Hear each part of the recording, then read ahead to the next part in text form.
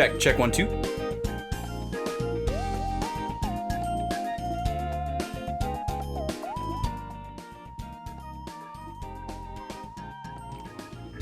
All right, music down. There we are.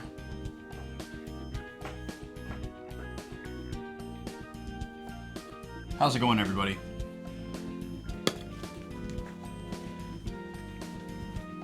It's Friday. Hope it's been a good day for you so far. Whether you are entering a weekend or not. I'm excited for today.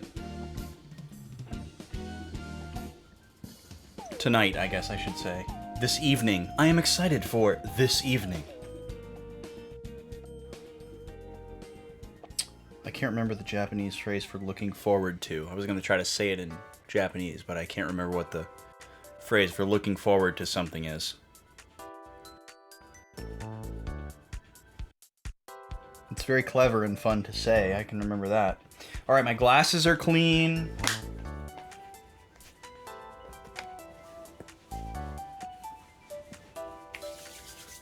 Let's get switched over, shall we? All right. Stop this music. And we go right over here.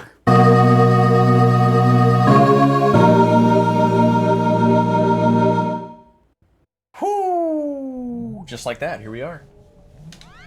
How's it going? What's new? How are ya? It is Secretary of Manager time. I must say, we're pretty decked out tonight. We're pretty coordinated. I got this new shirt, another one of the Yeti shirts that I recently ordered, and I'm color coordinated. I got my orange bracelet here, static bracelet, coordinated with the orange letters on the shirt, and I got my orange shorts, and I got my orange tee. So, in the words of Shulk, I'm really feeling it. I need to turn the sound up for me.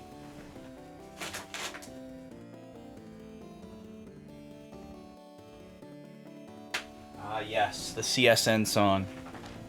Let me know how the sound is for you. It should be good. I always forget that the N64 is too loud, and when I watch back a slice of the VOD from Tuesday, I realized that the game audio was almost as loud as my mic, which I hate.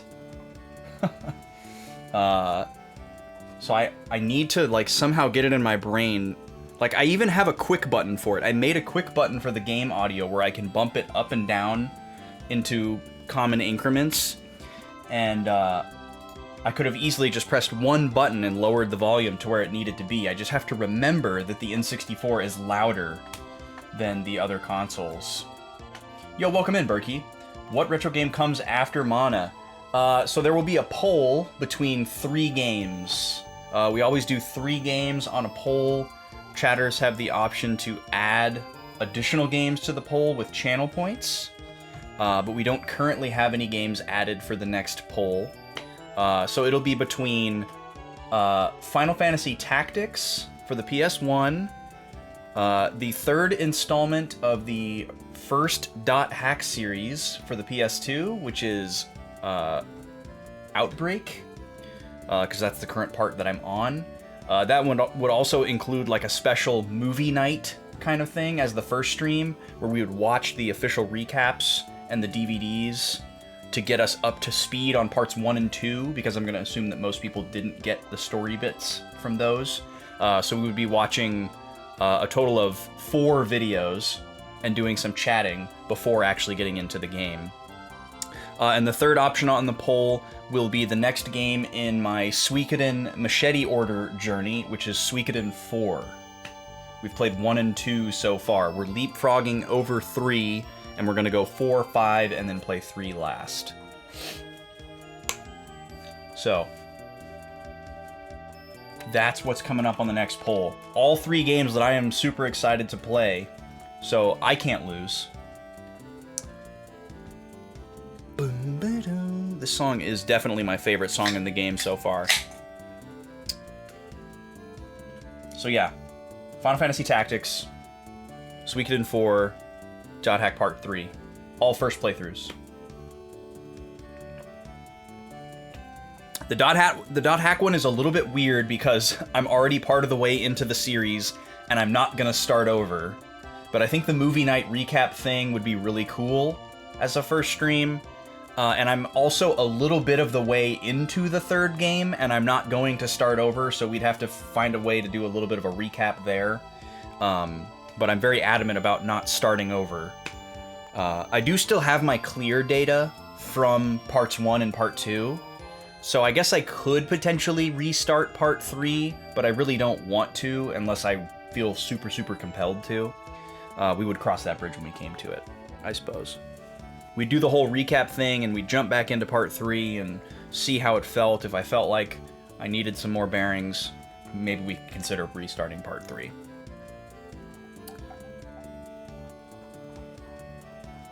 How you doing, Luca? Welcome in. Okay. Oh, and in case you didn't see it in the Discord, I'll go ahead and mention it now at the top of stream. We may have stream crashed tonight, not by OBS like it usually is, but by a guest. I have someone coming to stay. We have a guest coming to stay with us tonight. And they may not be here before stream ends. But if they are here before stream ends and they're feeling up to it, they're going to crash stream for a little bit and hang out and play some Secret of Mana with me.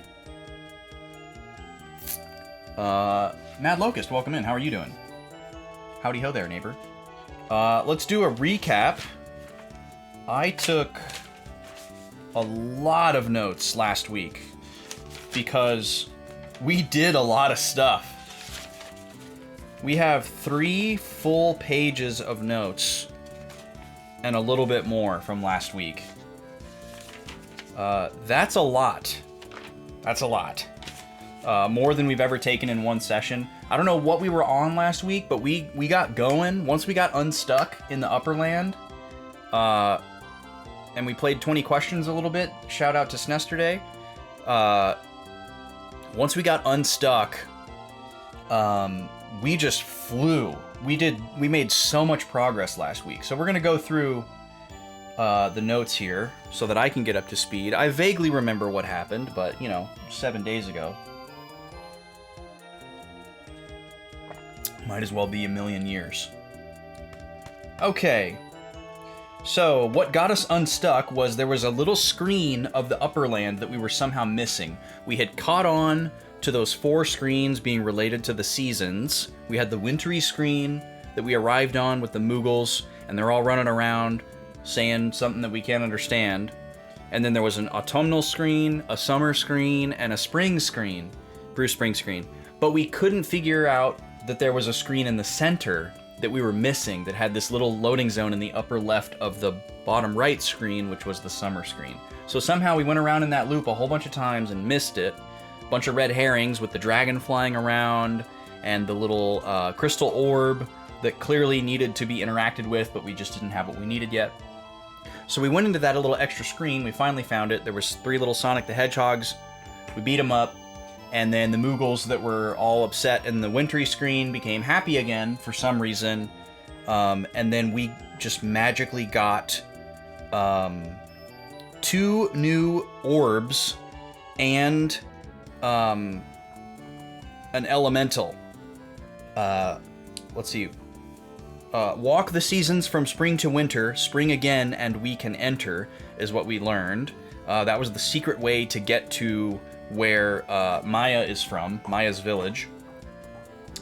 We got there, and then we fought another boss, the Springbeak, who was really funny looking. And then we got another orb from them, the Boomerang Orb. So, Axe Orb, Glove Orb from the Moogles, Boomerang Orb from Maya's village. And then we got the Sylphid Elemental. That's the new one. It's like an Earth Elemental. And that's what we ended up using on the Crystal Orb. We also got a spell called Analyzer that we can use on the Crystal Orb that tells us the right elemental to use. It doesn't tell us exactly what spell to use, so we still have to do a little bit of guesswork, but at least tells us which elemental to use. And then we can logic the rest of the way from there.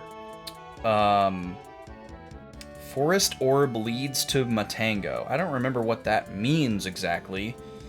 We did go to Matango. We found out about a white dragon. Apparently dragons are super rare and an important historical creature in that area. Matango was the town of mushroom folk. We went to Fung Castle and met King Truffle, which just is the most mystical sentence ever. Sounds like it came out of a children's book. And then the dragons that we saw in the forest flying around are called mana beasts, and mana beasts are what took on the mana fortress that we heard about in the prologue, and they're kind of like the looming non-sentient, possibly sentient antagonist of the game at this moment. Larger antagonist. We got the javelin orb from the Matango Elder. Orbs coming out of our ears. And then the Elder basically blackmails us. He's like, I know exactly what you need, but I'm not gonna tell it to you until you help me with this unrelated problem that I have. He really RPG'd the heck out of us. So we had to go find a cave before he would tell us where the next palace was. So we went and did that. And then we left the white dragon in the care of King Truffle, who got named Flammy, without our consent. The white dragon that we saved from the serpent, which was another boss that we fought. So that's 2 bosses. And then we opened a new canon destination. So we went back to the same canon south of Matango, but then we were able to go to the desert of Kakara, where the fire palace was. So we went there. Oh, no, wait. Sorry. No, we didn't do that, because it also opened up a destination called Ice Country, and in true RPG spirit, I was compelled to go to the location that I was told not to go to before the one I was told to go to. So we went to the Ice Country. We went to Todo Village, the village of the walruses. They were adorable. And there's a strange old man in the ice forest. That must have just been something that a townsperson told me. I'm assuming that got resolved. And then another clue was a paradise is hidden in the crystal forest, which we'll get to in a minute. Rudolph's master, we met Rudolph. Rudolph was like, my master has been captured by a monster. And then we went and go beat up the monster. We got the Bose orb. And we found the Ice Palace in Frosty Forest, another children's book sounding line. And then we found the Tropical Settlement, which was the paradise hidden in Crystal Forest. So in the middle of all this icy place, we found this tropical village where the gang from before was. And it turns out that they were hiding a fire elemental in a stove, and that was somehow heating the entire town. So we saved the fire elemental. He joined us. We beat up a monster. Yeah, it was the same bandits who took the water seed from us and had the Kilroy robot that was really difficult to fight. Then we went to the Ice Palace with our new fire elemental and wiped the floor with it. We defeated the Ice Gigas by spamming fire spells. We got a boomerang orb, and then we saved Santa. It really was Santa, like the actual Santa Claus, not even a meme. Rudolph's master was Santa, saved him, got the fire seed, and then we went back to the canon and went to where we were supposed to go, which was Kakara Desert. We got lost there. We were wandering around. It's kind of this like Lost Woods style area. Just as I thought I was starting to figure out how it worked, we just ended up finding where we needed to go. We stumbled upon this big sand ship. We got captured and put to work immediately by some really mean people. Admiral Maria was in command, but his grandson Maury was kind of running the boat. And he was a really bad guy. It was the Republic's secret sand ship. So the Republic seemed to be against the Empire, which is another one of our looming antagonists. But these guys weren't nice to us either. we saved...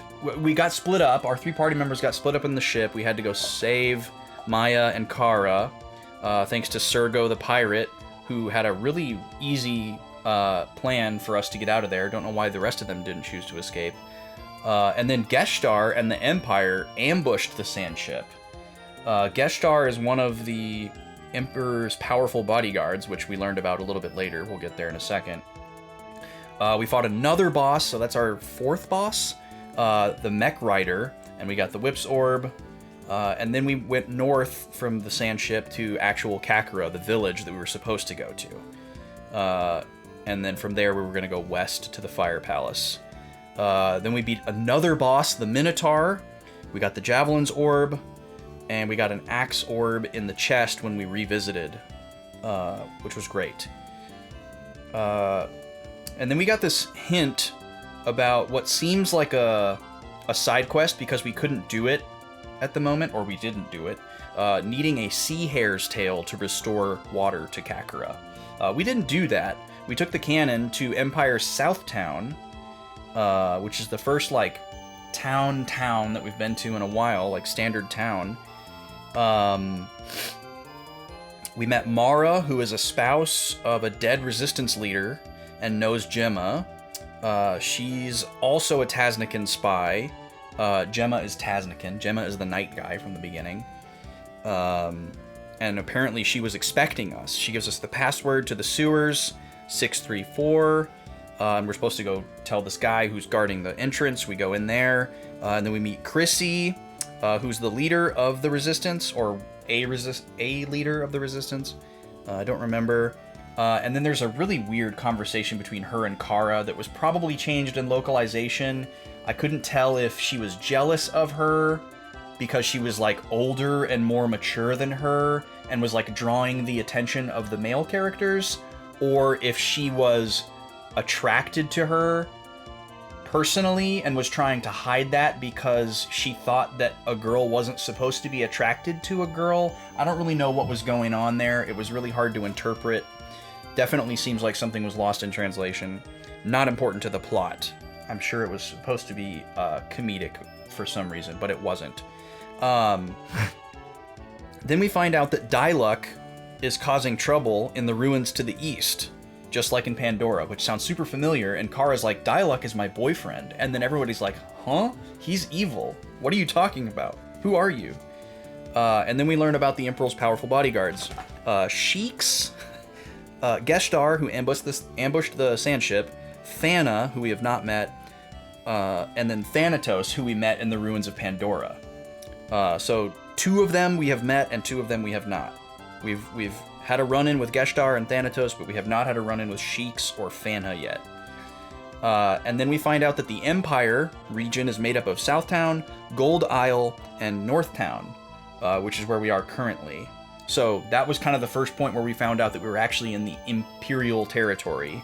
So that makes sense why those people in the resistance movement were using, like, passwords and codes and stuff like that, because we were actually in Imperial territory at that time. And we passed through a sewer from Southtown to Northtown. So we're, like, deep in Imperial territory right now. We're behind enemy lines, as it were. And we also find out that Thana, Kara's friend from earlier in the game, who got hypnotized and taken to the Eastern Ruins, is now luring children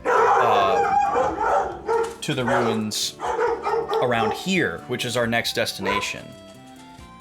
Sorry, so another guest is arriving at our house right now. The lady is having a guest over tonight. Not the guest I mentioned at the top of stream. That's why the crazy barking just happened. Everything's fine. And they specifically said that Thana was luring children to the ruins with candy, which is really funny. That could have been added in localization too, potentially. It's very 90s. Then we got a really weird quote that I got fixated on for a while. This old man here in Northtown said, "Something is hidden in the coral to the south." We have not seen any coral in this game.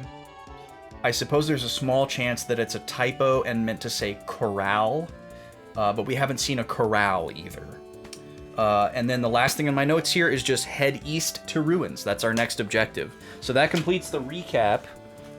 We're all set now to begin. the game. Today is 7/19. I want more tea.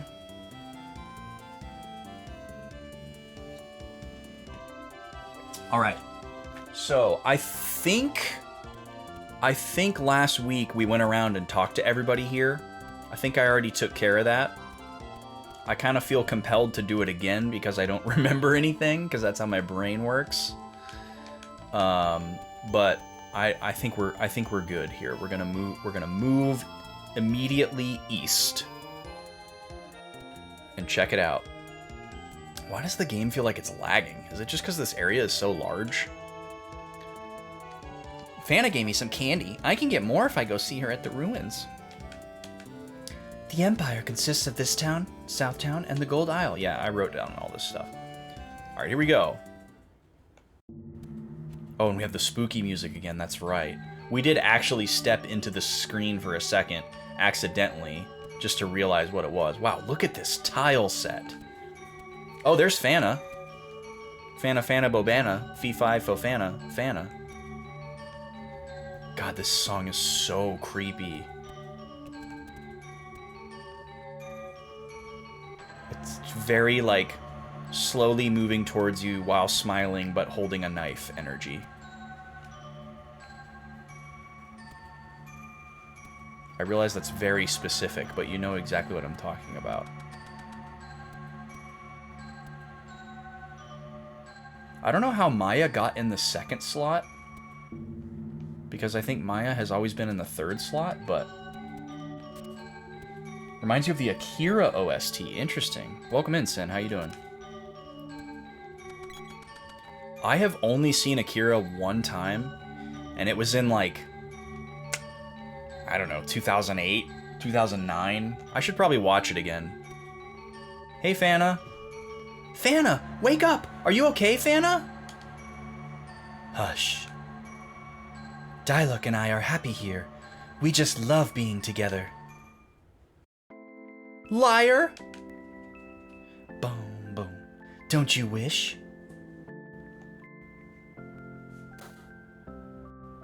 Oh. Did she get smacked by Kara? Oh, Fana. Fee-fi-fo-Fana. Fana.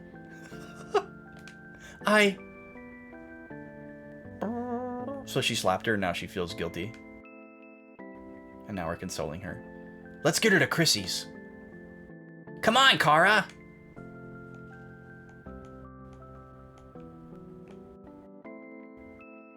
Daz, what's up? Oh, Chrissy's just here. Chrissy, can you help her?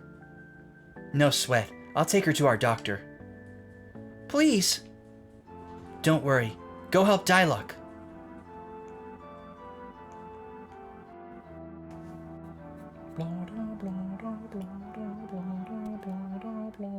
It's a good song, too. You watched it way too early, Sen? Yeah, it's definitely a thinker. It's one of those thinkers.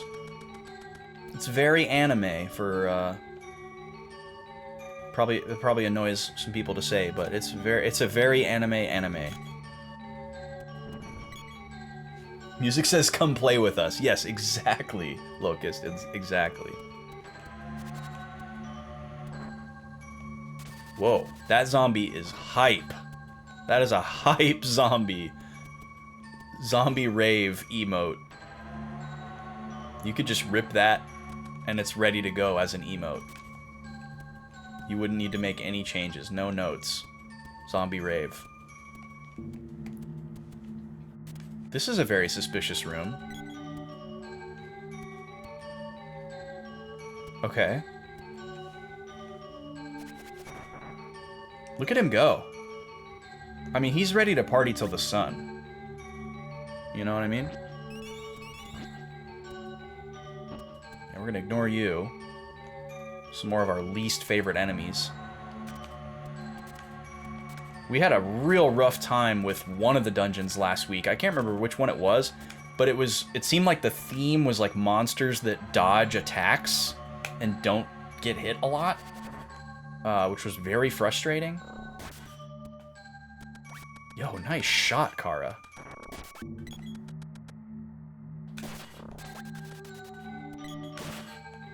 69, nice.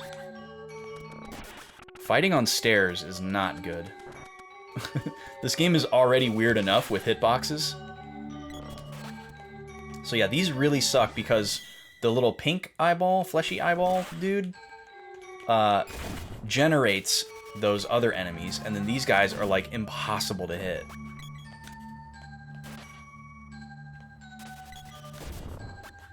But they don't have a lot of health, so I guess that is good. Couldn't really truly appreciate a lot of anime you watched as a kid, but you liked them as a kid because of cool explosions. It is weird how many things we saw as kids that you watch now, and you're just like... I mean, games too, I guess. Where you play them, or you see them, or whatever it is, and you're just like, how did I appreciate any of this as a child? You know? Like, or how did I know what to do? How did I know what was going on in this movie? How did I know where to go in this game? What is that weird disconnect that happens in our brains? Because what it leads to is how we, like, constantly underestimate children as adults, you know? And we think we have a good idea of, like, what children understand, and it's always an underestimation. But for some reason, that just, like, naturally happens. It seems to happen to just, like, about every human. Can you even damage these ghosts? What is going on? But yeah, that's happened to me with pretty much, like, every piece of media that I consumed as a kid. Like, we've been watching through all the Batman films, because I'm chipping away at my Batman iceberg. And, like, I was obsessed with Batman as a kid. Like, I was Batman for, like, more Halloweens than I wasn't, probably. For all the Halloweens that I dressed up and wore a costume. And I used to watch the Michael Keaton Batman movies when I was, like, 4 and 5 years old. Oh, cool, we got a Bozorb. And I'm rewatching those, it's like, first of all, why was I allowed to watch these? Because they're not appropriate for children. But then also, like, why wasn't I, like... I mean, I was a little bit scared of them. I was a little bit scared of Batman Returns. For sure. I definitely have some weird core memories of Danny DeVito's Penguin and Christopher Walken and Catwoman being, like, really scary. But... rewatching it as an adult, it's just like, how did I get anything out of this? You know, like, how did I even know what was going on when I was like 5 years old watching this movie? And I guess I probably didn't. You know, it's just Batman. Cool, there's Batman. Punch the guy or something. But yeah, it's really weird.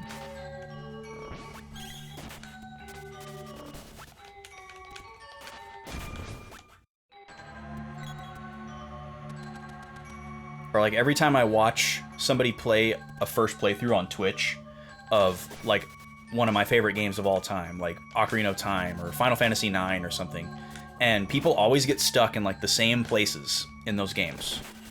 And whenever they do, you know, I'm always able to, like, see it through their lens as a first-time player, and I'm always just like, I know what to do here, but how do I know what to do here? Why do I know what to do here? You know, and I beat the game when I was like 11 or 12 years old, and I didn't look anything up. How did I figure out what to do here? Is, you know, and it leads me back to, like, a lot of, like, really similar questions. Like, one will be like, is there something about a child's brain that makes it easier to figure out stuff like this because you're just not overthinking it, or you just think about things differently? And if so, how are the developers, like, able to tap into that? Like, is it giving them too much credit to assume that they were, like, tapped into that somehow? You know, that kind of thing. Okay, we're not doing this. Or the question is, like, was it just because I had so much extra time on my hands as a kid that I was able to just moon logic, trial and error everything literally everything, and eventually find the right answer, you know? Because, like, I didn't have the, like, game literacy that I do now. You know, I didn't know when I was 11, oh, this is an RPG, there's probably just somebody that I need to talk to in town to, you know, hit the trigger for the next story thing. You know, I didn't know that that was a thing in video games when I was that age. So I wouldn't have just instinctively walked around and talked to everybody.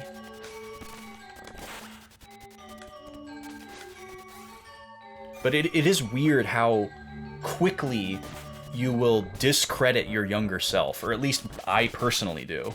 Like, I'll just assume, like, oh, well, there's no way I was using, like, the best equipment. There's no way that I knew, like, the best battle strategies to beat bosses, but yet I beat the game, and not at a super high level. So, like, clearly I did have some semblance of knowledge, but for some reason it's still easier for me to jump to the conclusion that I just got lucky, or, you know, whatever. But it's really fascinating to me for some reason. It's been like a common thread when I play video games or watch other people play video games that I played as a kid. Man, I'm more convinced that at this leg of the game that enemies just exist to be annoying rather than provide any type of, like, challenge or reward. Because the enemies have gotten, like, really annoying. They all have, like, buff and debuff spells, and they dodge attacks a lot, and they don't give anything. Like, enemies haven't been dropping chests for a long time. They're all healing themselves, you know? Oh, we got a fogginess happening as we move deeper into the ruins. Oh, I need to make sure we stocked up on items.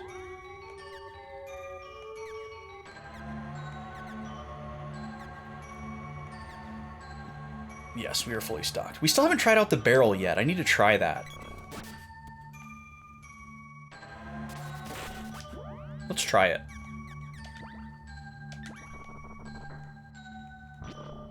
Daz is barreled. I don't know what this means. I thought it was gonna, like, make it so that... I guess it makes the enemies attack me less, and they attack my party members more? Because, yeah, they don't seem to be going after me. They don't seem to see me. I'm solid snake mode right now. In your case, it was time. You played a single game for months and just tried everything. Yeah, I think that's the easiest conclusion for us to jump to. It makes me slower, though, so this kind of sucks. Dude, right, Locust? That movie is not very good. That movie is kind of bad. Like, there's a couple of, like, problematic things that haven't aged well, which is something that you would expect from a movie that old. And that's not necessarily the main point of criticism that I had. Oh, look at them, they're in sync. That was so cool. But it's just not a very good movie. Like the first Burton Batman has, like, it has, like, some weird campy moments as well, because it's Tim Burton. But it's not as goofy as the second one. It's definitely, like strange and, like, silly in a few spots, but not necessarily goofy, if that makes sense. Whoa. Can I walk on these? No. Okay, so there must be a switch somewhere. Oh, I also can't push enemies out of the way when I am in a barrel. But yeah, Batman Returns, yikes. And people love to say that Batman Forever is really cheesy, and I think Batman Forever is actually the best of the three Burton films. It has, like, the most fun, like, characters and most fun plot. It has the best Bruce Wayne. I think Val Kilmer does a better Bruce Wayne than Michael Keaton.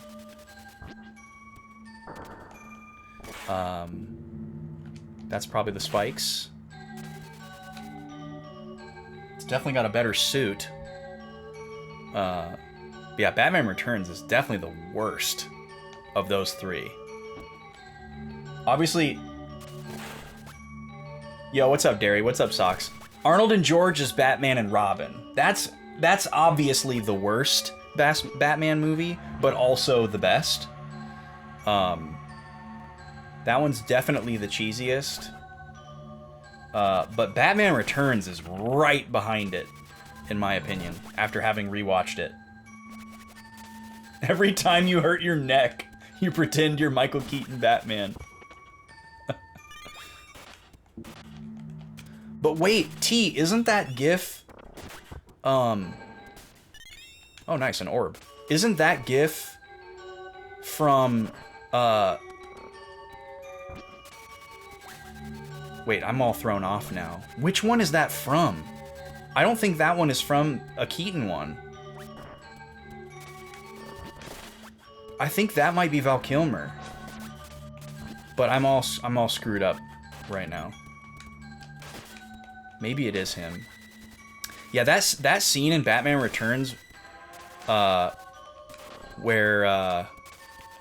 wait, what am I thinking of? No, I'm thinking of a scene from the first movie that's really stupid. You think it's Michael Keaton? Okay, it might be. I might just be all mixed up right now.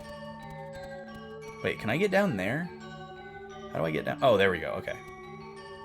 Also, hi, T. Nice to see you.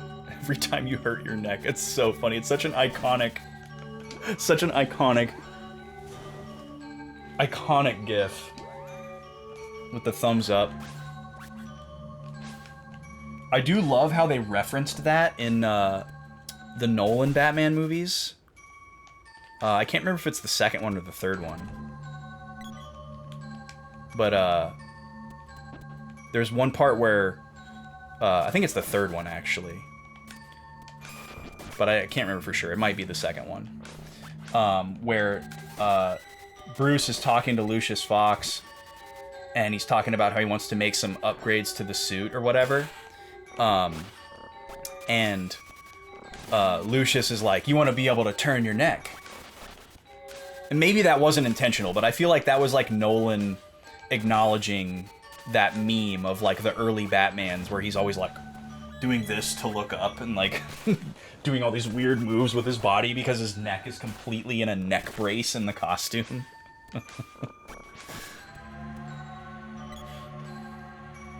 You think it was absolutely a nod? Yeah, I do too. I do too. I mean, we know that Nolan is capable of some pretty sharp-witted things, so I don't think that's too much to assume.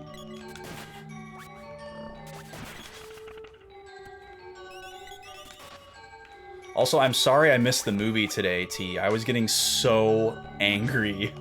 My phone, I don't know what happened, but like, at some point in the middle of my day, my phone signal just got horrendous. And I like couldn't watch a stream on Twitch. I couldn't like get Discord to load. It was like because I don't have Wi-Fi at work that I can use with my phone. It's like a secure network that I'm not allowed to connect to. Yeah, busy. And I was so I'm just on data when I'm at work, which is normally fine. My phone does great on data, and I don't have like a cap or anything. But I don't know what happened. It was like something got throttled. Okay, we're just gonna leave these guys alone. Something got super throttled, and it freaked me out because like right at the same time I was like trying to do a bunch of stuff. I was trying to like push my phone to the limit at that point because I was trying to like watch a stream and have the Discord movie open and the chat. Like I had two floating windows on my phone, and my phone was just not having it. It couldn't do any of it for like an hour. my phone just couldn't, like, do anything. And I was getting so angry. And it just happened to be right then. So I had to just bail after trying. But right when it happened, the thumbs up is Kilmer. Okay, thank you, Derry. Thank you. Okay, so it's in that GIF is from Batman Forever. I wasn't going nuts. Thank you for fact checking, because it would have driven us crazy. At least these guys don't do anything when they're off screen. Jesus Christ. All right, we're gonna need to heal soon, pretty quick here.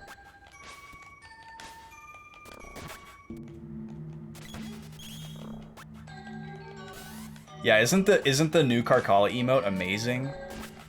I've been trying to find a chance to use it, like, wherever possible. I actually haven't been in her streams in a while.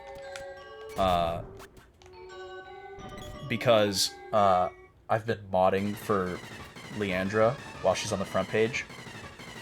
Okay, we need to heal. At least this horrendous music lets me know that I need to heal up.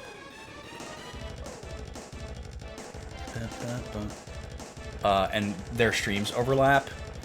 And then also, I'm like not super interested in Fallout 1 as much as I love Carcala. And we'll watch her play anything. But those two factors, I haven't been in her stream for a while, so I don't know if she's hit the goal for the next emote. Oh god, we're being attacked, even though we haven't seen the boss yet. Alright, where are you? Oh, it's a demon wall. We fought a boss like this before. I think it was in the ruins where people were being hypnotized before, so I guess this is...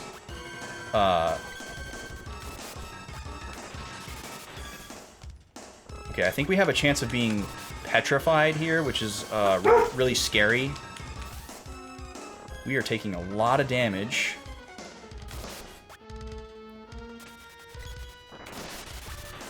If I remember correctly, the center eye is the one to worry about. Okay, we need to heal immediately. I'm gonna eat a piece of chocolate because my party members are fine, actually. Also, items heal faster than magic.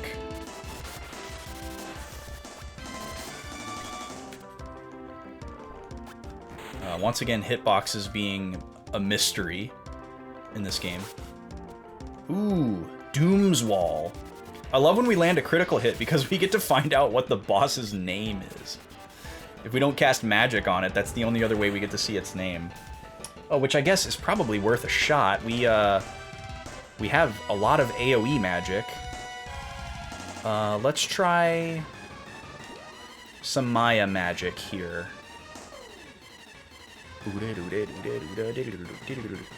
It's using Thunderbolt on us, so I'm gonna use Pokemon logic and use Earth on it. Well, that's right. We got Earth early in the game. The new one is Electricity. So let's try Earth Slide here. We'll do a little Dixie Chicks magic on it. 1. Okay. Noted. Oh, and it's curing itself. Fantastic. Well, that's most of the damage that we've done to it. So I wonder if that was procced by the magic spell we tried to use, or just its health being at a certain threshold. We haven't attacked the left eye really at all. The key is to get rid of 1, but also at a certain point,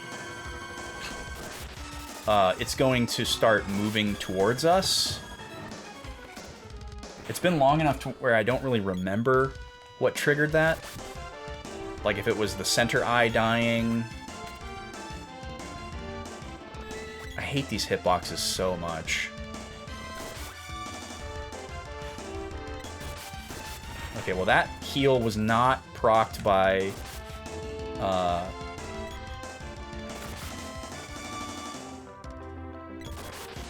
Can y'all attack, please? And not just stand behind me? Okay, we need an AoE heal now.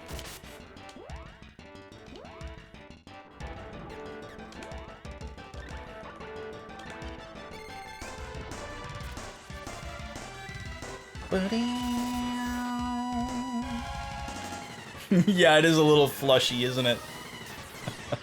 What's up, Gad? How you doing?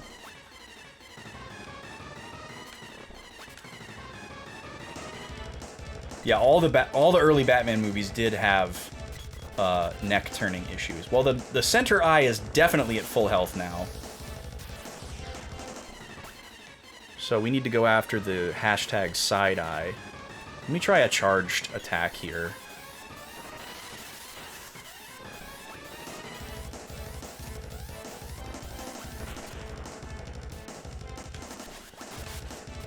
Whoa! Okay. That was massive. But it just keeps healing. The purpose of that may just be to tell the player, hey, you have to kill the eyes on the outside first.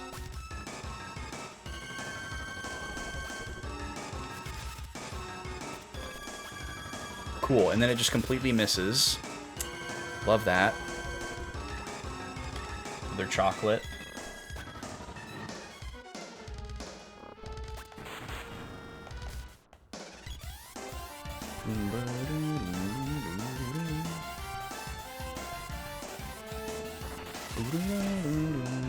Don't use it on me. I don't know why that hits the center eye and not... Okay, it did hit the one on the left.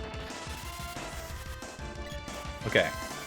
So hopefully it doesn't revive the outer eyes. I remember that happening last time.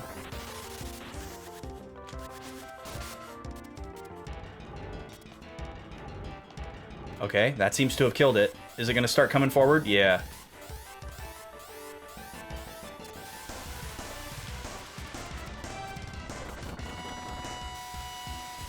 What is happening to Maya? Eat some chocolate, my dude.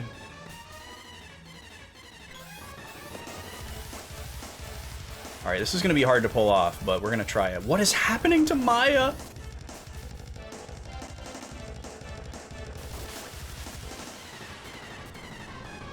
I don't think the charge attack is going to work. I think we just do a stabby, because the timing is too important here.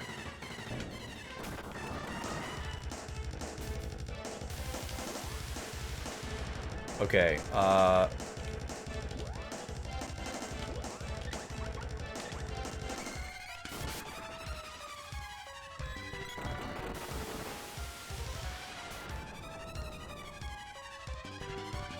hello?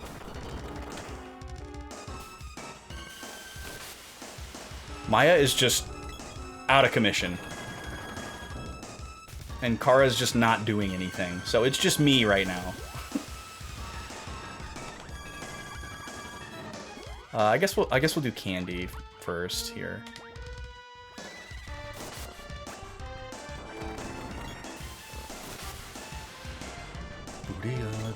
There, now she's attacking.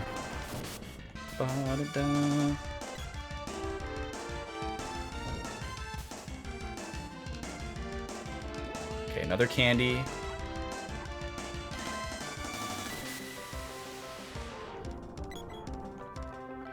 I don't know what is going on with Maya right now. Because, like, we're getting hit with that spell, and we're just taking damage and, you know, moving on with our lives. But for some reason, when it hits Maya, it lasts for days. Oh, now it's happening to Kara. They're getting closer together, too. It's really annoying. Is it because I'm too close? Oh, now you're doing it to me? God, this is crazy. Okay. Another heal.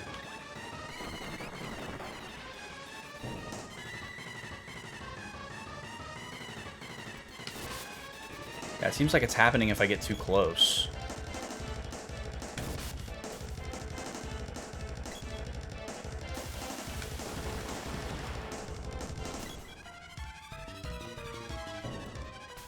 Nope. Wasn't close that time. It's just random.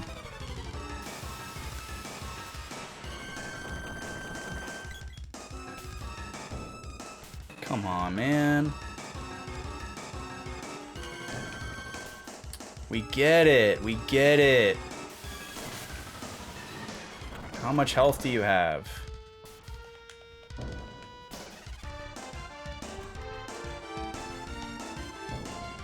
There's nothing I can do about it either.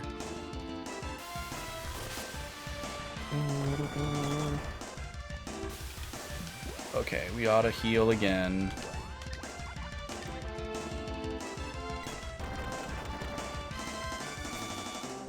Wait, why didn't that go off?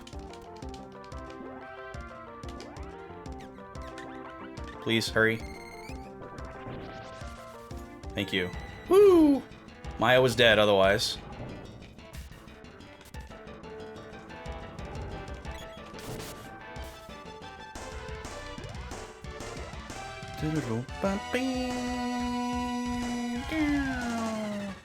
I don't think I even know what a Royal Jam does. I don't think I've ever used it.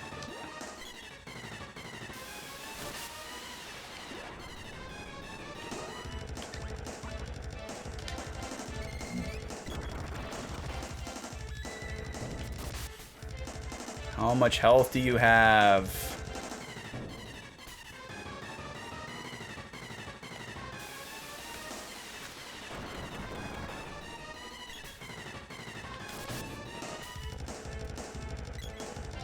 Oh, I guess, okay, maybe every time it opens, it like casts it in a specific location? And if you move, you're good? Try that.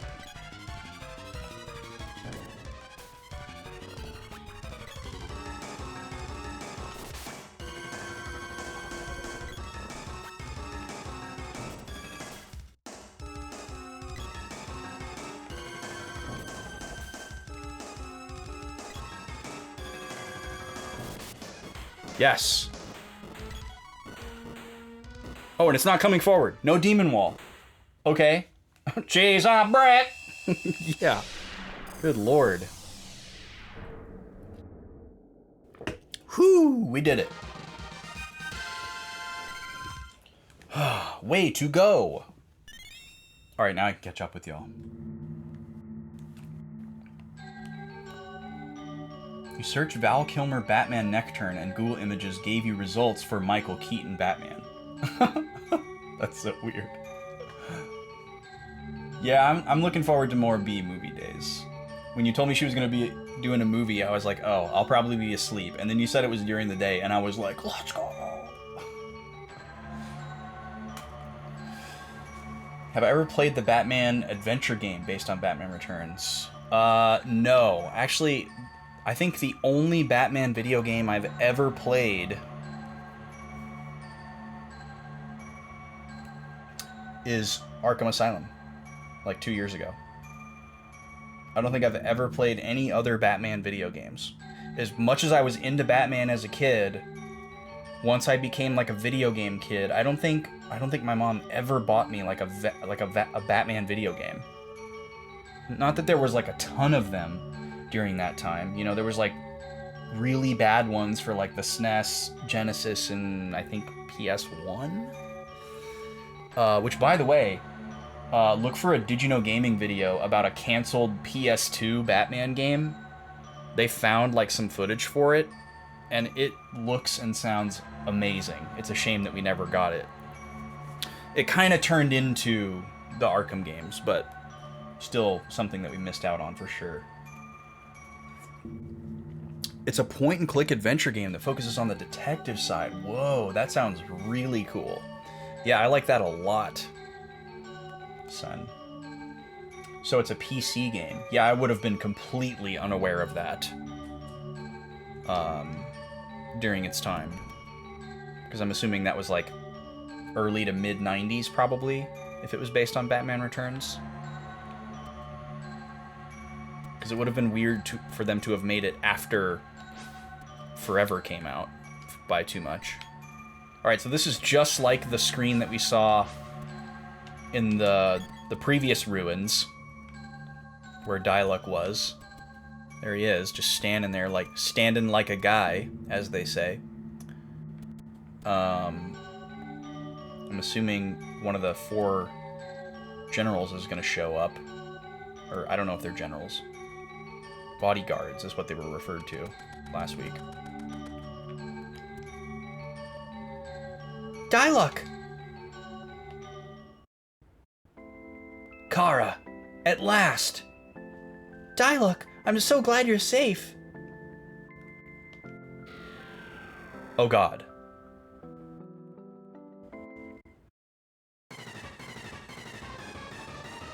He just killed her. What are you doing? Pesky girl. Bring her back, now! Sorry, but Thanatos needs her help. You can't be serious. She loves you. I can't handle this. Whack! Thank you for whacking him, Daz. Ouch. Kara. Thanks, I needed that. I can't move, so please help Kara. Help her how? You murdered her. Go through the door back there. Kara sees the Reaper. Yeah.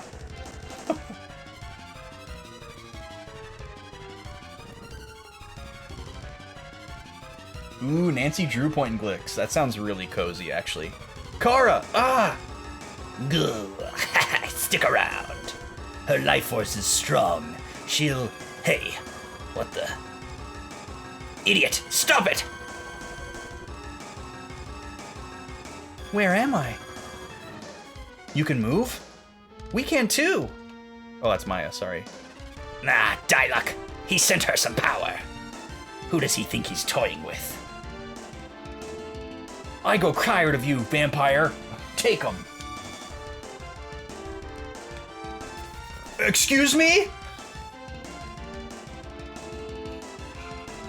Who is that? Who is that? Where did he come from? Is that his true form or like his minion that he summoned? All right. Is that his persona?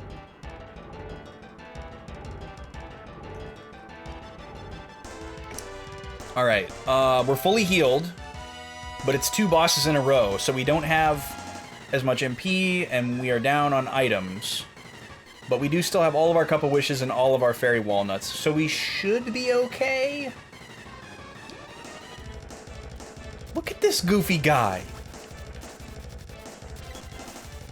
Okay, I understand now. It's an open mouth. I thought it was his, like, goofy Disney nose when he was coming down. Y'all seeing that now? I thought it was his nose, not his open, gaping maw. Are you invincible when your cape is open? Is that what's going on here? Is this like a Rubicante situation? Oh, he grabba! He grabba! And I know can do stabba. Oh, but I get to keep my charge. That was kind of cool.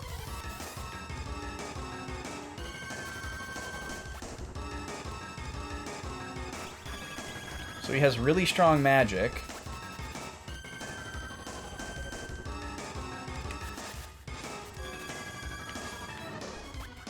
How do you damage this guy?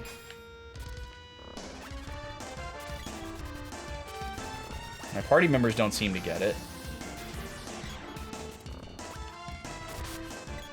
Oh? How did we damage him there? Nobody was near him. He just took damage. Yeah, we were just talking about that, SNES. Also, hi, how you doing? I thought his open mouth was like this cute little Disney character nose. And I was cracking up. Now I can properly see his face. Why am I just laying on the ground? Man, this guy can pogo like the best of them. I don't think I have hit him yet. I guess it's worth trying some magic.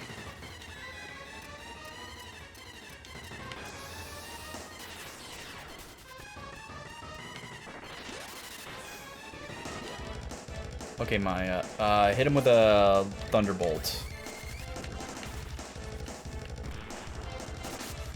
Okay, he does take damage from magic.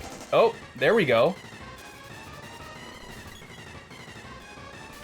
Man, having a timing element for one of these bosses mixed with the horrendous hitboxes is rough.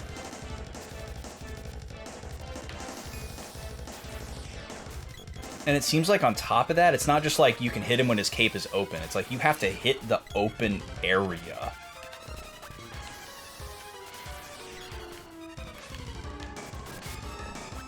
Oh, but there he took damage while his cape was closed. I have no idea what's going on. Oh god, I did not see Kara's health. We got lucky there. There's our last chocolate bar. It's all magic after this. Oh, I see. That's his sleep attack.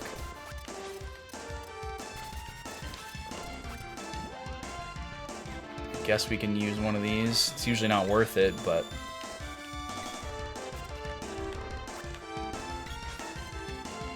This is Batman from an alternate universe? Yeah, this is Man-Bat. Wasn't Man-Bat a joke character in Ninja Turtles? Or was it one of those things where, like, he had a proper name, but the Turtles called him Man-Bat as, like, a reference / joke?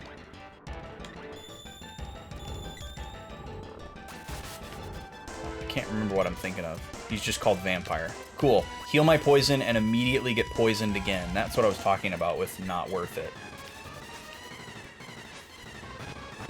Ah, he's doing the grabba. At least he doesn't do that much damage. But the poison is really annoying.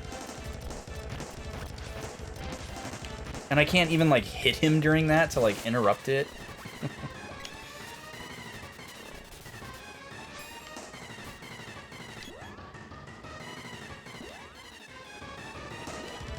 Oh, well, nothing we can do here.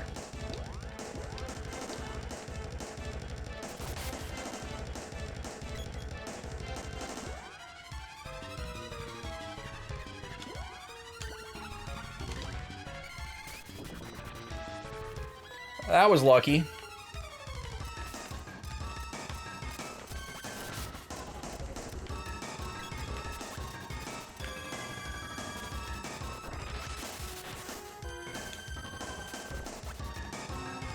This is Nicolas Cage, in your opinion. I'm like not about to sit and watch that movie by myself, so I'm really bummed that I missed it today. Because it would have been great to watch it with y'all. I've still never seen it. I was really looking forward to seeing it, but I wasn't able to watch. I don't know if y'all were here earlier and I'm repeating myself, but I told this to T a little bit ago. I couldn't, my phone was on the fritz for some reason. Like during that particular hour, it was the worst luck. I couldn't do anything with my phone for like an hour. And I missed pretty much all of the movie. I saw like the first 5 minutes and then like one random minute like somewhere in the middle of the movie. No, not the grabba. D's ready to watch it again. Okay, another AoE, please, Kara. While he's doing his fly.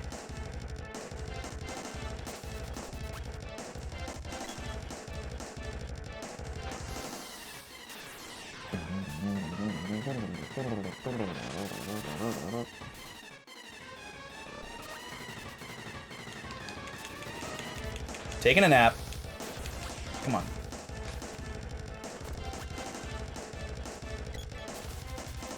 Oh, come on.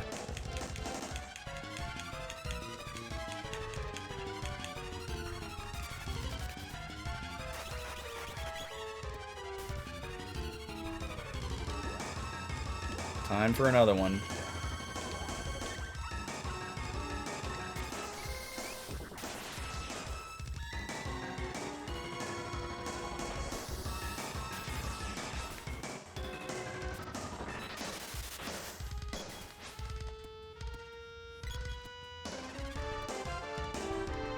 Dude, flying enemies really suck in this game. Like, I don't understand how the Z-axis in this game works. Hitboxes don't make any sense. I can't tell if aerial enemies are, like, linked to the past logic,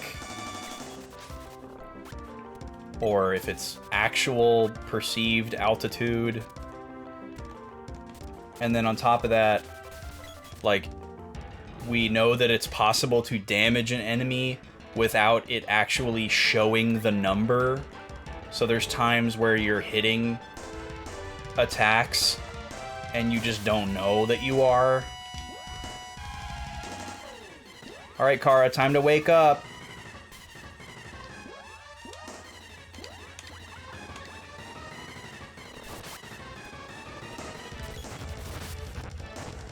Okay, finally successfully hit him while he was doing the suck.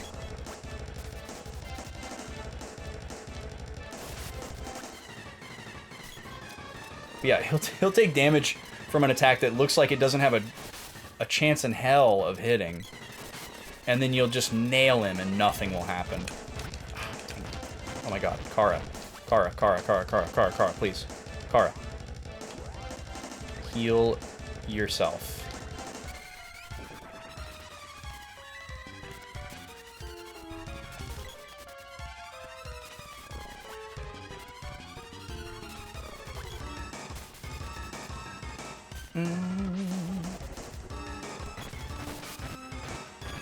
Man, we've been doing a lot of 69s tonight.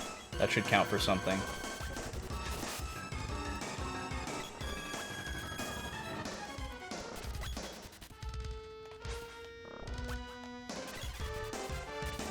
This guy's too fast to go for the charge attack.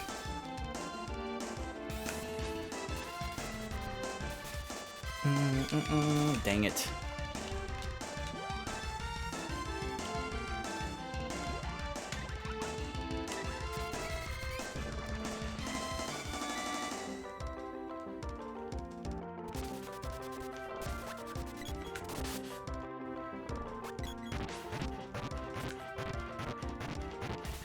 Yeah, I definitely don't have that SNES. Like, I've never seen Nick Cage as anything other than, like a B-list camp actor.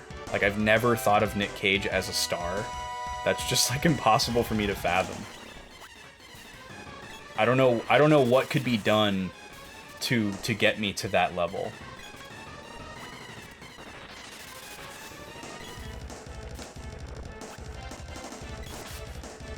I never, like, hated him or anything.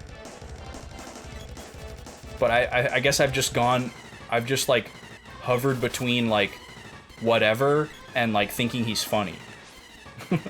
But I've never looked at him and been like, wow, there's a serious actor.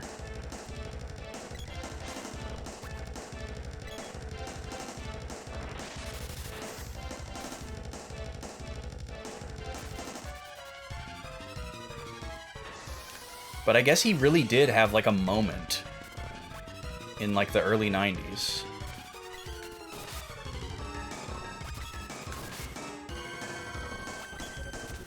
But they were, like, adult films that I wouldn't have seen because I was, like, 3 years old.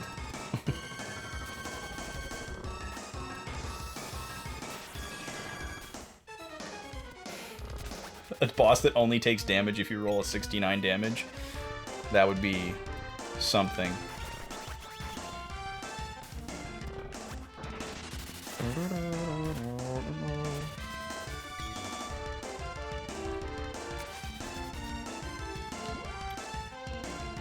Please get up, Kara. Thank you.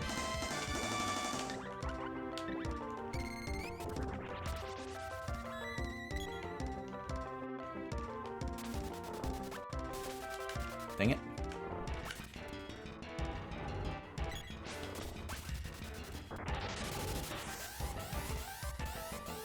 Try a charge attack on him.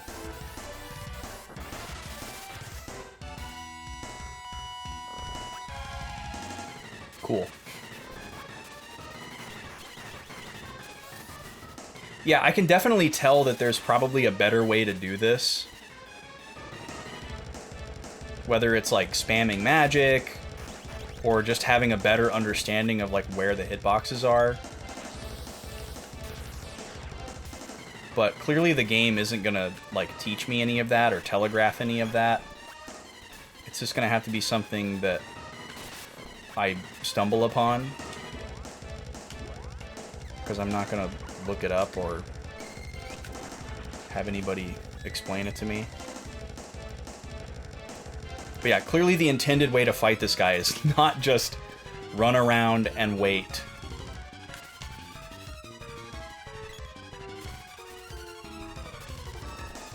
Or I guess it could be possible that that's what they wanted you to do, but there's definitely a better way to fight him. The biggest thing I'm really struggling with is just the hitboxes. Just in this game in general. It's definitely been my biggest pain point. Is just never really feeling confident that I'm going to hit something, even though it looks like I'm going to. That's really kind of stopping me from, like, taking my enjoyment of this game to the next level. And makes me feel very whatever about the battle system.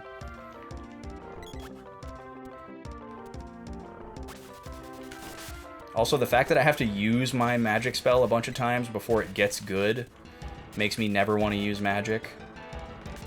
It's great for the healing magic, because we're using that like crazy. And the charge attack mechanic is really cool too, but because I'm so self-conscious about my accuracy, I never use that either. So we're just season pass holders to regular attack land. Oh, I thought he was gonna die.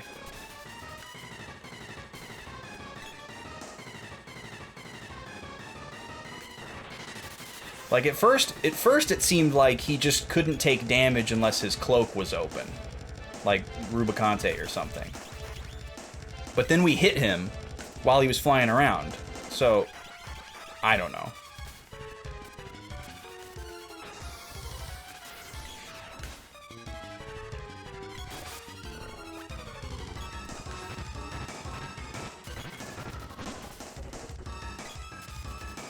But yeah, just being like right in front of a guy and just whacking him and nothing happening is really frustrating. Thank God he's dead.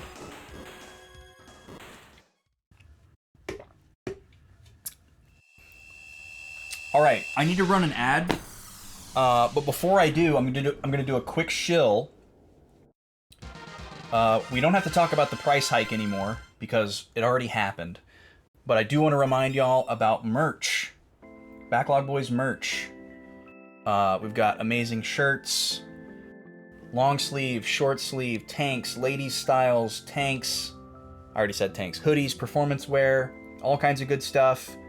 Bunch of different designs. A lot of them designed by Lazy Luca, some designed by me. We even had a collab with Flozax Rollins, the original B-Boys artist. We're missing lore here because I didn't realize the text was going to auto-advance. And we've also got stickers, magnets, and mugs. Like this one. This amazing BBTV mug. How clean is that? It's not even like a separate graphic printed on the mug. Like, you don't even see like the square around it. It's just boom, right on there.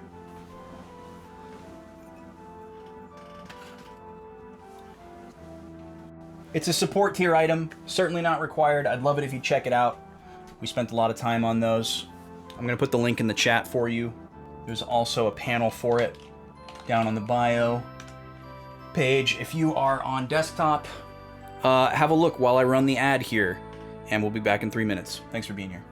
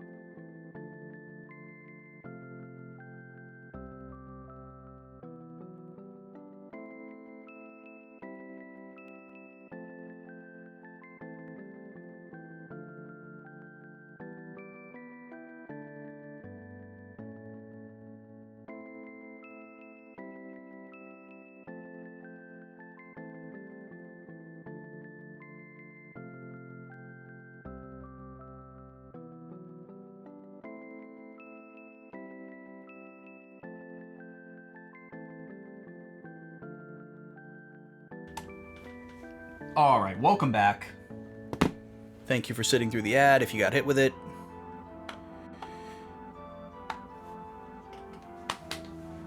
Okay, I don't know what... We missed like 2 dialogue boxes while I was shilling there. But somebody was waxing about Diluc, or maybe Diluc was speaking to us. I'm not exactly sure. But Kara is saying, I'm okay, I'll find him, I'm sure. So, we still don't have Diluc. Let me take some notes here. So, traveled to East Ruins. Saved Fana. And sent her back with Chrissy to Doctor. In Ruins, Thanatos uses Diluc to kill Kara, but we beat his vampire. Diluc gone, but used his power to revive Kara. And we got a boomerang orb. So next town, it's gonna be time for some more upgrades. Hello? Excuse me? Woo woo wee wee wow wow wee wow. That was a good one. The classic with a spin. Thank you, Aelise, so much. 45 months at tier 2. That's so generous. That's gonna be a wheel spin. Woo woo wee wee wow wow wee wah. The cadence on that one was really, really something. It was really impeccable. How are you doing tonight, Aelise? Do you like this purple dungeon? Oh, we got the spooky music back. Darn. You like the fog too? Yeah, would you just have like a purple fog machine going in your house all the time? Just to have like purple haze vibes at home? Although I will say, I think one of my favorite things about this game is that it eliminates all of the enemies when you leave the dungeon. Like some games, it'll just, you know, kick you out of the dungeon. And you don't have to even backtrack. Which can be good, but if we had missed a bunch of chests, we would be, you know, we would miss them, or we'd have to do extra work to go and get them. So with this game, it's kind of nice. You can just like race to the boss, kill the boss, not worry about getting kicked out, and then as you backtrack out of the dungeon, you can pick up all the chests without the annoying pesky enemies. Because the enemies really do suck. Like, the enemies haven't been fun to fight since, like, the 5th screen of the game. So. The idea of this battle system is a lot more fun than the execution. Like, every time I think about it, I get excited, but then when I actually do it, it's like, oh yeah, it kind of doesn't work.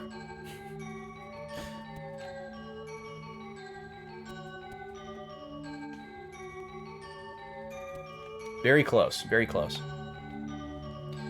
I was thinking about this today too, like, this is probably the highest rated game in this franchise.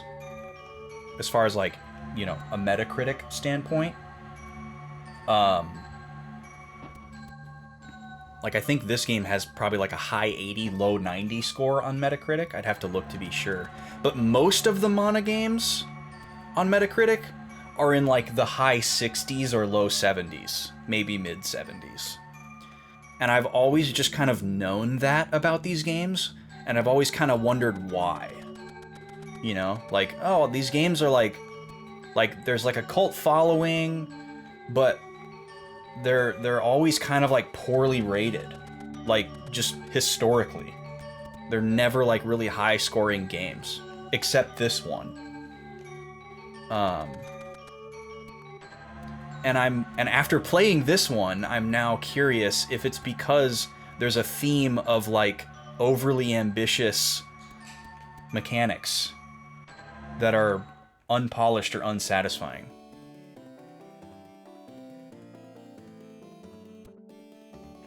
Yeah, I know Trials is a fairly new game, so I'm not necessarily talking about that one. I'm talking about more like the games that we did get, like the GBA one and the PS2 one.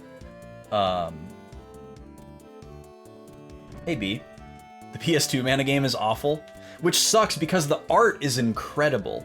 The only other highly rated Mana game that I'm aware of, and the one that I would most like to play, is the PS1 game, Legend of Mana, because it has hand-painted backgrounds, PS1 staple, great music, but it also has a Dark Cloud-esque town-building mechanic, which is just, like, immediately, you know, sending me to half-mast in my gamer brain, my gamer gland.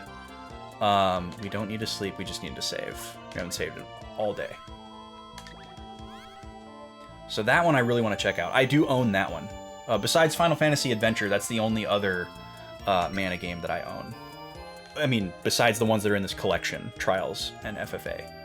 But as far as, like, original version standalone copies, I don't own any of the other ones.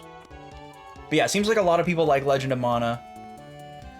And yeah, I totally, like, after playing this, I can clearly see that the reason why a lot of people are touting this one is probably because they played it as a kid, and it probably blew their mind as a kid.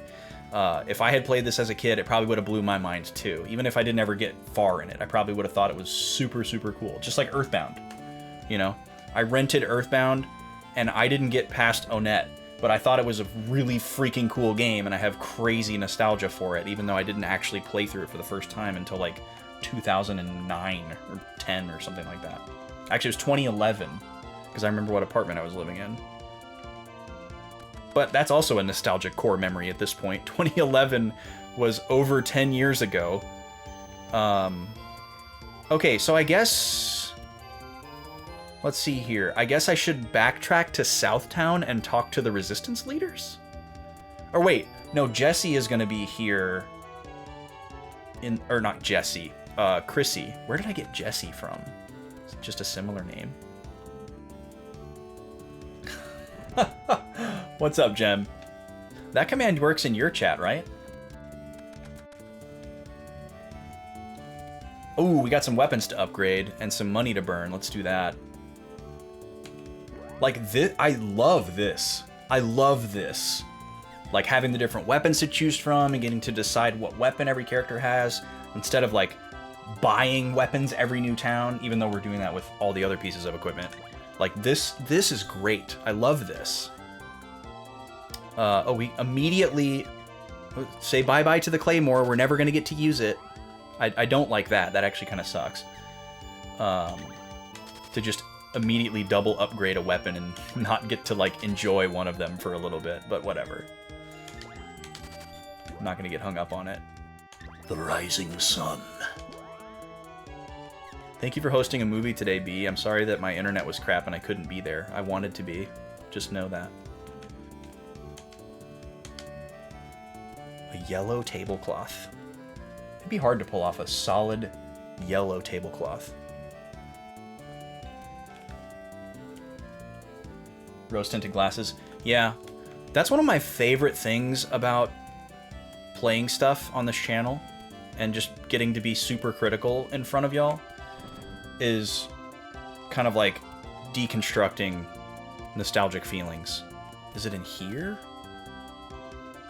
Yeah, this is it. This is it.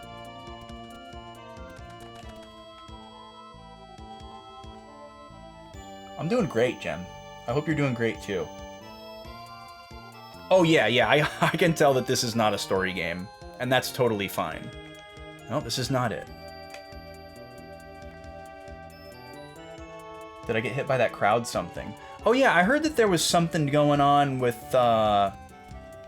somebody referred to it as a Microsoft outage. Was that something that happened today? At like, what time was that? Like 11 a.m. Central? Something like that? Or no, it was 1 p.m. Central. It was 11 a.m. PST. God, this song is wild. So it affected cell service as well? Yeah, I was in Jackie's chat, and Goated Quest was talking about how an entire airline went down and his flight got canceled, but he didn't even know it until he got to the airport because the airport or the airline's like app and website was completely offline. Sounded wild. It sounded like the plot of a dystopian movie. It's really scary, actually. Really scary infrastructure moment. Oh,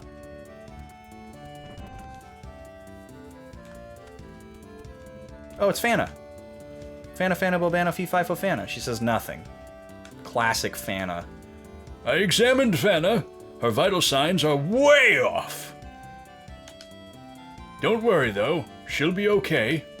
I gave her some M&Ms and a Sprite. Are you a real doctor? What is... where are your instruments? Look how few books he has. Is this a wood stove? 2 beds, at least.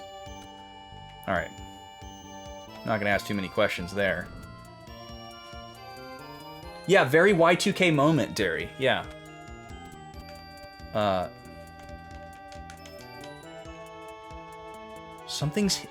This is haunting me. Something's hidden under the coral to the south. Took my medicine. Parentheses M&Ms. Oh, that reminds me of a story, T. I lived with my grandma for many years, but there was a couple of years where I lived with my grandma and her husband at the time, who was like, I guess, my step-grandpa. It was her second husband. And she wasn't feeling well. And I don't remember exactly how old I was, but I would have been between like 5 and 8. And I told my grandma that I was gonna make her some medicine. And I took like a Dixie mouthwash cup and like put some tap water in it. And then I put a green Skittle in it and let the color like dissolve off of it. And then I gave it to her, and that was her medicine to make her feel better. I don't know why I still remember that.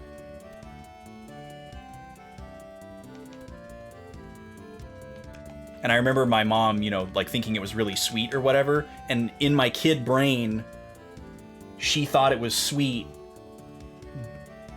because it was going to work.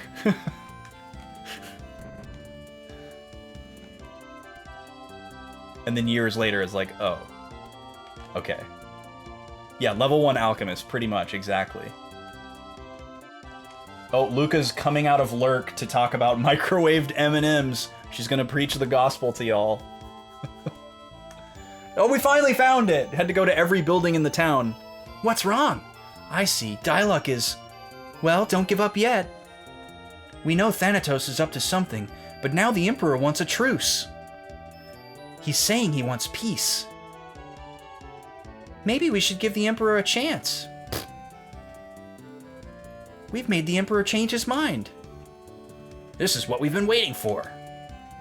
Okay, we'll go. Come with us. After this meeting, your journey will be over. Wow. These people are stupid. I guess they are children. Slightly older than us children. We'll go on ahead. We'll go on a foot. Because that sounds a little more comfortable way to travel. I've heard Chrissy crying at night. Why is she crying?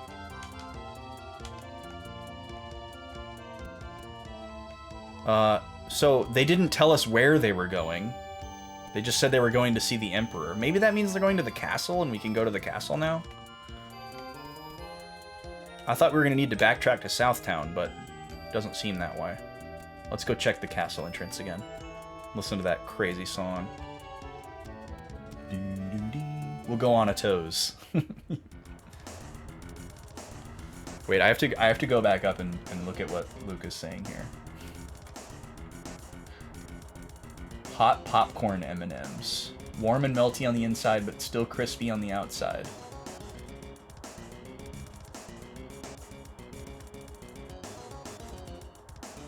Yeah, T, you need to try this and report back. I trust your opinion. Yeah, she just puts them on a piece of earthenware, which cracks me up 7 to 10 seconds at a time until maybe 1 or 2 crack, and then they are done. Yeah, she's giving y'all the recipe for microwave M&Ms. I love it so much. Oh, we can get into the castle now. Okay, so this is it. Yeah, and once your culinary skills get a little bit better, we can teach y'all how to teach or we can teach y'all how to make chips and cheese. That's a little more advanced. Welcome. The Emperor awaits you. But apparently not through this door, because he's just standing there. Wait. The Emperor awaits you. That's for B. And no one else. Oh, he says it too. No, I'm just kidding. That's for everybody. It's too good. You're not cooking, Mama.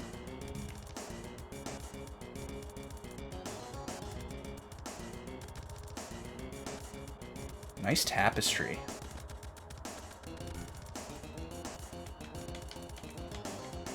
To your right, please.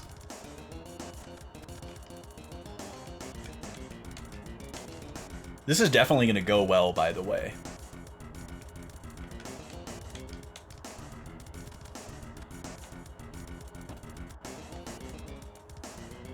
Huh? Where is everybody? Oh, this is like that one room in FF6 where you have dinner with Gastal. At VGMCon, I will cook them because there are microwaves in the room. Special delivery. Oh my god. That would be so funny. Announcing our new VIP package. Culinary Designs by Lazy Luca.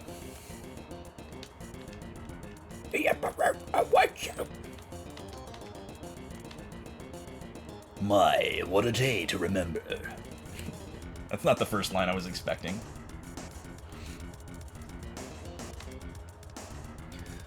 We crush the Resistance and the Mana Knight.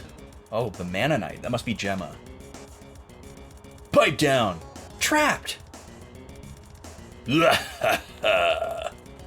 He just apparated? Oh, and just jail. Okay. All right, let me take some notes here. I need to write down all this dumb things that just happened. Fana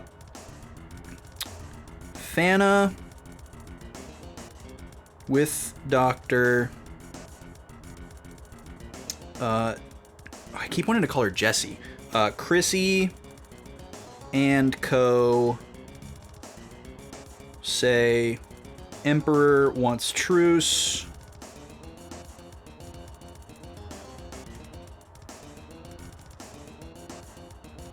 And for some reason,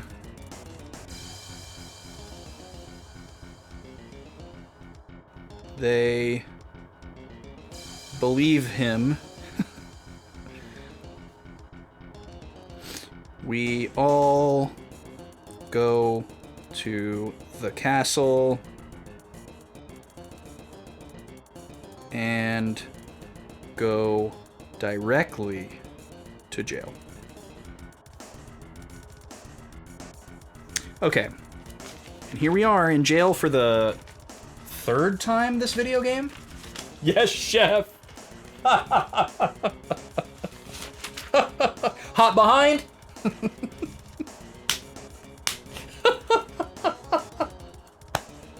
Coming to the pass. Playing a hot M&M's. Watch this. Gordon Ramsay comes out. They're still raw in the middle. Oh my god, that's so funny. Okay. Sorry, I forgot what day it was. I was thinking about hot M&Ms. All right. Corner. Oh god, who here has worked in a restaurant? That's so good. I worked in a restaurant for 5 years. Microwave open? Definitely never heard that one. The restaurant I worked in didn't have any microwaves, I'm proud to say. So many years? Wow. Was that actually something that people would call out in the kitchen, Luca? Was microwave open? Oven open. Oh, they never... I mean, I guess I wasn't... Maybe I wasn't at the line long enough to hear them say oven open, but I'm pretty sure I never heard them call out that they were opening an oven. They didn't have very good kitchen talk back there. It was mostly just the wait staff saying corner and behind and beside.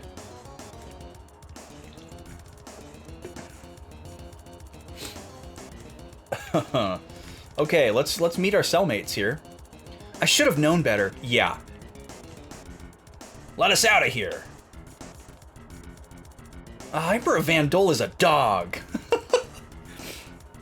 Emperor Van Dole is his name. I feel like that's the first time we've seen that.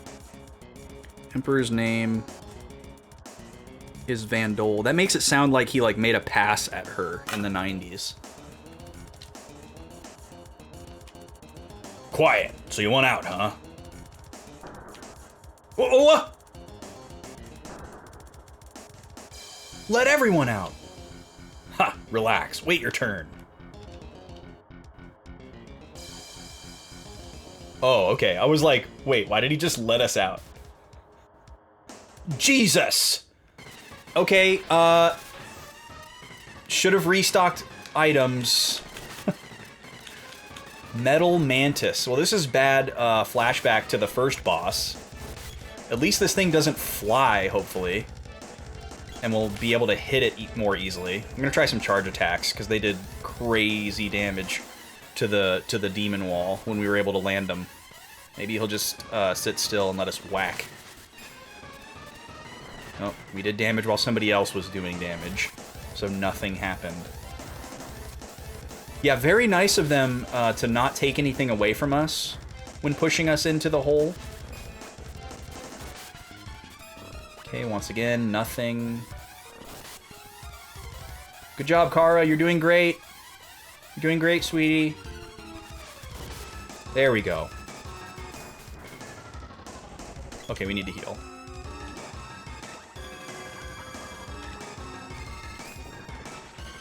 What is he doing? He's doing like a Zoltan salute. Captain Ginyu kind of move there. Look at that. Very flashy. Boom! Oh my god, the charged spear attack. So much damage. Alright, that's 3 bosses in a row that we fought. I guess that wasn't truly in a row. We just didn't restock our items foolishly, but we got lucky. It was very fortunate that he just stayed in one spot there. Got let out of jail by guard who pushed us into execution pit. Beat Metal Mantis. Got gloves orb.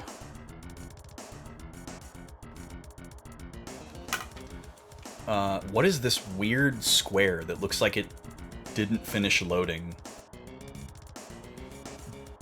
Ah, it's a teleporter. Yes, exactly what you would put at the bottom of an execution pit. Oh, look at that little guy. Oh. Interesting. Okay, so I don't have to use my whip. I can just talk to him, and he sends me across. That's kind of nice, I guess. I like not having to switch my weapon.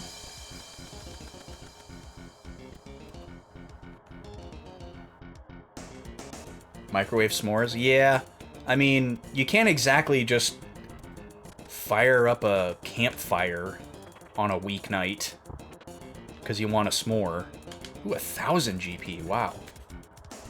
So, yeah, I mean, the trade-offs are apparent, but worthwhile, I would say. Look at these guys.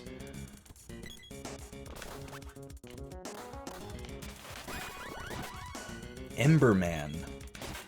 That's a funny name. Oops. Alright, we've hit the 30s for levels. Why does it just say equip armor at the top of my screen? Okay.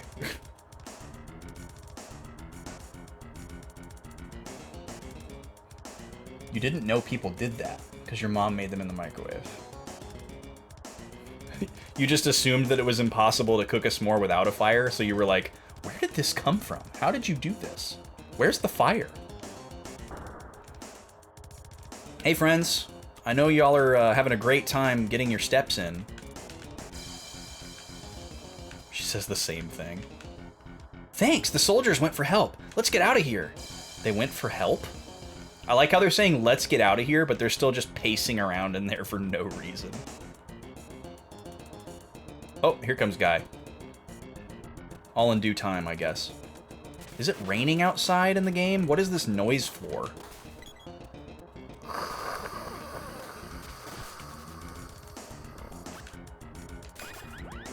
These guys are goofy as hell. I love them. It's if the Pokemon Grimer was a little bit more, like, spooky, goofy Halloween.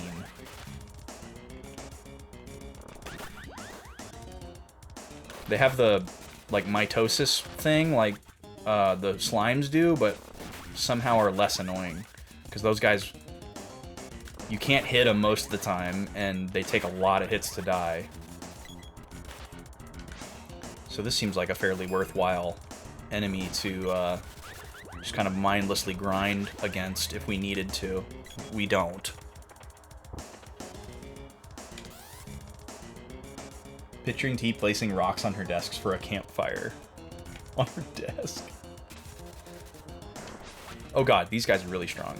And they're kind of scary. They look like Bomberman characters. They kind of look like the bad guys from Bomberman 64. I forget what they're called. There's like 4 or 5 of them, and they have the same eyes. They're kind of like Ultraman Power Rangers-esque as well. They all have those eyes on their helmets. That's what's doing it. But they also kind of have like Knight-style helmets. Oh, look at you! You're... How the turns have tabled. We used to be on that side, stuck and not able to get in, and now it's you. And you work here. Ooh, a piece of candy. Armored man's confused. I'll bet he is. He can't get to work.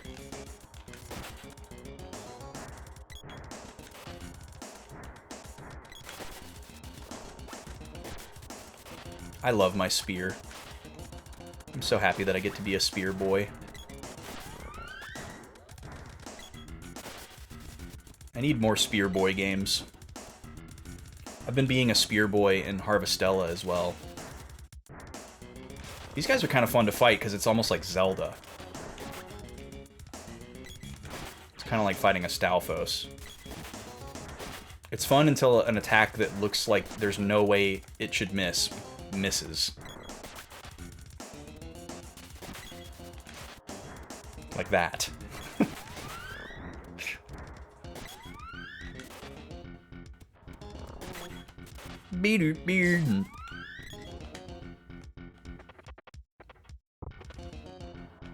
metal riffs on a slap bass sound.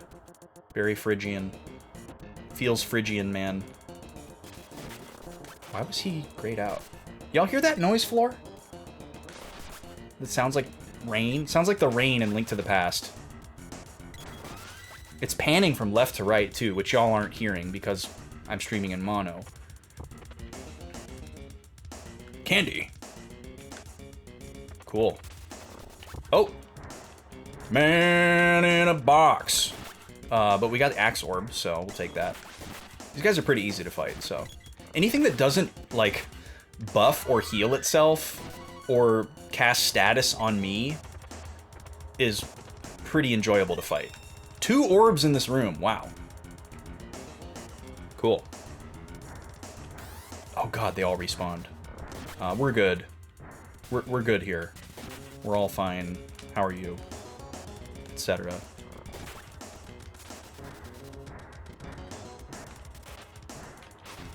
Okay, so I guess our goal is to leave? No. Our goal is to go back to the throne room. We can't leave. Man, now I'm thinking about s'mores.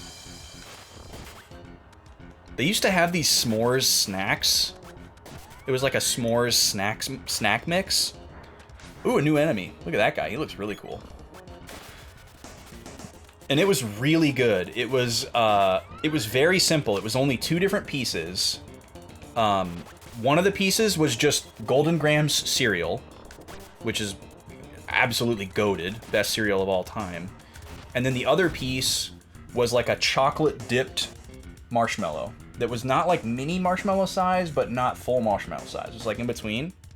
And the chocolate dip was like okay quality, but the best part about it was it preserved the texture of the marshmallow inside. So the marshmallows weren't like hard, squeaky, freeze-dried, but they also weren't like completely raw, like chewing on a comforter marshmallows either. They were kind of in between.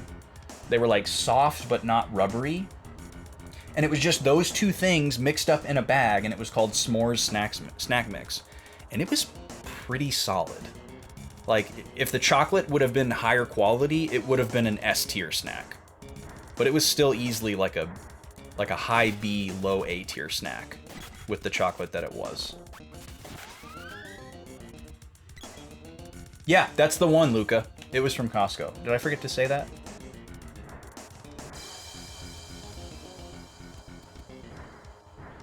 Oh yeah, Golden Grahams is incredible. Like, every time I eat Golden Grahams, it's kind of like what I was talking about on Tuesday with fresh fruit, where like every time I eat a piece of fresh fruit, I'm just like looking around for other people. Like, y'all know this exists, right? Golden Grahams is kind of the same way. Oh, speaking of cereal, Cinnamon Toast Crunch has... Excuse me? What was that? That guy just turned into like a crop tool. What? Look at that! What is that? What's he doing? Photoshop Samurai. A Cinnamon Toast Crunch has a few new cereal variants out, or at least new to me. Maybe they're not new to the market. And one of them is Cinnamon Toast Crunch waffles. And that stuff is... Whew, that's real good stuff. I had a bowl this afternoon. It's real nice. It's not exactly the same as Post Waffle Crisp from back in the day. But in some regards, it's better. It's not quite as hard as Waffle Crisp, so it doesn't take as long to soften up, which is nice. The pieces are flatter and wider than Waffle Crisp was, so it's a little less cut the roof of your mouth open, but definitely still a little bit cut the roof of your mouth open. And it doesn't have the like maple syrup flavor of the Waffle Crisp. Like, there's a little bit of maple flavor, but it's mostly just like a cinnamon flavor, like Cinnamon Toast Crunch would be. And it's really, really nice. I would actually rather eat that than just regular Cinnamon Toast Crunch, personally. It's a slightly more appealing like mix of flavors. What is that? Is that not a glitch? Is that really like his ability? That's so funny. He just turns into a square from the tile set. Like, invisibility makes sense. But turning into a square with like a border around it is really funny. Alright, so apparently we were going the right way. I just wanted to make sure we weren't missing a chest or something. I can't leave and restock items, so we have to just press on. Otherwise I would, because I'm kind of worried about our inventory.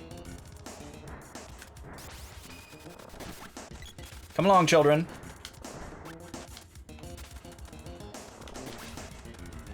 Dark Ninja.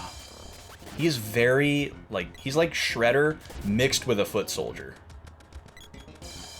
And colored differently. What am I missing here? I thought something was going to happen in that big main room. But nothing happened.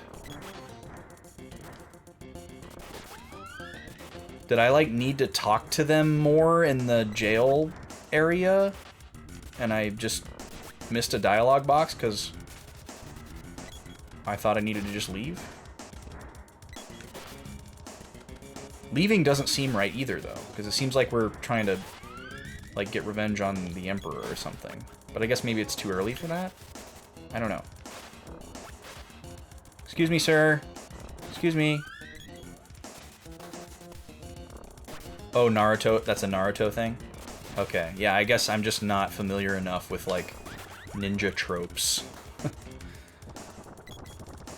Pretty much the entire spectrum of my ninja trope knowledge would be from Ninja Turtles. So if it's not in Ninja Turtles, or, like, the few, like, ninja-adjacent media that I have seen,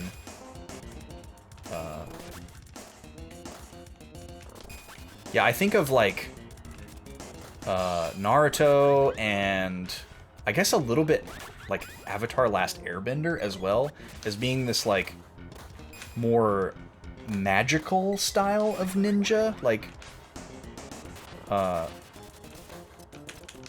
like, ninjutsu or jutsu. I don't really know how to qualify that. But it's like very separate in my brain from, like, a quote-unquote regular non-magical ninja.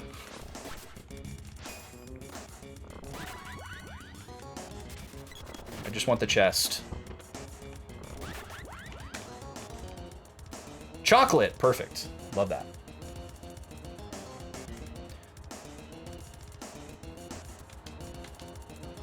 The soldiers went for help. Let's get out of here. Yeah, well, I'm ready to go. I made it all the way back to the entrance. What are y'all doing? I'm ready to leave. Also, why can't I get to this switch? Seems important. Excuse me. Alright, I'm not fighting any more enemies. This music is good. This is the way we came from. We don't want to go back this way. This leads back down to the lowest level. So we don't want to go that way.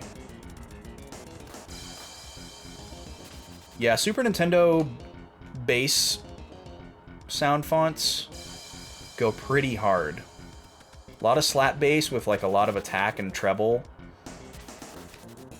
Some good fretless sounds. They're very piano-y. They're very, like, bright and mid-rangey, so that they can cut through.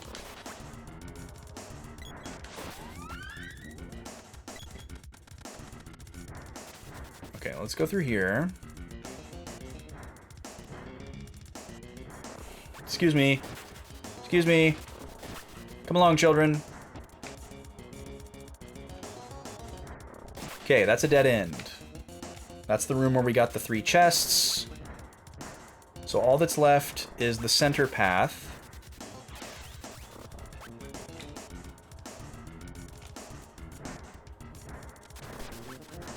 I'm still waiting to hear, I mentioned this a couple streams ago.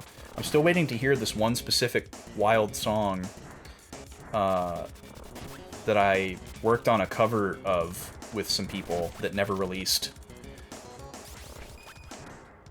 I've done some collaborations with this YouTube channel called Orchestral Fantasy.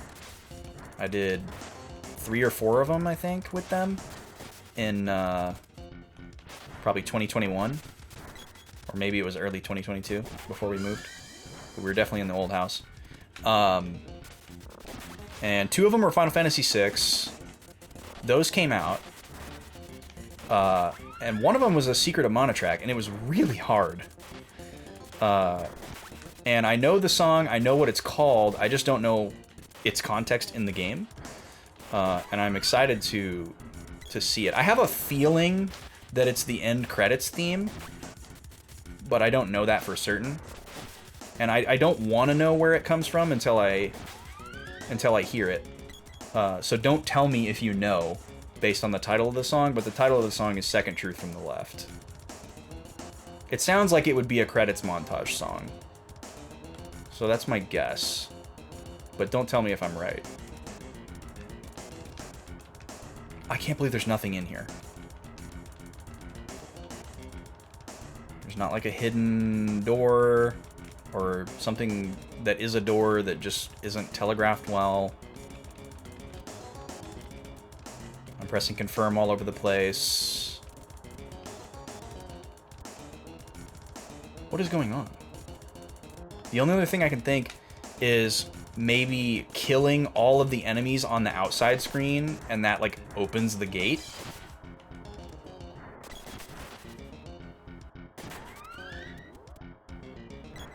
Oh, I'll take that. Chests have been good lately, so... Candy! We take those. Come along, children. But yeah, I don't know if that song is ever going to come out. I remember them telling me that it was going to be a while because they had to, like... it was a different style cover than they normally do. Definitely check out Orchestral Fantasy on YouTube if you never have before. You don't have to necessarily watch the videos that I worked on.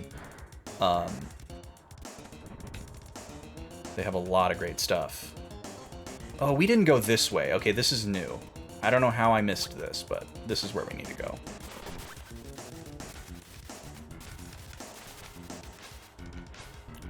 But yeah, they normally do... the main guy, Andrew, plays a lot of instruments. Usually like bass, and then like bass guitar, and then like strings. I think he plays violin and cello for sure. I think also viola and bass, but I'm not certain. And so he usually does a lot of covers with those instruments, and then collaborates with other YouTube and VGM musicians that play, you know, brass instruments and band instruments. Oh, hello, book. And the Secret of Mana one that we were working on was like a band cover. So like a rock band type of cover. So it's like guitar, bass, drums, keys. Because the song is basically a Yes song. Like, it's clearly inspired by the band Yes. It sounds like something that they would have written in the early 70s. So it's that kind of instrumentation. And I played like a Wurlitzer sound and a Rhodes type of sound on it. I don't think there was any organ. I think it was just Rhodes and Whirly. Or maybe it was just one of those. But it was really, really hard. And I also wasn't... Not that I'm great at keyboard still, but I was less good at keyboards then than I am now. So it was very difficult for me to transcribe and execute those parts. I had to do a lot of takes and splices to get it right. And then there's the reason that I thought of it was because Luca was talking about the Super Nintendo bass sounds. There's a infamous, I'm sure, bass lick in that song that is humanly impossible. Like, just absolutely absurd in speed and technical ability. Like, maybe the guy from Dirty Loops could do it if he practiced it for like a week. It's one of the most absurd bass licks you'd ever hear. And we knew right away, like when I was talking to Andrew about it, he's like, yeah, our bass player is not going to be able to play this for real. So if you want to try it on keyboard, go for it. And after listening to it, I just kind of like laughed to myself. Ah, dang it, I let Maya die. I wasn't paying attention. So you have to waste a cup. I knew I wasn't going to be able to play it in real time, but I was like, I can slow it down and learn it and record it slow and then speed it back up to speed just so we can hear what it sounds like, you know? And I thought that would be fun, and I told him that, and he's like, yeah, sure. And I recorded it with like a clav sound, which sounds pretty similar to slap bass, especially a Super Nintendo slap bass. And sped up to tempo. It sounded pretty awesome. And I don't think he would have actually used it in the track, because it's kind of like, it gets into that like gray area where it's kind of like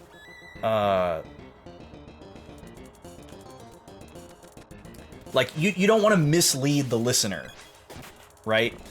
Like his videos and covers that he makes are very like authentic, and you wouldn't want to like mislead the listener into thinking that somebody actually played that.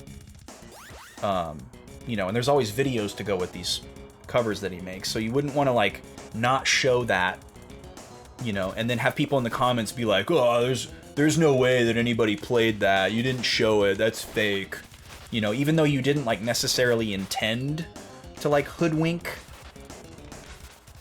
You know, that happens a lot in covers where like people will like obviously like record something humanly impossible.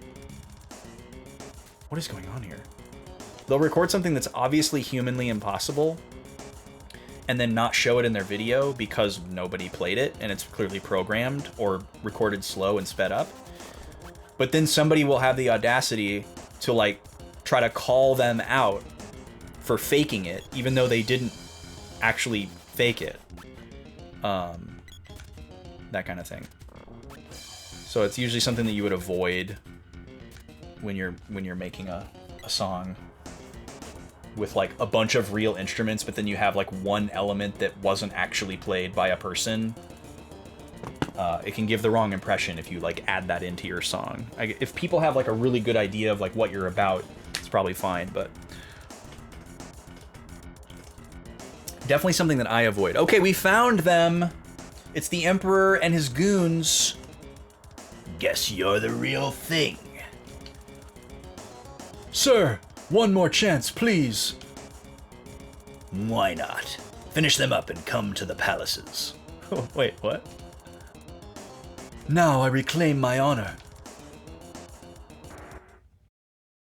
Oh, and here we are up on the ramparts. Okay.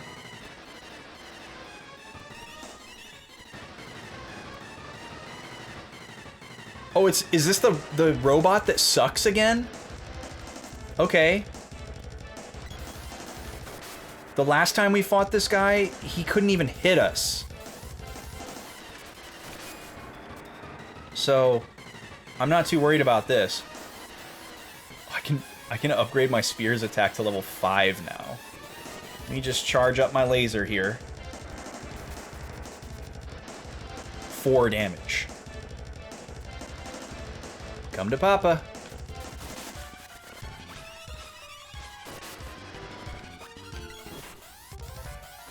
Okay, he's raising his evade. That's not good. Oh, I need to heal Kara.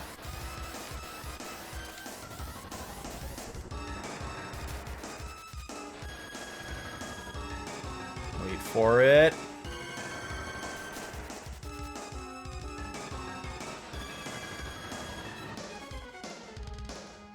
Oh, we can't scroll the screen. What the heck was that?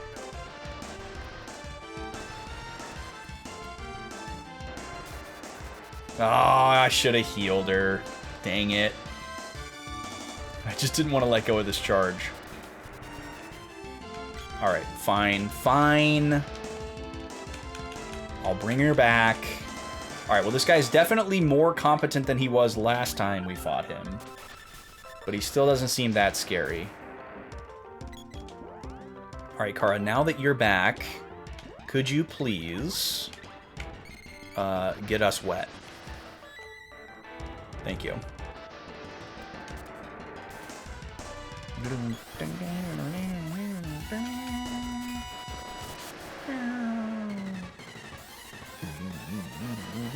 This generally seems like a pretty safe area to be.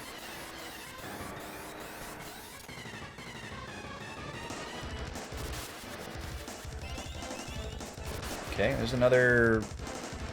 He's raising his speed, but he's not raising his health. That's all we really care about. As long as he's not healing himself. Ah, dang it, he got away from me. It's cool that the, Wait, oh, he just died off screen. See, my spin attack hit him there, clearly, because he took damage, but we didn't get, like, any feedback, any visual feedback that we actually hit him. And then the damage didn't register until he got out of his iframes. This game is so weird. And he just blew up off screen. Awesome. Okay. Wait, what's happening? Is it a Metroid moment? I'm gonna burn up this whole place, even though it's made of stone. We're finished! Wow, really resigning ourselves to our fate here. What's that sound? Hello. That's Truffle! Who the heck is Truffle? What? This music. It's the Fire Emblem sounding song. Oh, King Truffle. Have I been too late? Do you want to know how I came here? I do, but after the fire. By Flabby. He grew like a weed and started to flabby. I didn't know what to do, so I just hopped on. Strange, but he thinks you're his parents. I guess he wants to help you. Take this Flammy Drum. It's his favorite toy. Use it anywhere, and he'll come to you. Now take me to Matango. It's to the southwest, with a hyphen. Okay. Whoa. Oh, hell yeah. Look at this bad boy. Oh! Mode 7! The map is here! Look at his little... Are you looking at my tail? Don't look at my tail. Stop looking at my tail. Okay, notes time. So... At top... of castle... Emperor... was with... bodyguards... Except for one. There was only 3 bodyguards there. So I don't know who wasn't there. Obviously Geshtar was there because that's who we fought. Oh, Thanatos probably wasn't there because I didn't recognize Thanatos. It literally is Falcor. Was with bodyguards. Geshtar summoned Mock Rider again. We won. Got Javelin's orb.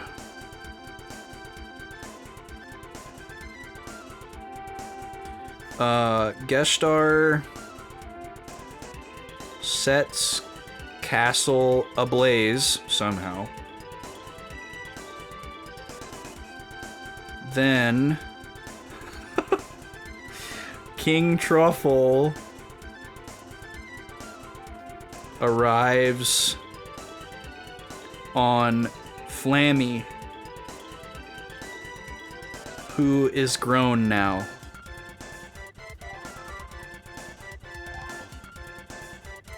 Parentheses, airship, exclamation point.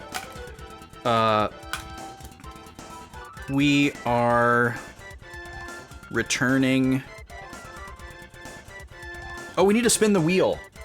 I forgot. We are returning Truffle to Matango. Alright. We had a resub a little bit ago, and I got sidetracked, so we need to go over here, and we need to do our first wheel spin of the night.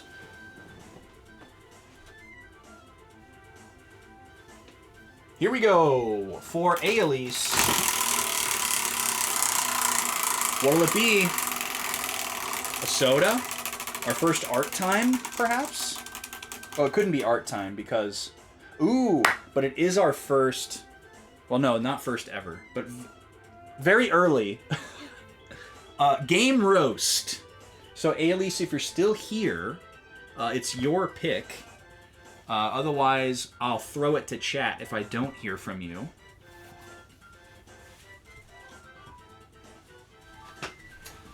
Which reminds me, I don't think I have set up a roast command. So let me do that really quick. We have a doc for all the games that have been game gushed.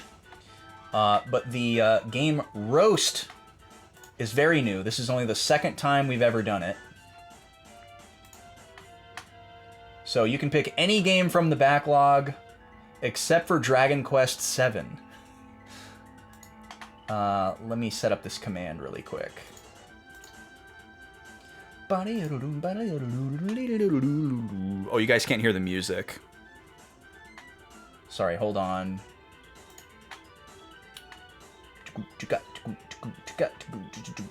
Alright, so command roast.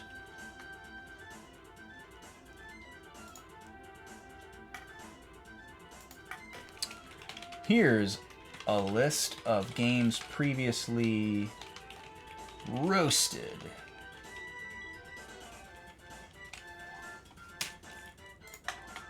Alright, so you don't really need that now because there's only one game that's previously been roasted, but we need it for the future. Our own luck dragon. Is that what Falcor is called? Or is that something else from, like, Japanese folklore? A luck dragon.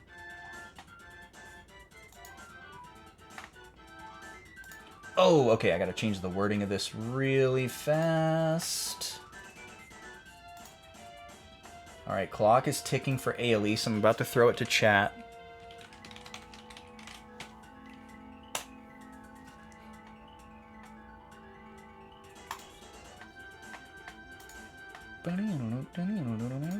If Aelise, you're here and you just want more time to decide, just say the word. And for those, I guess, unfamiliar with the segment, on Game Gush, we pull a game down off the shelf out of the backlog and share positive feelings, memories, stories associated with it, etc. But on Game Roast, we do just the opposite. We pull a game down and we talk about all its flaws and shortcomings, even if it's a game that we absolutely adore, which can sometimes be really challenging, like it was for Dragon Quest VII. Alright, I'm literally just going southwest. I have no idea what these towns look like, so this really isn't helpful.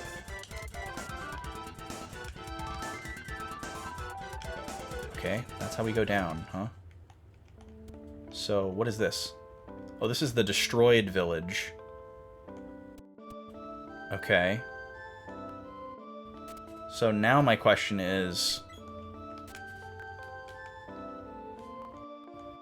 How do I... oh, I have to use the item. Here we go. Oh, it's one of these little guys.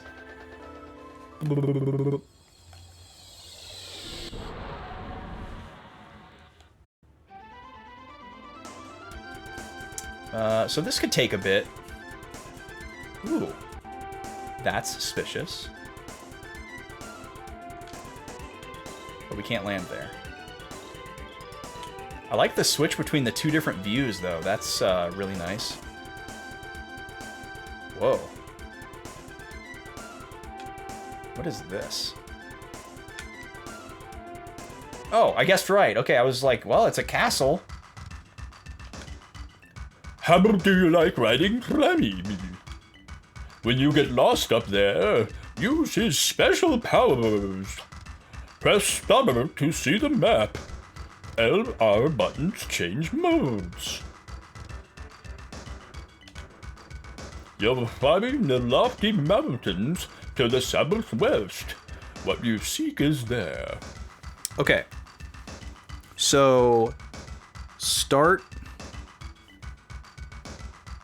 while Flammy equals map L and R does what? Oh, he left. I wanted to talk to him again.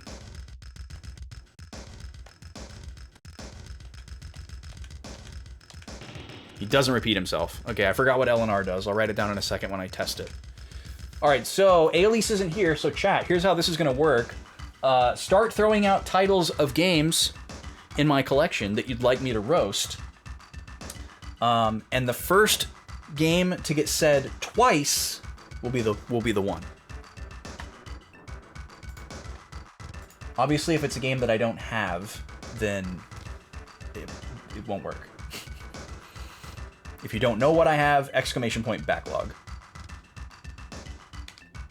Alright, Watts is here, so we might as well do some upgrades while we're here. Because we've got some cash flowing.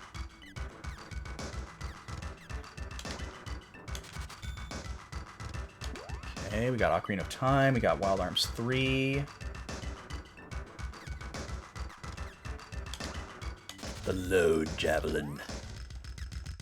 Oh, the whip is ready to go. The Flail of Hope. Wow. What a name. Morningstar. Okay, I need to check in on our weapon screen because I don't even know what our level caps are for weapons. What our potential is here.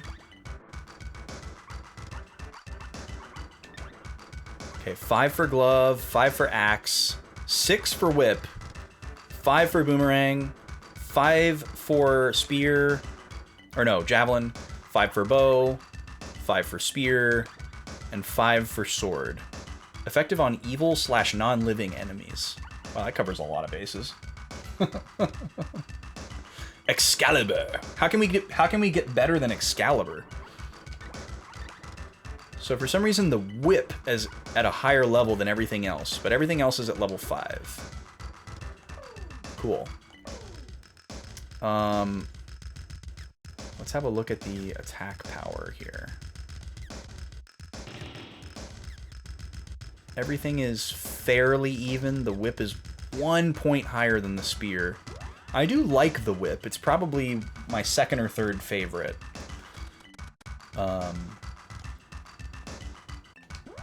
So can I use the Flammy Drum just anywhere? That's so cool. Well, this makes the game so much better. Because it was really hard to get to all the different places that we have been. But now that things are just open here. Okay, LNR switches modes. Got it. Okay. Switches view mode.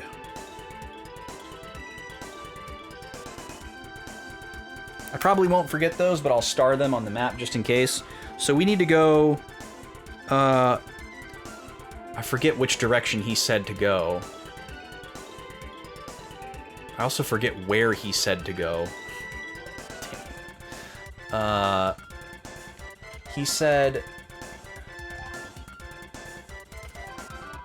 I don't know.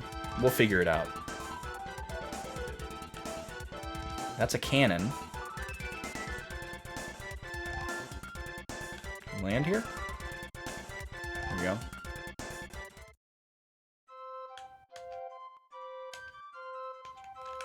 Which cannon is this? Ah, the Kakura Ice Country one. Cannot call Flammy here. Okay, I probably have to be like one screen over. Oh, this is Upperland. Okay. Once we get an idea of like what things look like on the world map, that'll also help. Oh, I didn't try pressing start either.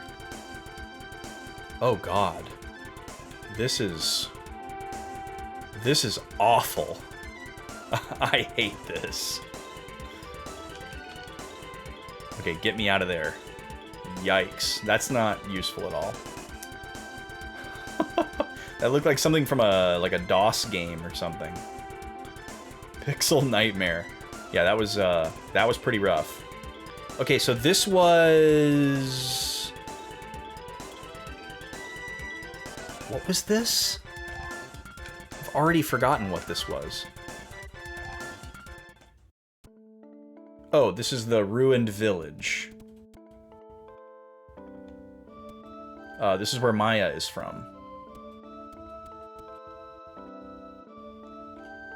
And one of the palaces was here. Okay. Cannot call Flammy here. So you can't be in a town except for the Mushroom Town?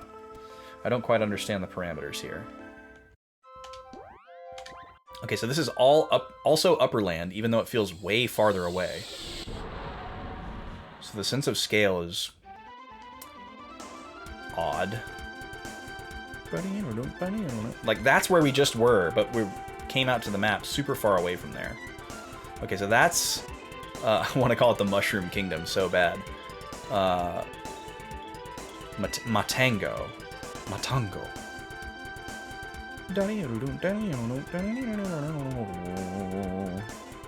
Okay, let's see what this town is.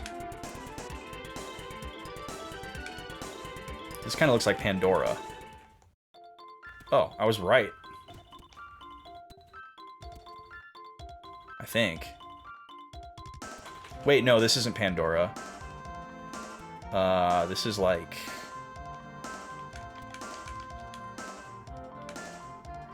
I forget what the name of this town is, but it's very early.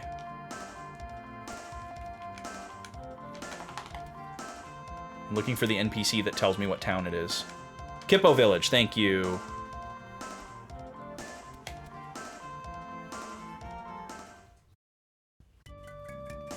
Yes, Wild Arms 3 is the one that I streamed. That was the first RPG first playthrough that I streamed. We still haven't selected a game for a roast. We've had 2 games floated. But somebody else would need to say those game titles again, or you could float a new title and hope that somebody else likes that idea and seconds it. Okay, what do we have here? Maybe this is Pandora. This could also be like the Empire, Southtown, and Northtown.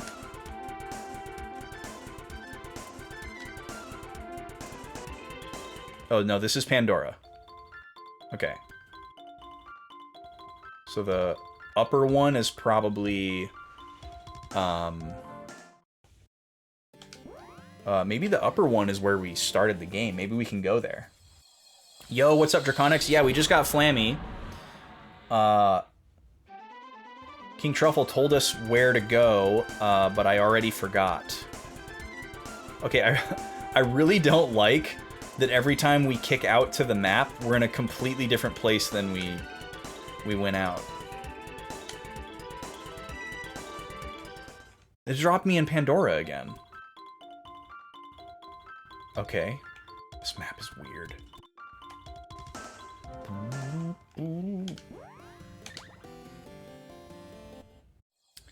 So...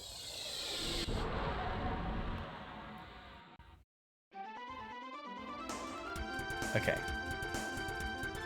So it considers this and this the same town. This is like all one town, apparently. I guess it makes sense. Like, this is kind of all the layout of Pandora. The castle was up there, and I guess this is supposed to be the ruin down there. It just doesn't take me directly there. So maybe this is my hometown that I'm not actually from. Yep. Potos Village, but we still can't go here. Sad music. Guy standing at the gate to tell us that we're banished.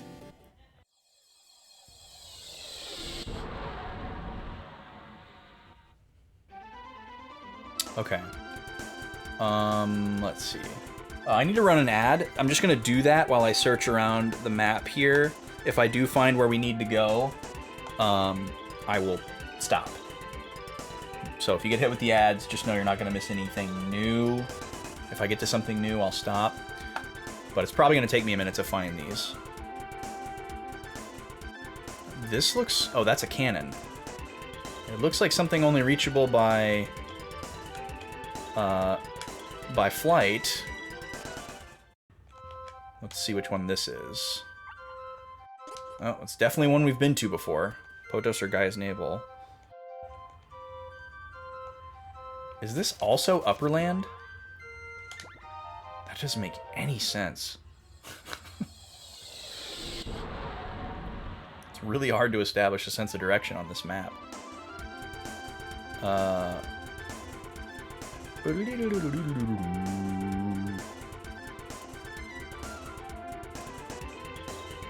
a whole lot of nothing out here. Can we land on this little waterfall cave? No.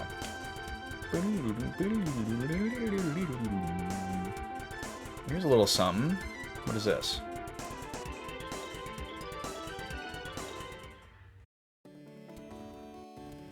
Oh, okay, this looks like Imperial South Town.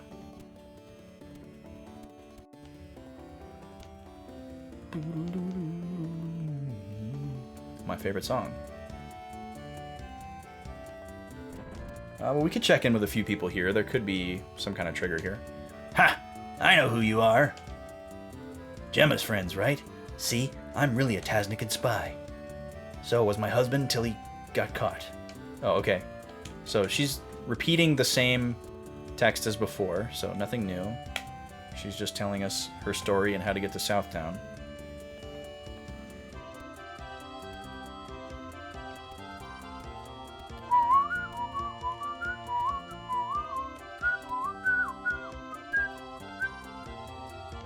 We're not going to go the long way over to Southtown. How do I get back out to the world map from here? Actually, because I'm assuming I won't be able to do it from the sewer. Can't go that way.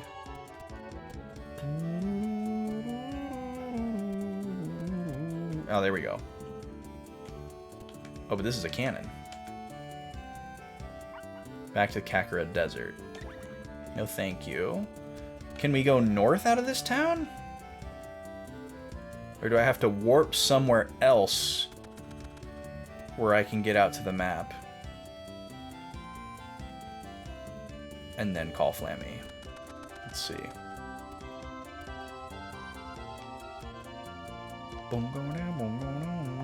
No, we are locked in. Okay. That's annoying. I guess I'll just double check that I can't. Oh, okay, cool. It just lets me. Great. It must be like Matango, where it just recognizes that you're kind of locked in and allows you.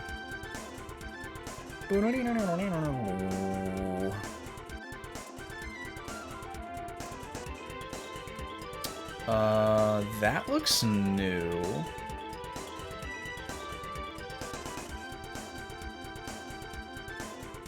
Also, this looks new. Alright, let's check this out. See if this is somewhere we've been before. Oh, this is Southtown. Okay.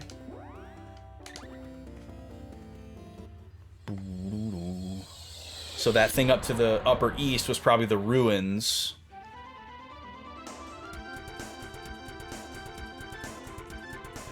Now I'm curious, is this going to put me at the actual ruins, or is it going to put me in Southtown?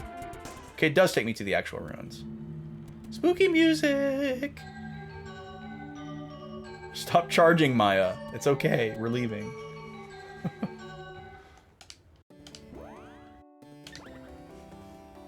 Okay, I'm starting to get a feel for how this map, this world map is designed, but I still don't really understand where I am on it.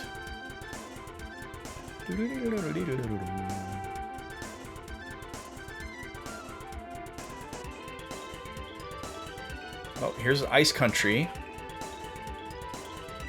There's the cannon. This is probably... maybe nothing. This is probably where that Paradise Village was. And that's probably the palace. Oh, this looks suspicious.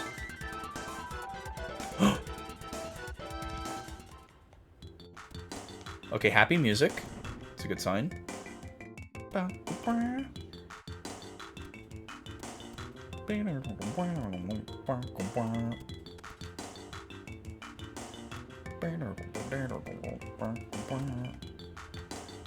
So we got a super tall tower. Nothing in it so far. Oh, a spinning bald man on top of it. Clunk, clunk. I'm Picard, caretaker of this lighthouse. To the northeast is a coral reef. Under it lies a sunken continent. The coral! We found the coral! Okay, northeast of here. Northeast of lighthouse is coral reef.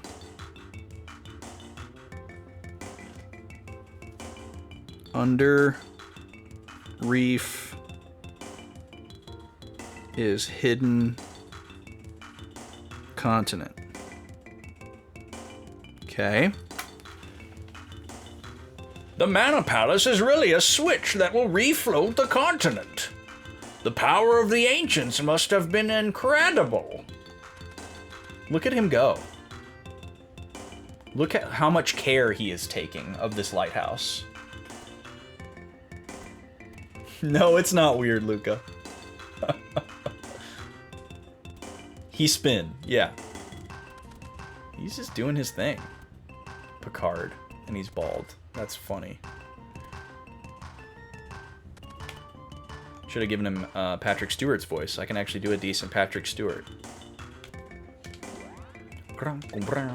Okay, we're going northeast of here to find a coral reef. Not where we're supposed to be going, but something that we heard about. Alright, northeast. Oh, this like whole area here is like a coral reef? Wow. Okay. Well, this looks like something.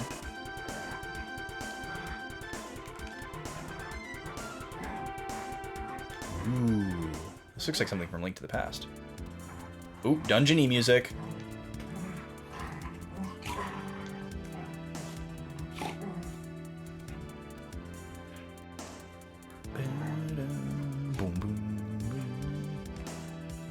Look at her. Look at them sketching out. Wow.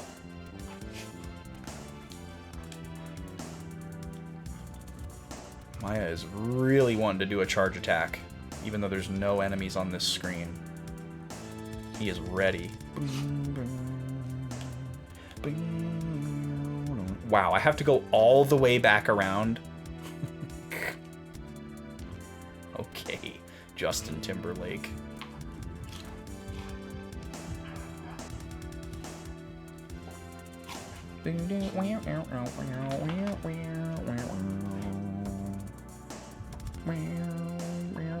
Maya, come on.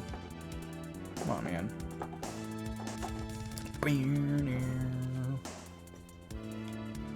Oh, can't move. Something's pushing us back. It must be the plot. Okay, so... not allowed in.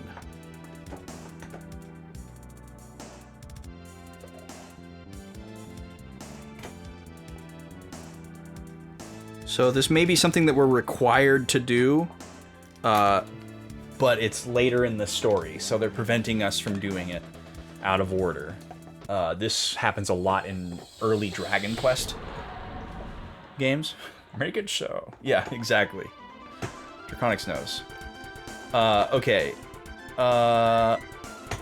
let's see. What else looks unfamiliar? There's Pandora again.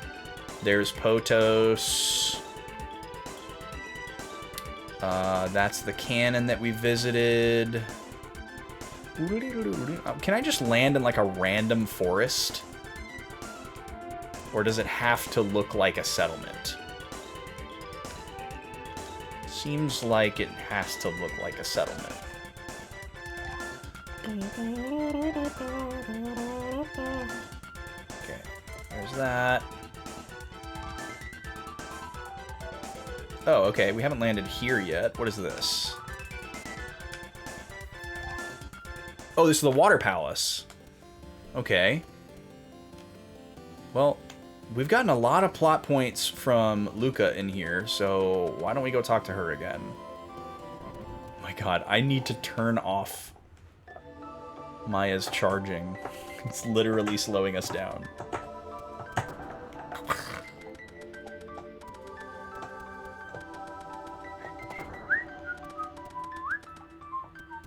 Hello. I'll restore you. Just healing and saving. Well, okay.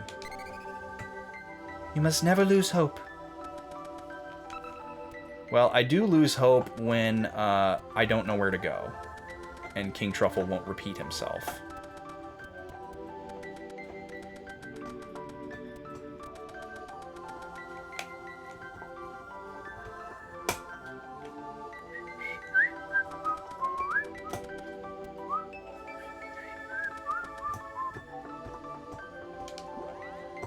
Get me out of here.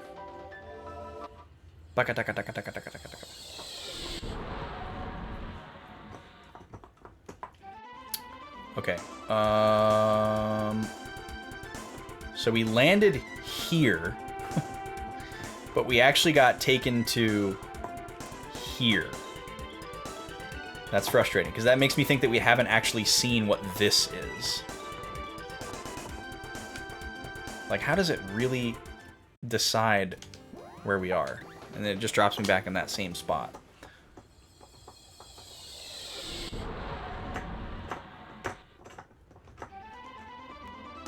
Okay. What is this? This is probably somewhere we've been to before just because of how close it is, but we'll check it out. Oh, this place. Okay. Okay, we didn't like that place at all. So all the palaces kind of look the same on the overworld, which is nice. We did check this place. This was Kippo Village. This is very suspicious. This is like as a Final Fantasy player, you would be like, oh, there's gonna be some like special encounter here, or a hidden item. But in this game, it's apparently just flavor. There's got to be some kind of settlement. Did we land? We landed here already, didn't we?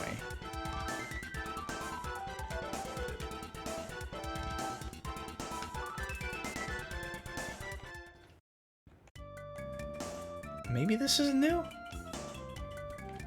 It looks familiar. Oh, this is new. Go down the mountain a bit and you'll see a cave. Monsters are dwelling, but it's a palace of darkness. Monsters patrol the path to the peak. Hope Sage Josh is okay. Welcome to the Lofty Mountains. This is Mandala. Is this where we're supposed to go? Land in Mandala in Lofty Mountains. Those both sound familiar, but I can't remember if that's where King Truffle told us to go. Palace of Darkness to south. We were able to do a palace out of order, seemingly. So... Mana sustains the cosmos, but this is not infinite. People no longer cherish life, so mana is fading away. People from all over visit our ancient temple. I'm sure they do. Mandalorian. Oh, and of course Watts is here. Josh and his disciple Jack live on the peak. Oh, okay. Joch and disciple Jack live on Peak. I'm assuming they're related to Gemma, based on the names. Enjoy our lovely town. Got this strange dwarf blacksmith just hanging out in their house, squatting. So funny. I think we're all caught up here. We haven't picked up any orbs. Yeah, we just did all this. Down, down.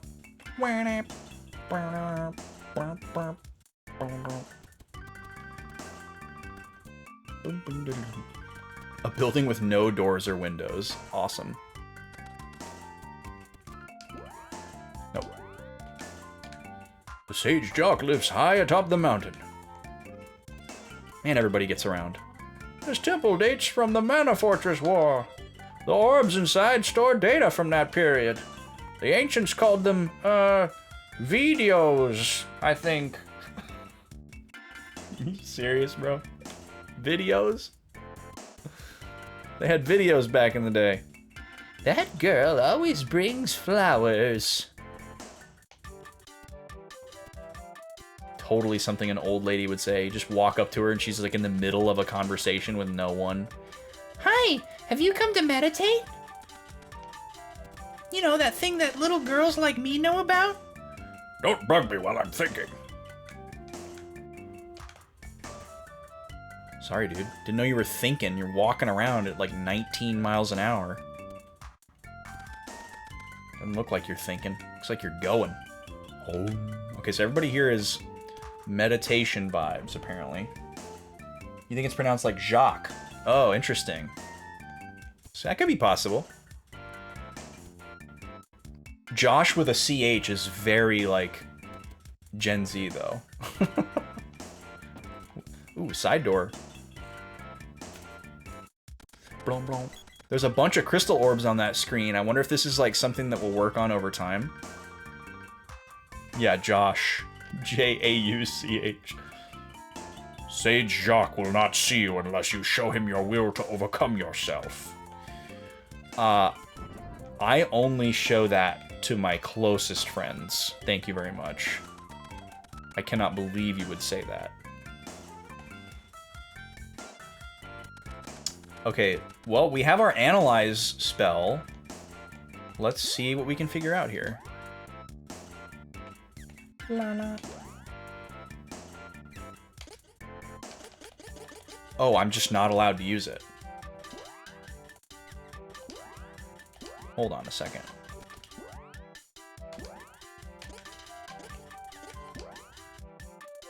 Huh. So, I guess I'm not meant to do whatever this is right now because I can't target any of these orbs. Gzaza. Zzz, beep.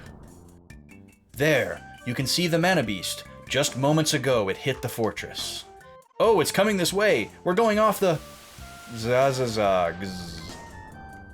Oh, these are the videos. Beep. Who was Abe Lincoln? Correct. That makes you our new champion. These are like TV clips from different time periods.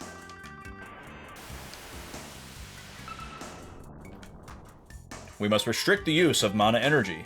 What utter nonsense! We're using it up. Ha! You can't use up mana. Ah, you don't understand. The Abe Lincoln quote is crazy. Whoa, exploded! Like, this thing exploded? Okay.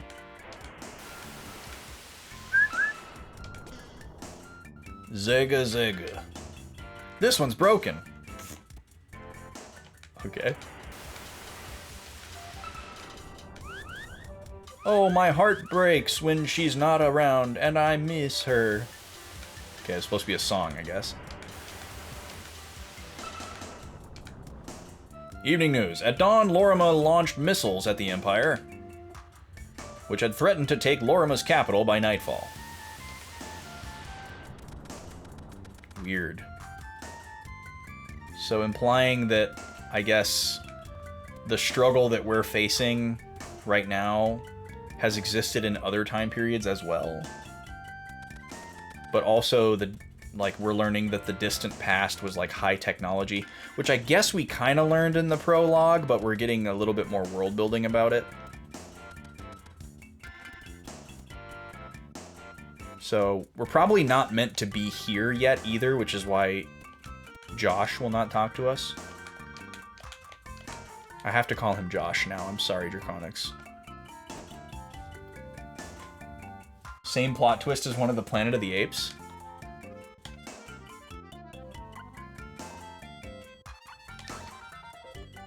Sure, we'll drop a save here for no apparent reason.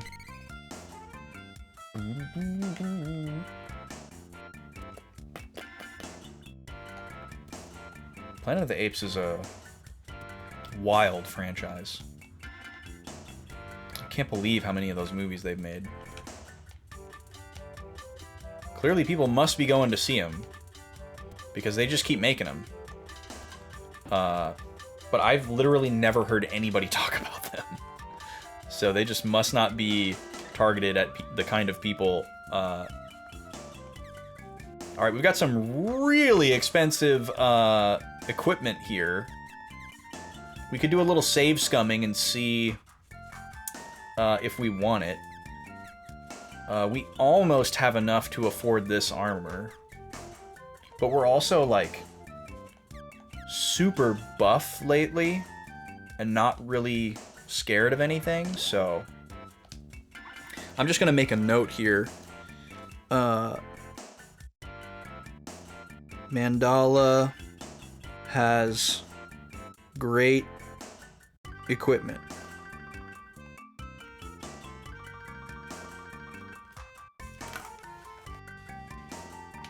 Nah, we're good, dude. Only watched the first reboot film? It's eh. It seems eh. I kind of can't stand live action films that have that much CGI. Like, I'll totally watch a film that's entirely CGI. That's fine. But there's something about like realistic films that are almost entirely CGI that I really am turned off by. And it's not just because I like practical effects more than it's not just because I like practical effects more than CGI. It's not the only reason. So wait, hold on a second. Is this the same town? Oh no, it's not. This is the cave they were talking about. Okay, so we kind of cheated. Nice.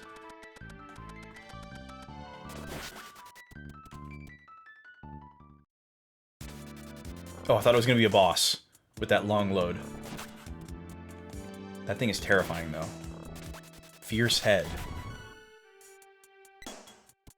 Of the original series, you've only watched the first one. How many movies are there in the original series? I think I've seen a good chunk of, if not all of, the original one, but it's been a very long time. I think it was one of those movies where, like, my dad really wanted me to be aware of it and see it, and we watched it together.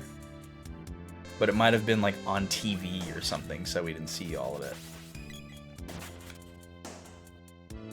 Okay, this is a little bit dangerous because we don't know if we're, like, supposed to be here or under-leveled.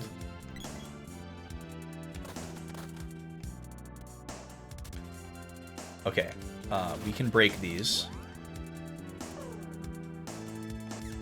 with our axe.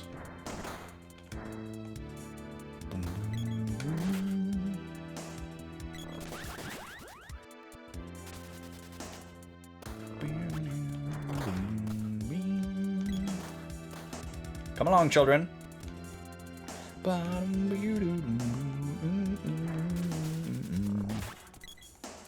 There's 5. Wow. The thing that's so funny to me about the new Planet of the Apes films is the "of the" meme. How, like, every single one of the movie's titles is the something of the something. Or it's usually... Right, because the original franchise is Planet of the Apes, and then it's, like, Dawn of the Planet of the Apes, or Rise of the Planet of the Apes. So the fact that there's the 2 of the in the title just cracks me up for some reason, and I like making up funny variations of that in my head and imagining of the being there like 6 times. It's kind of like the Paul Blart memes, actually. It's like on that, it's on that level.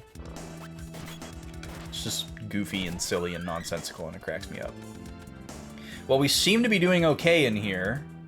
We're not getting bodied by anything. But it doesn't really mean anything until we get to a boss. Well, I guess it counts for a little bit of something.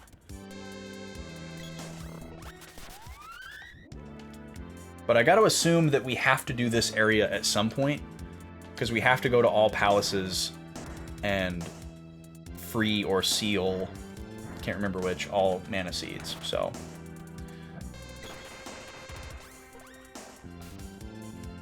And there's probably some orbs in here too.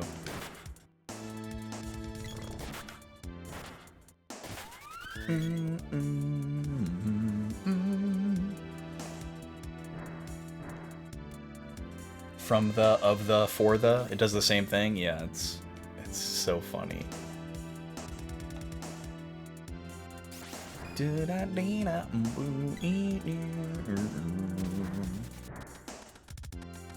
Come on, Maya. Let's go. Oh, come on.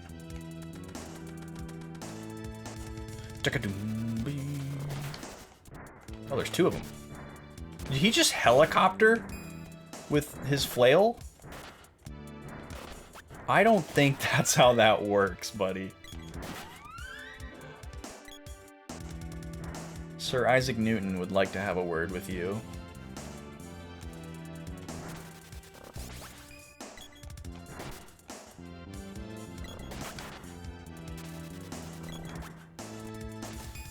Oh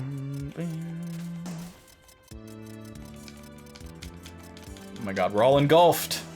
We've been engulfed! Curse you, Flame Saber. I'm gonna switch back to my spear. Oh, there's a TV series as well. Wow.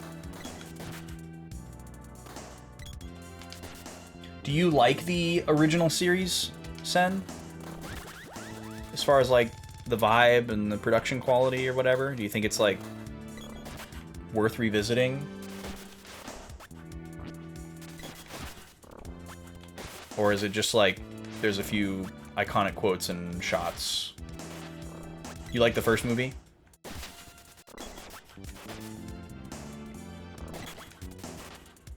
Yeah, I would definitely rewatch the first movie, like, just to see the shots. You haven't seen the others, okay. So it looks like we can hook shot, for lack of a better word, to this platform, but not the other way around. How do I get over there? Excuse me, Naruto.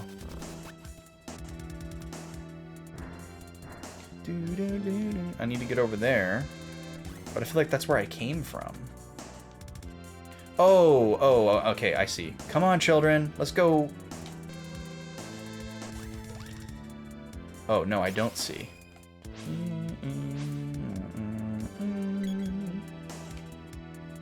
Okay, well, we're going back.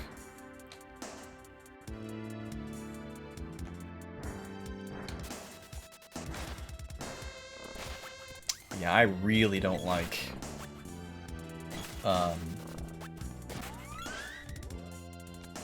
live action movies with a lot of CGI. Something really uncanny valley about it. Also, like, the premise is very terrifying and like unsettling, and I, you know, like for me, it's kind of a horror movie, so I wouldn't want to watch them for that reason as well. If it was like all practical effects or something and people said they were like amazing, I would definitely watch them, even though I would find it unsettling in spite of that. But I'm definitely not going to go out of my way to watch them, given that it's already kind of like a aesthetic that I really don't like. Can you please? I can't even have the item. Dang it. If only there was a way I could get it again. I could use a heal, use the walnut, and then pick it up. Yo, Azrael, welcome in. How you doing? Good evening to you as well.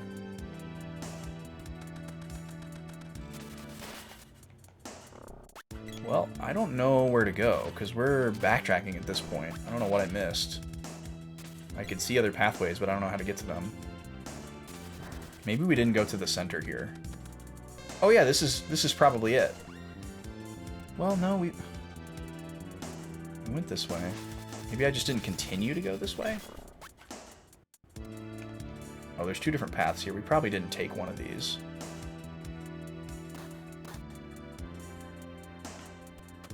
Godzilla -1. How is that one? I've heard that like pretty much all of the recent Godzilla movies are good.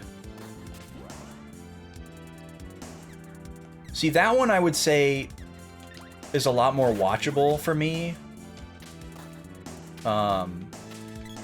Because even though, like, obviously Godzilla is CGI and, like, whatever other, like, kaiju or monsters they have in the movie are CGI, it's not like most of the movie is CGI, you know? Like a bunch of, like, human-esque or human characters with, like, CGI mouths. A big part of it is the mouths. There's something about a CGI human mouth that is just, like, way too Uncanny Valley for me.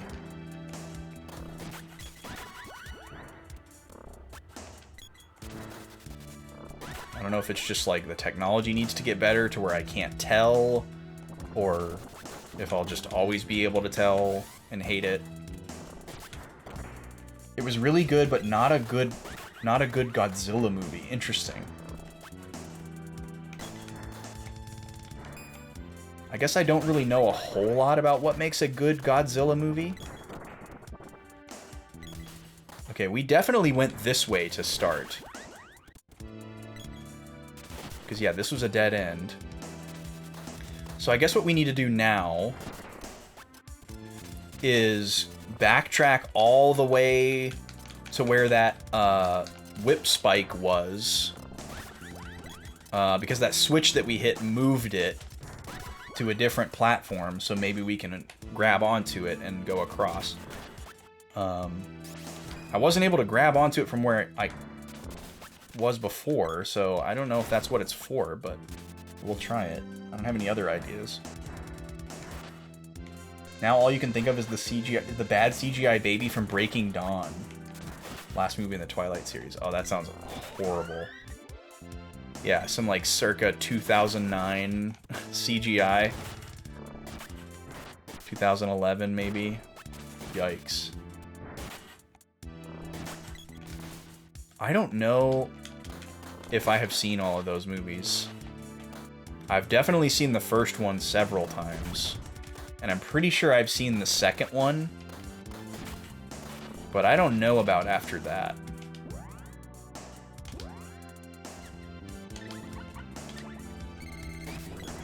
Both got hit with the smalls. Are there 3 or 4 movies? T, of course, knows exactly what you're talking about. Because she's Twilight pilled. Also, hello, Kiki.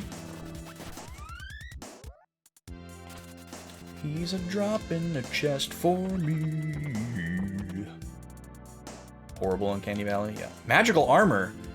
Yo! Hold the phone. That was the item from the last town that was like 11,000 to buy. Oh! Look at that upgrade. Holy moly. 26 points? Holy crap. Okay, so now that we know that that's on the drop list, that's pretty nuts, but I think only Daz can wear it, because usually he's the only one that can wear armor. Oh no! Kara can wear it as well. Let's see if Maya can wear it.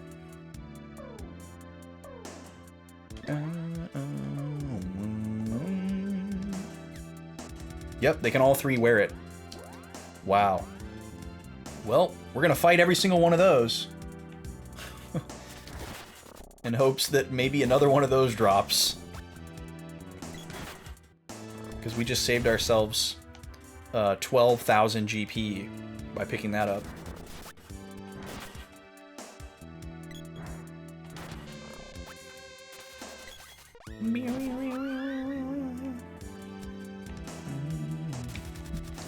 Oh, is this the entrance? Hi, Nima. What's up, puppy? What's going on? What are you thinking about?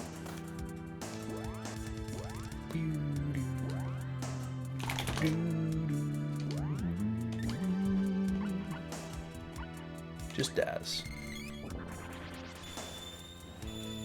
Not having children because of Renesmee? Oh, Renesmee. That's right. That's the baby's name. Oh. Yeah, this is the entrance. Okay, well, we just backed out. Hopefully that didn't reset our switches.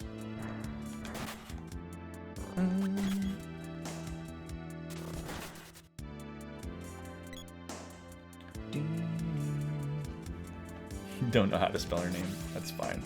I don't either.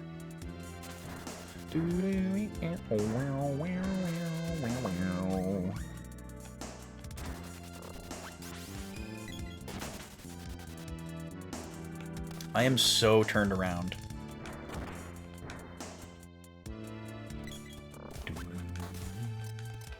Oh, come on. I've been engulfed! This wall up here really looks like a bombable wall in Zelda. So maybe I should, like, try all my weapons on it really quick. After I deal with these Grimers. Maya, are you serious right now, dude? Like, this is very suspicious. Maybe that switch right there blows it up or something. But we haven't seen a texture like that. Really at all. But if it's not the axe, I mean... I don't know. I don't think one of our weapons would be the thing to deal with that.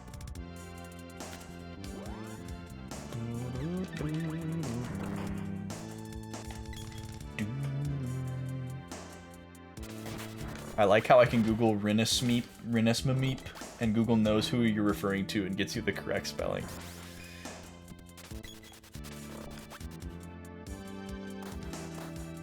Okay, it did save my Switch. So we need to figure out how to get back over there.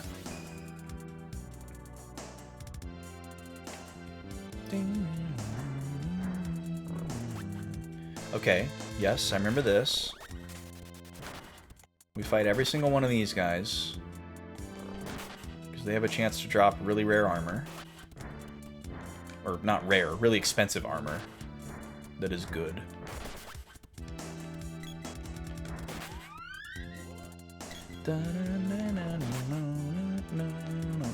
But don't kill that guy when we can't get to the chest, because that would be the worst. Be the actual worst. If they dropped a chest and we weren't able to get to it, we would just have to assume that that was the one, and that we missed it. And the RNG is cursed.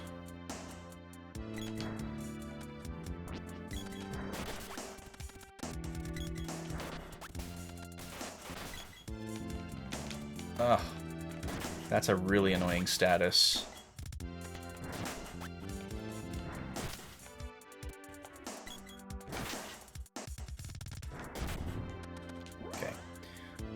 Fix our friend.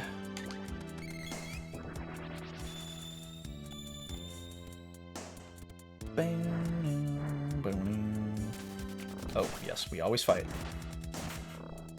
Always fight.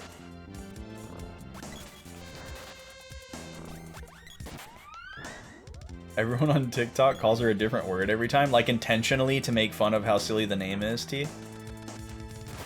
Regurgitation. That's so far off. Just any word starting with re.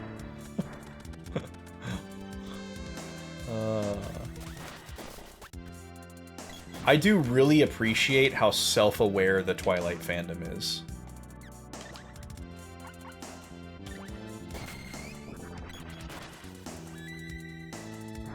It's pretty cool, because when Twilight was like coming out and popping off, it definitely didn't feel like that. And maybe it wasn't like that then. But I remember being so anti-Twilight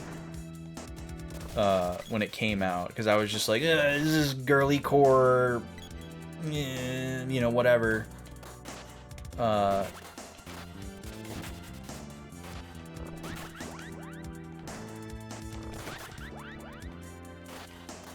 But now, even if I'm not a fan of it, I can appreciate it because of how self-aware it is. Okay, so now we can get across here. Sorry, I keep pressing the wrong button.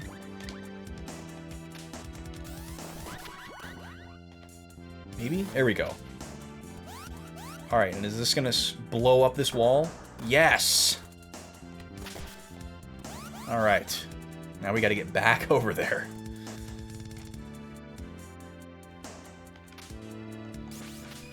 Your brother regretted buying you the book because you locked yourself in your room for days and he was sad and wanted to hang out? Aw, that's kind of sweet. You were into the series until Breaking Dawn. Interesting, Kiki. And then you went on the Snark forum. That's pretty spicy. That's pretty spicy.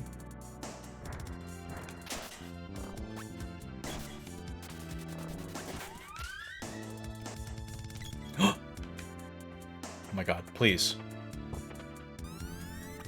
Oh no, a doom trap! Still alive! Wow. Okay, so you also have a chance to instantly die from those. The Snark forums are a chill place. Well, that's good. Most Snark forums nowadays are extremely toxic and nasty. And oh, I didn't realize that it put me down to 1 HP. Should do something about that.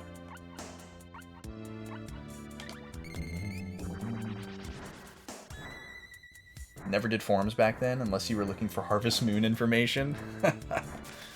I was a big time forum guy back in the day.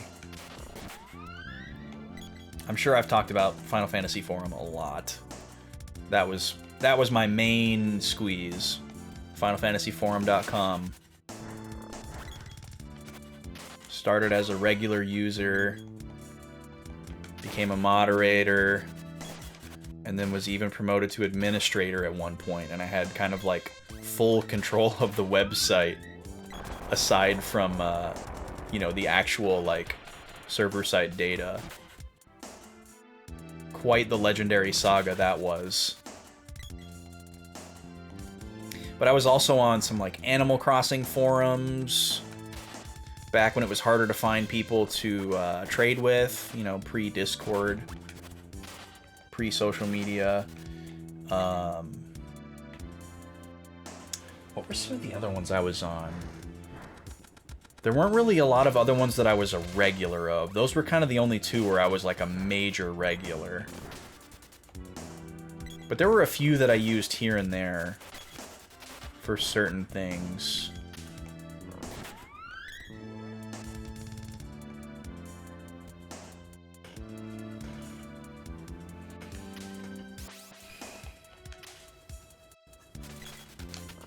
Oh yeah, yeah. We won't go down that path, Kiki, because yeah, it's not a fun it's not a fun discussion at all. Come on, children, come along. Kara, what's happening? What's happening? Okay, can you stop infiniting my friend, please? Thank you. Good lord. Okay, we made it to where we need to go. I don't believe it. Golden Axe. Is that a reference? Probably not. It's a pretty generic name.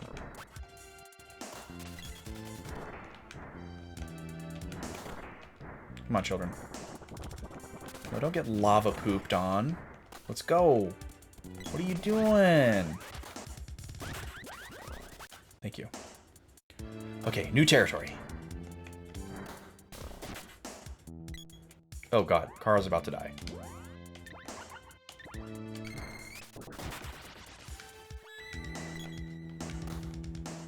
Nice save.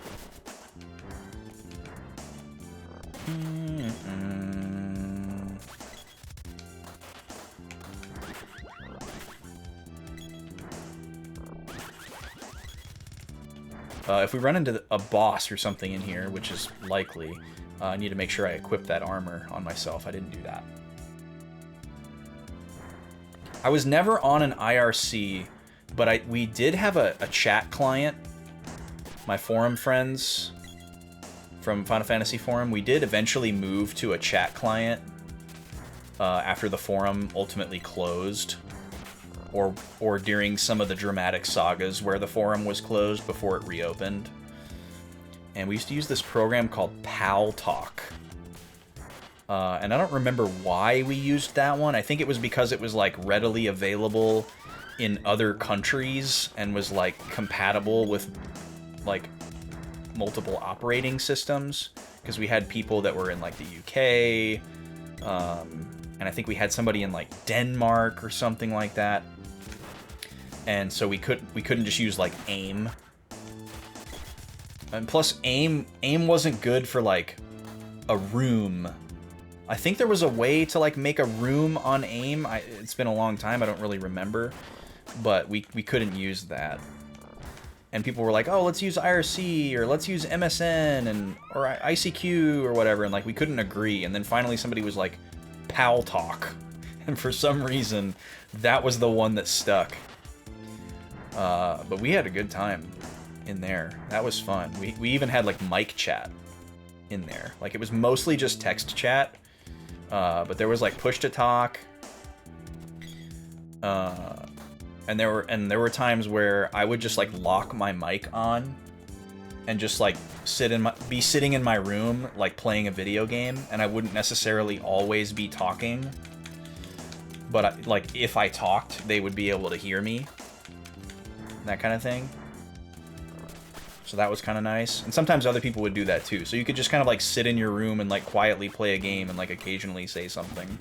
Kind of like how you would just like, you know, hang out in a voice chat now. But it was extremely novel at the time. Had never had anything like that. And really not since. And it was a very eclectic group of people too. Like, wide range of ages.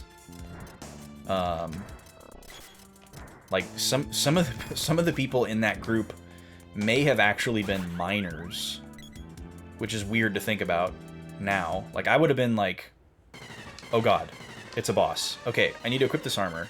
I was probably like 20. Well, actually, I would have been 18 when this was happening. It was my first year of college. But there were probably some people in there who were like 15 and 16, and there were some people there who were in their 20s. And obviously we're just goofing around talking about Final Fantasy. There's nothing untoward about it. Okay, I put the good armor on myself. I'm assuming that's the best thing to do. We'll see. What are we fighting here? Let me just do an AoE magic to see what all the targets are. Lime slime. Okay, one target. Yeah, those are really good memories. Sure, we'll try some magic, I guess.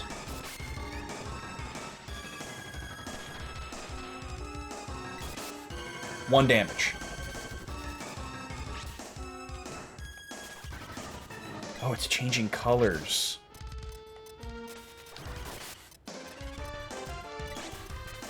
Okay, so it seems like Kara's probably gonna die here.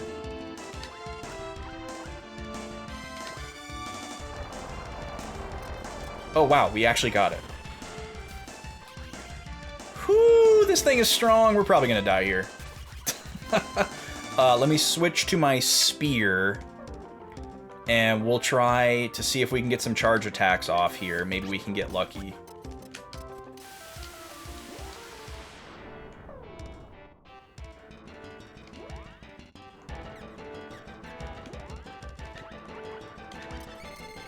Save me, Kara.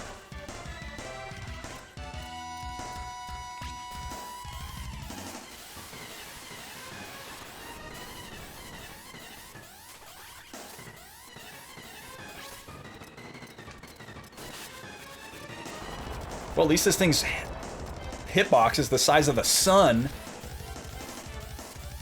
Alright, Kara died. That's fine. It's fine. Let me get this attack off here. Oh god, this does a lot of damage. Please don't kill me.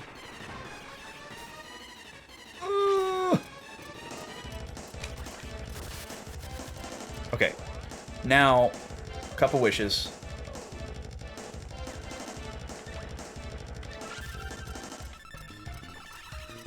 And then, very quickly, AoE heal. Ah, I got interrupted. Come on. Please. Oh, that was so close to me dying. Wait, no! What happened? Why did I get locked? Why didn't I get healed? Oh, okay, it was just delayed. Okay, that was super weird. Okay, immediately another AoE heal.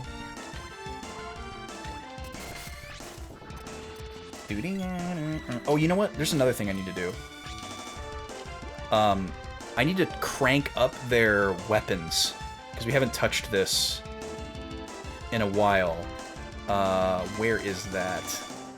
Action grid. So, approach attack, max level, and then we need to do the same thing for my...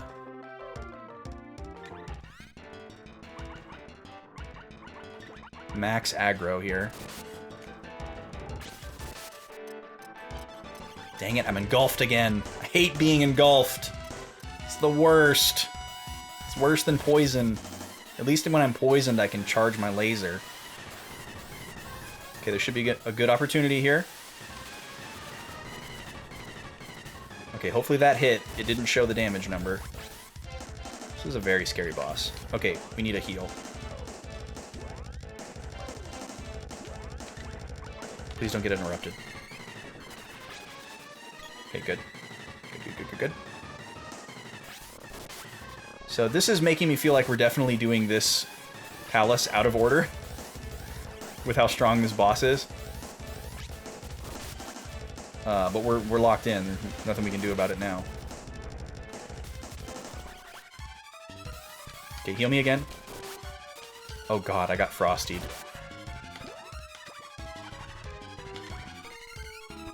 Maya, please. Or Kara, please. Alright.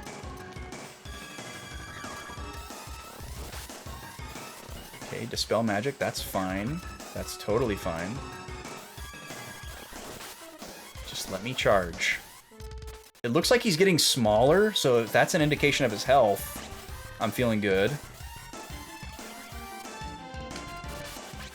Oh! 469! Massive hit!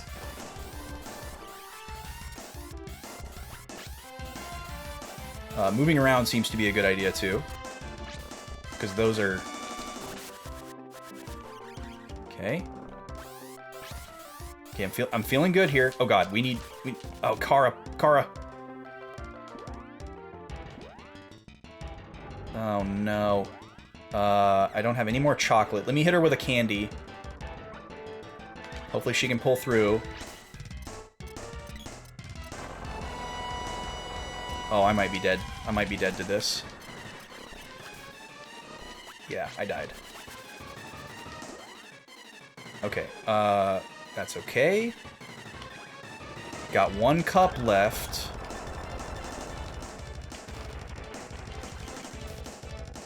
Come on, come on, come on, come on, come on, come on, come on. Ah, dang it, Maya's dead. Okay.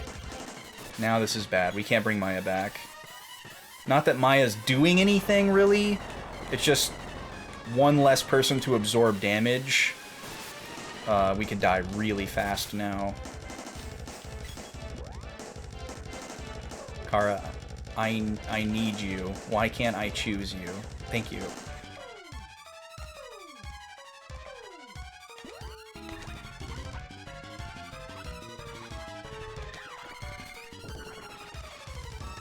There's like weird little environmental obstacles in this battlefield too that I'm like stuck on. Oh. No, I wasn't stuck on an obstacle. I had somehow changed characters, I guess from when I died. Please die. This thing has a lot of health.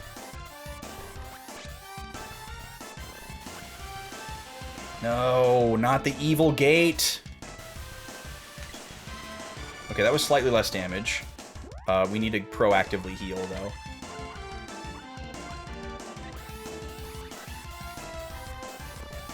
No, it didn't go off. Why does it not go off sometimes? Kara, please. Thank you.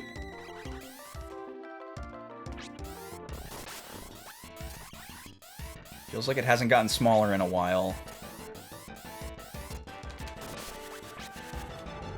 Okay. It's okay that I'm doing all the work. It's okay that I'm doing all the work. No. Okay, Kara did some damage. Didn't lose my charge. Okay, heal. Oh, we're out of MP. That's okay. We have walnuts. We have a full stack. Okay, now you can heal. Please. Please and thank you. No, don't shoot your bow. Shoot your water.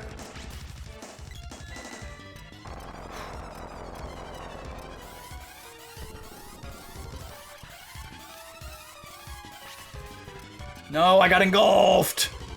That's the worst one!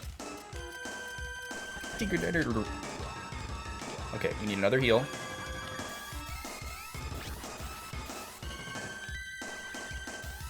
Frosted.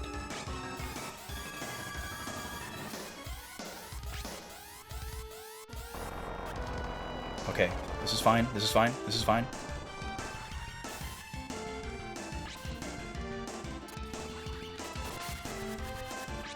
Yes! Whoo!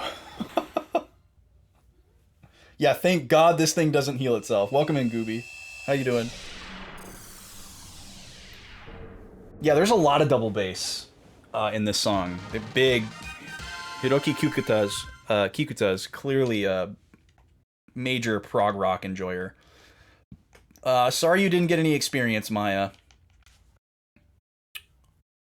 Got Javelin's Orb.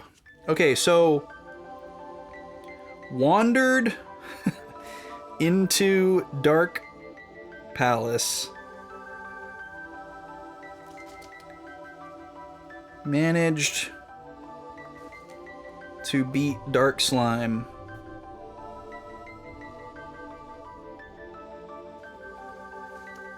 Javelin's Orb.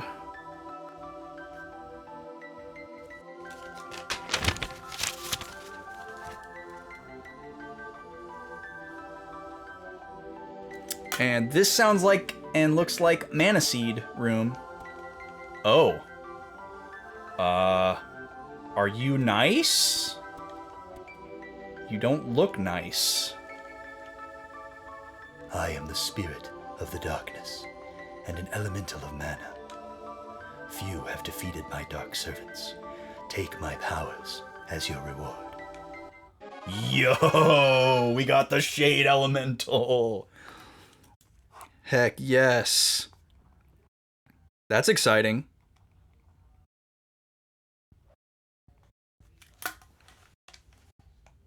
New arsenal of spells. Presumably 6 new spells. Usually means 6 new spells every time, so. Received the seed's power. What that power is, I don't know. Alright, now we gotta backtrack out of this labyrinth, but hopefully all the enemies will be dead. Which is nice. Which I guess means we can't farm for that armor anymore. But that's okay. We can buy it. Now that we know it's incredible and possibly carried us through that fight. Because we were taking like 170 damage from that powerful spell. Which is like a third of our health. And that was with incredibly boosted stats. I did not mean to use that escape rope, but I guess that works. Oh, this is reusable? Hold on. You guys. That MF is reusable. I was saving it for a rainy day. Wow. Okay. Well, that's a happy accident, I guess. Thank you, Bob Ross, for that one.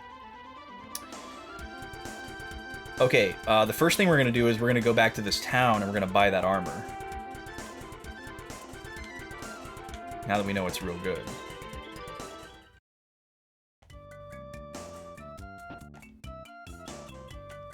And then it's time for another ad break, as well as a snack break for Austin. Okay, so we're gonna buy 2 of these. We can now comfortably afford.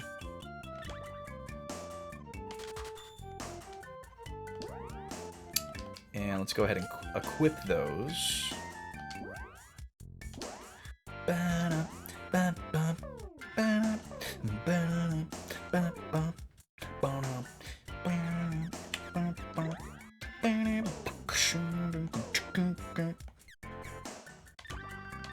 Alright, and then for Maya...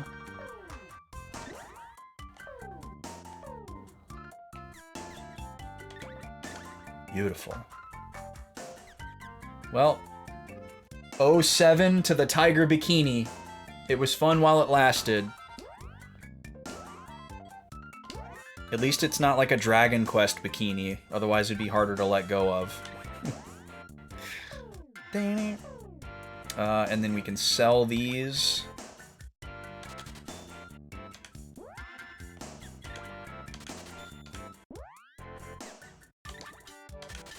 Selling our dirty undies for 5 grand. And I guess we can go ahead and buy this other stuff, because it's probably an incremental upgrade. Ivy Amulet and a Circlet. So for safety... Oh, Circlet is only 2. Okay. So for safety, we're just going to buy 1 of each of these and see how much of an increase it is. We do also need to restock our items here. We haven't done that all night, and we've been very fortunate to not be punished for it. Okay, let's see here. So the Circlet is an increase of 6 points, and the Armlet is an increase of 7. Yeah, they're definitely both worth it. So we'll go ahead and buy the rest of those. So 2 more of these. And 1 more of these. And then while we're in here, full stack of cups.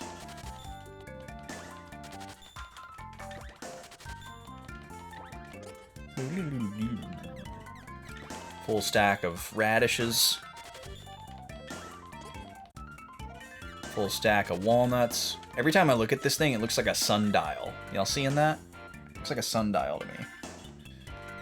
Full stack of chocolates. Let those melt in our pocket.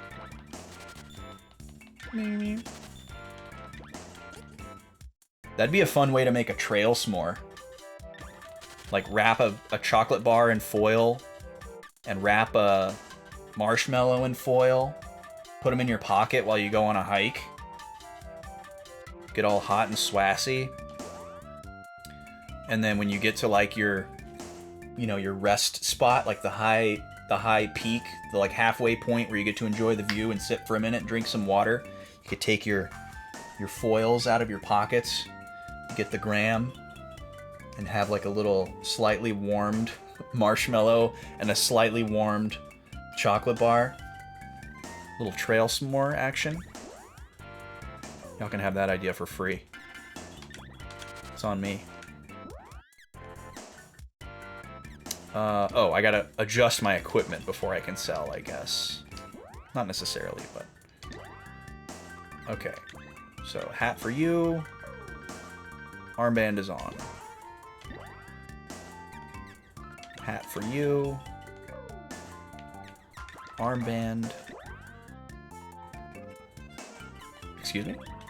There we go. And then for the lady... Not able to wear... And this.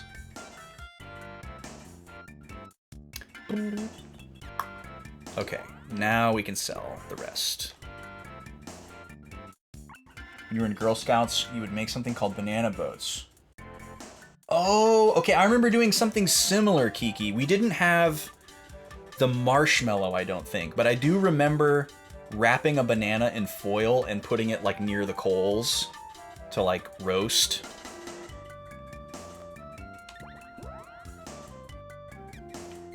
I think we had actually dipped the bananas in chocolate and frozen them the night before, or something like that.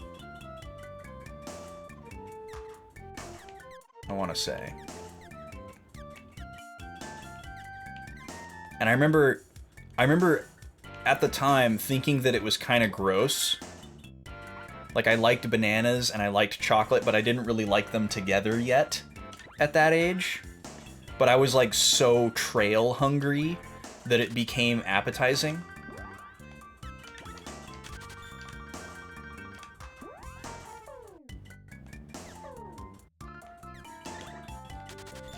One of those very, hormone-high camp trips.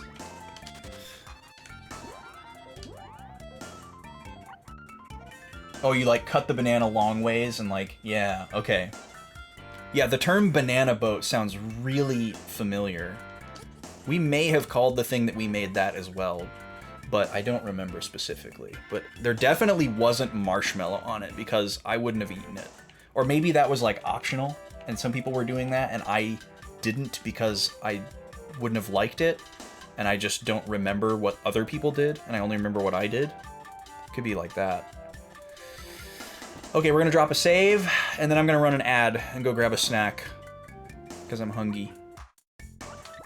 No, I don't want to stay, but yes, I do want to save. There we go. Alright, enjoy this tune. I'll be back in 3 minutes. Thank you for being here. We're having fun. I'm having fun. Hope you're having fun. Back in 3.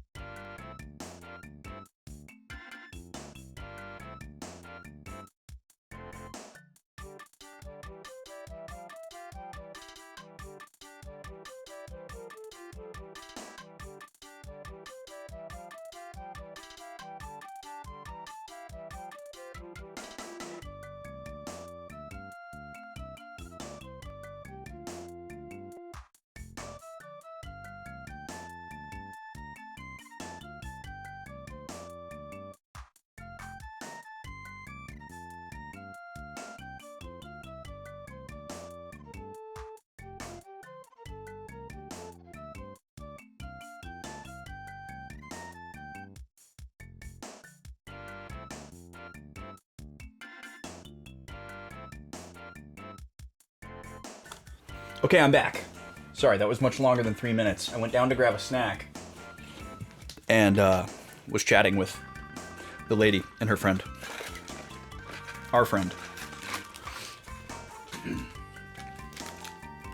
I'm gonna have one more cookie here as we come back. We were talking about some tea.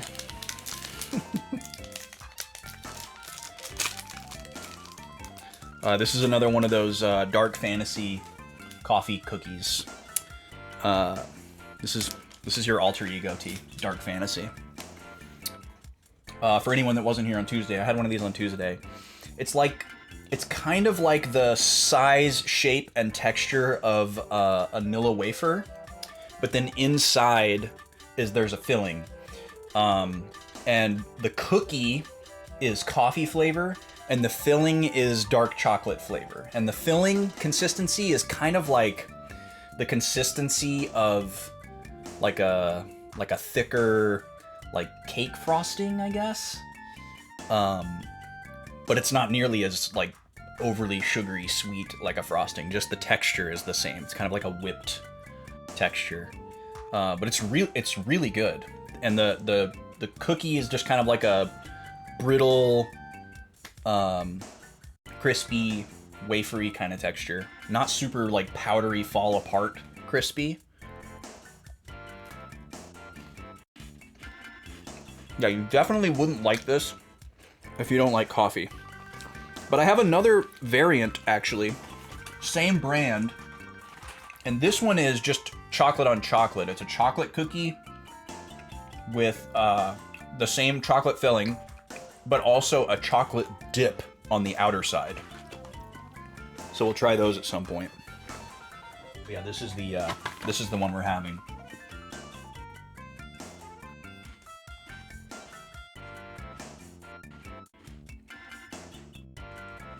Nah, camera's too smart. You won't focus on it unless I get up. I don't want to get up. But it's very interesting. I've never had anything quite like it. Came from the H Mart.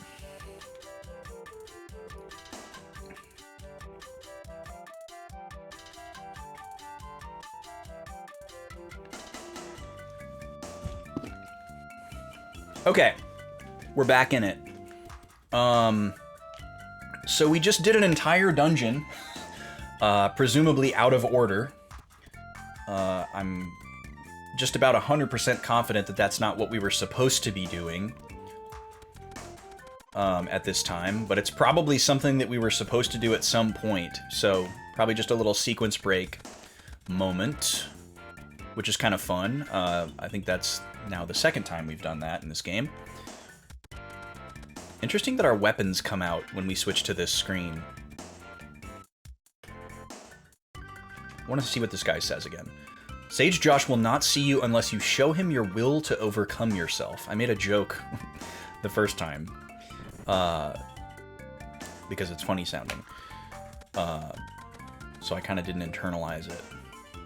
So to me that just registers as like, you're not strong enough, you don't have the right ability.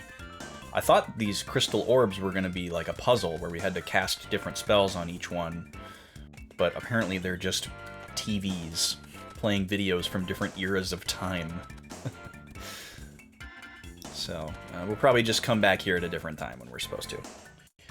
I'm really mad that I didn't properly grab the information that King Truffle said. I wrote down how to use Flammy, but I didn't write down where he said to go. And then when I went and talked to him again, he didn't repeat it. So that's where we're at. So we're just literally exploring the entire world map, trying to find places we haven't gone to, hoping that we'll find the right one. Because I don't want to go scrub my VOD. Oh, we definitely haven't been here. This looks new. This also looks like a palace.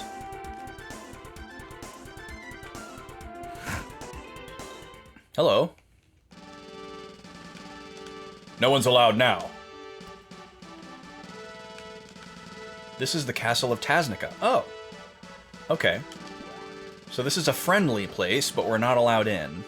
Probably, again, for plot reasons, like that other dungeon we found, where it was like, something's stopping us from going in. It's the developers. So this is just its own island. God, let me try looking at this monstrosity again. Ugh. This is so bad. The way that it moves is horrible. So that looks like the ice continent. Or no, that's the coral reef. This is the ice continent.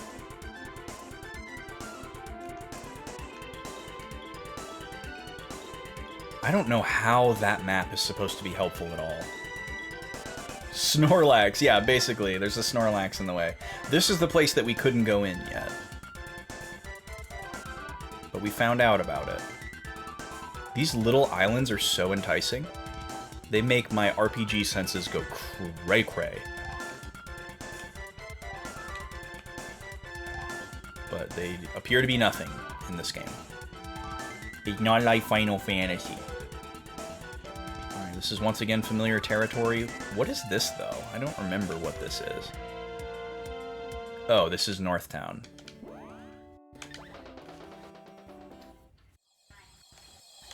Okay. Yeah, all of these maps are very disorienting.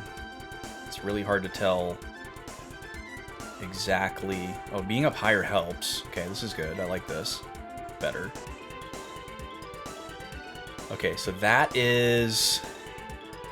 What town was this?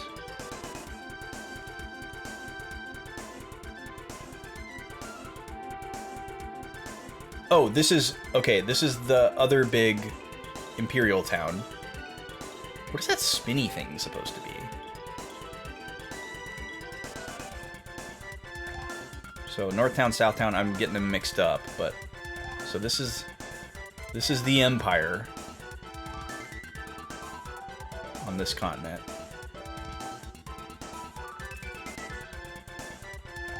Oh, this looks new.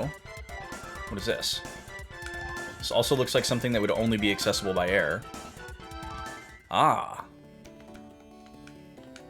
This is the Empire's Gold City. Okay, well, we've heard about this place. I don't think this is where we're supposed to go, but it's new, so we'll check it out. And we got our favorite song. My favorite song. It's too expensive to live here. On a giant gold island. This whole island is made of gold. Even the trees.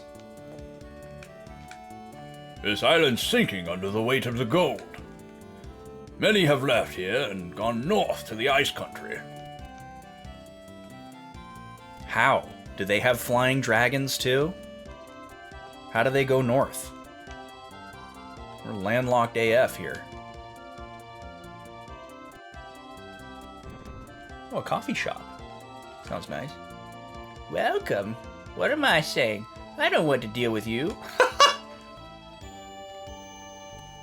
Girl, same.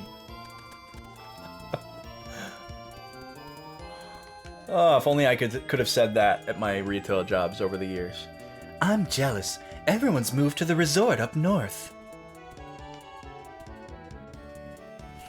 Can you imagine if you walked into a cafe and a lady was like, "Hello there. Actually, you know what? I changed my mind. Screw you.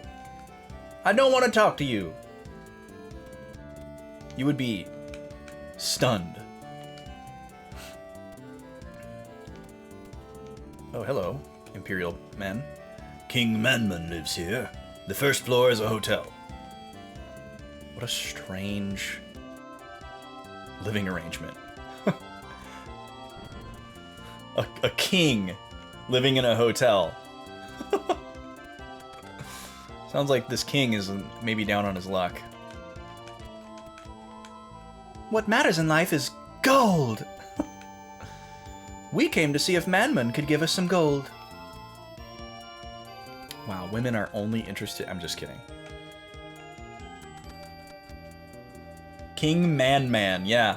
What a name, huh? I think it might be Man Mon. Here he is. Ha! This is the world's richest place. It does have a vibe. Manman, yeah. Money! Money! And it's all mine. That's why I live in the loft of a hotel. Alchemists can turn rocks into gold using mana. But first you have to learn alchemy, don't ya? How hard could it be? Quite lavish quarters for a monarch here. He's got a bookshelf, 2 beds, a recliner, a plant. No toilet though.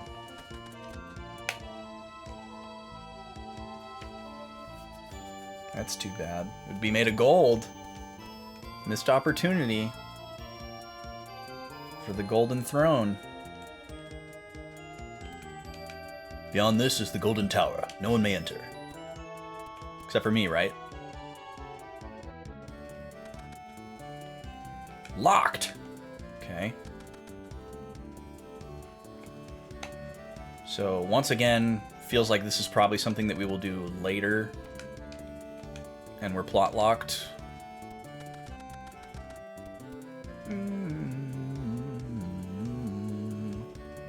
God, this song is so cool.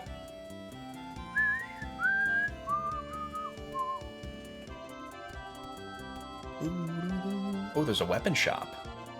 We gotta go check that out. See if we can go waste some more of our money. Well, I guess it's not a weapon shop. Unless they're selling orbs. King Manman sealed off the Light Palace at the edge of town. The tower key was stolen by a spy from Tasnica. Caught him in Southtown. Oh, okay, this is very... Okay, so Gold City is attached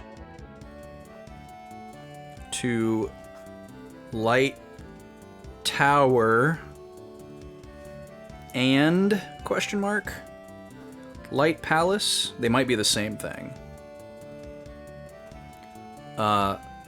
Tower key was stolen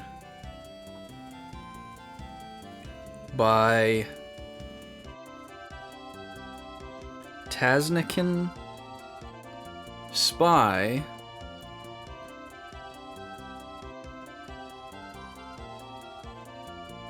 caught in Southtown.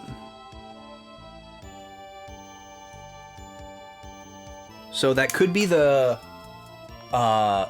person that we heard about that died, or it could just be another person in Tasnica. But the key was never found. What's in that tower?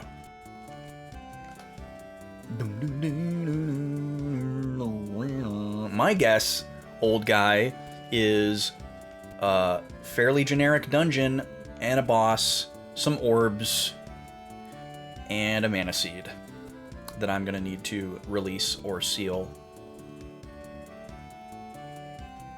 Okay, I think we talked to everybody, but we haven't been in all the buildings yet. We haven't been in the item shop or the weapon shop.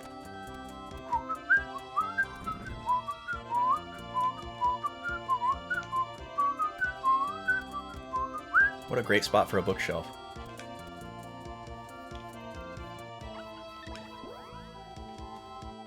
Whoa, there's a lot of stuff in here. Holy moly. The Dragon Helm. Unicorn Helm. Lazuri Ring. And the Shield Ring. So this is one of the shops where there's 2... Holy moly! The Battle Suit and the Flower Suit. Another swimsuit item. Those are absurdly expensive, so we probably assume that they're better than what we've currently got, because the price is higher, but maybe not necessarily, because this place is so lavish. Maybe they're like overpriced. That could be a mechanic. The Duck Helm. So there's 3 different helmets here. Gold City has very expensive equipment, possibly high level. We could do some save scumming and test it. But I'm not going to right now. I'm a little bit more focused on figuring out where we're actually supposed to be going right now.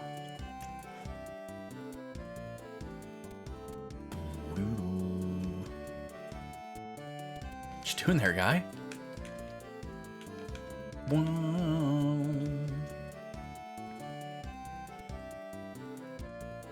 Alright, we haven't been in here yet. So what is this place? Oh, it's just the smith. No one was using this place. This guy's great. We have picked up a couple orbs here, so... keep upgrading our stuff. The Fork of Hope is now the Imp's Fork. And our glove became the Hyper Fist. Don't Google that. Okay, now we have fully explored the Gold City. How do we leave the city to get to, like, the map? To get to where this palace supposedly is.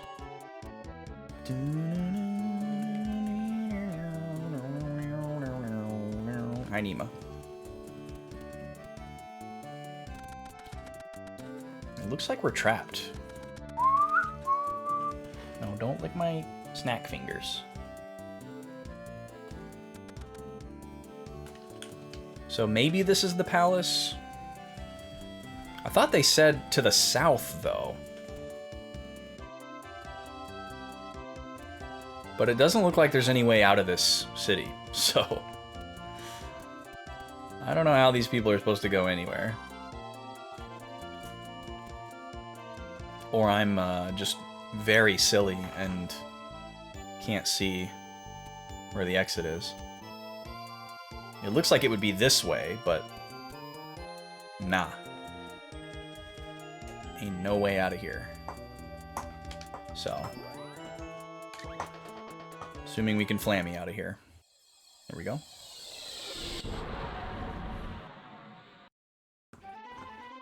If you're hearing crunching noises, Nima is having chew time on a bone. Okay, so that's Gold City.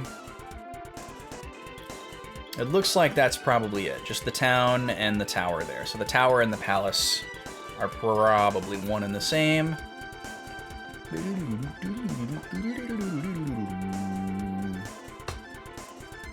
Okay, we've definitely been here before.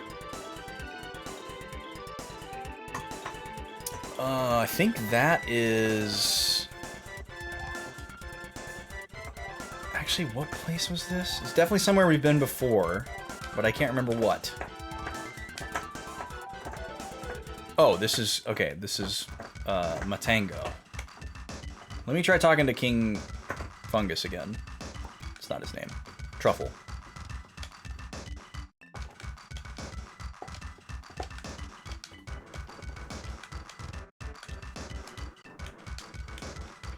Ugh, nobody's gonna tell me.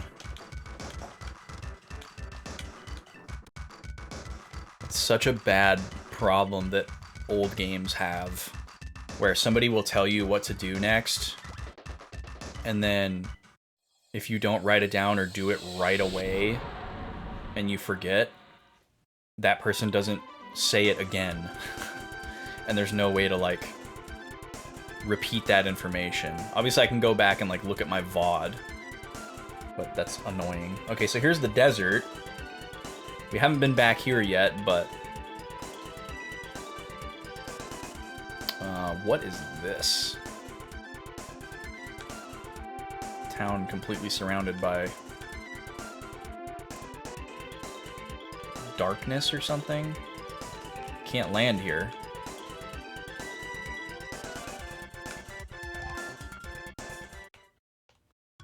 I guess you have to, like, find your way again. Oh, well, here's the sand ship. Karen's ferry out to lunch. Oh. So, is this a different desert?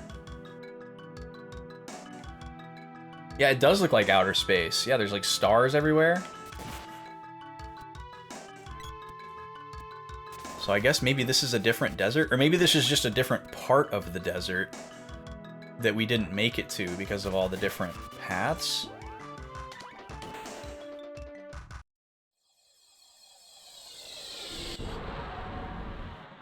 Also, Starry Desert is a great name for an area in a video game. Huh. Okay. Well, let's see if this town is Kakara. Looks like it. Yeah, this is Kakara. Well, there was something that we could do here. Return the water. What did it say we needed? An elf's ear? Hi, Gobi. A sea hare's tail. I have no idea what that means. Key items aren't really a thing in this game. So it could be like an actual item.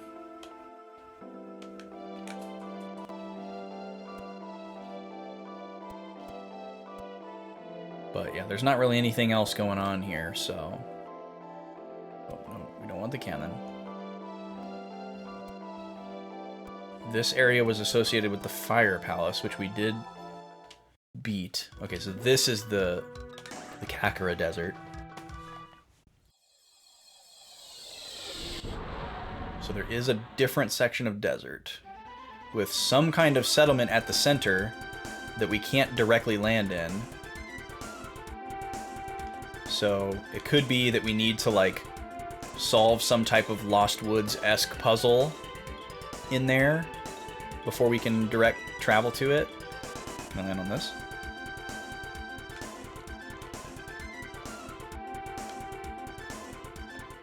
What is this?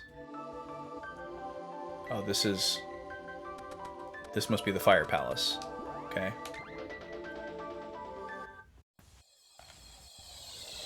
Looks familiar. Kind of reminds me of one of the places in Sea of Stars, actually. Forget what the name of that place was. Okay, so deserty continent. Pretty self-explanatory. Something new. But...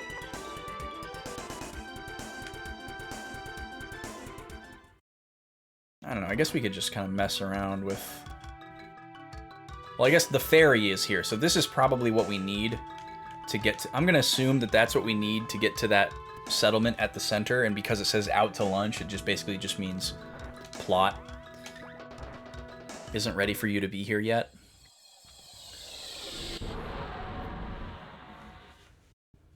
But we do know that some level of sequence breaking is allowed, because we have engaged in it. Okay, that's Mushroom Town, Matango.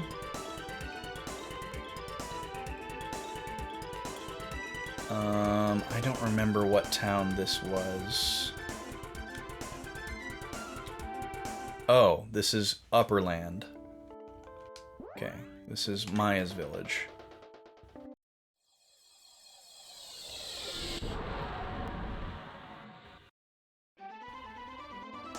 Okay.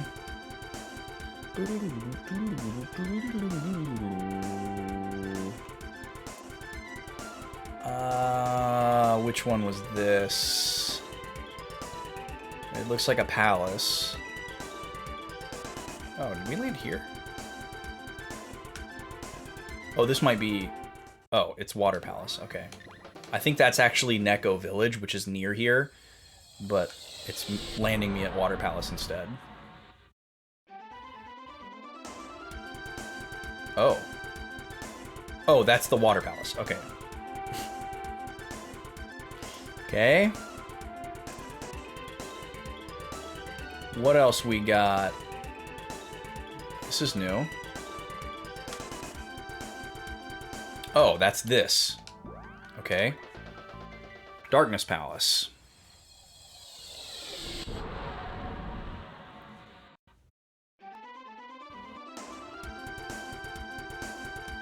And that is the nearby city. I already forgot what it's called.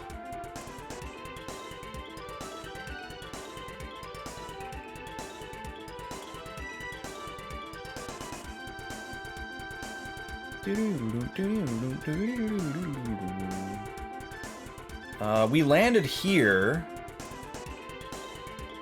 but I've already forgotten what it was. Oh, this is the lighthouse. Okay. With Captain Picard. The Bald King.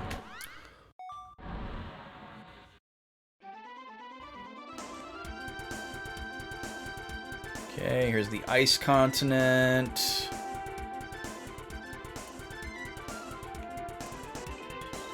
That's Gold City. Here's the desert again.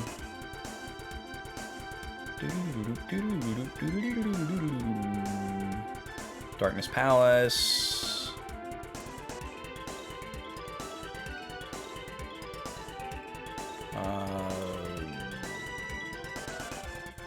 This is...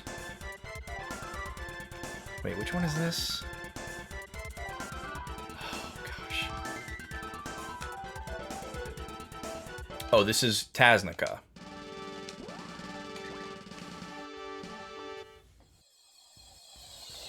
It would be really nice if these were labeled in some way.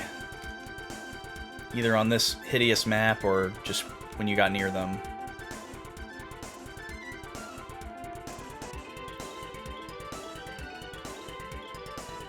But I mean, how is this useful to anyone? I mean, come on. This is just offensive.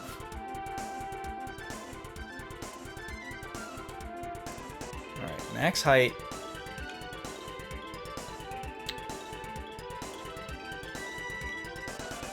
I'm about to just scrub my VOD so I can see that dialogue box again. I didn't think it would be this challenging. Because it could be that where we're supposed to go is like a revisit and not a new area, which is something that I have not considered.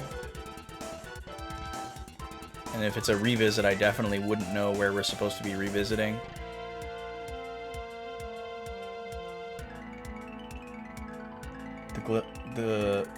The globe of this game and most games of this era aren't a globe, they're a torus.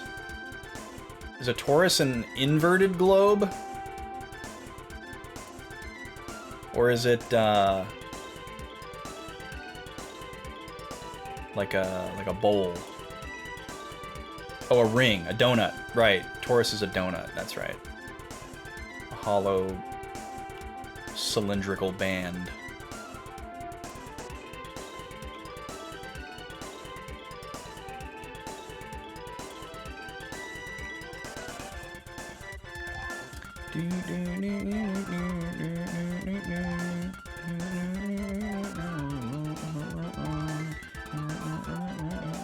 Well, I would assume that it's not on the same continent as the early areas.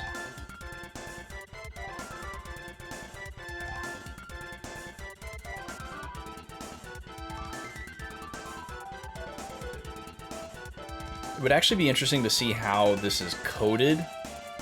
Because it could be coded as like a, you know, like a flat Earth, basically, where it is actually just flat and it just continues to load out of the field of view for the appropriate area.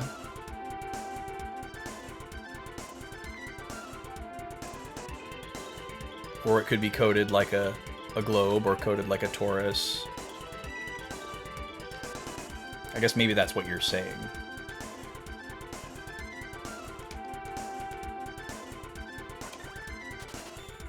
I didn't mean to do that.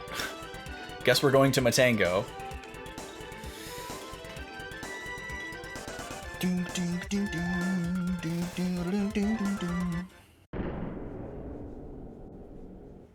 Nima. What is it?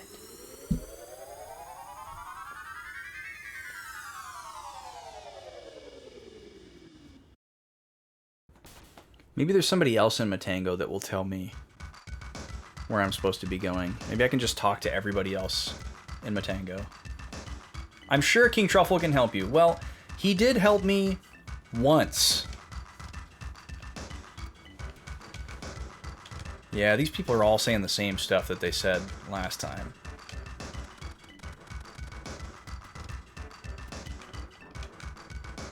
Gontma means goodbye. Alright, I'm gonna have to scrub my VOD, y'all, and just find that text box, because I'd rather do that than try to look it up and see something that I don't want to see.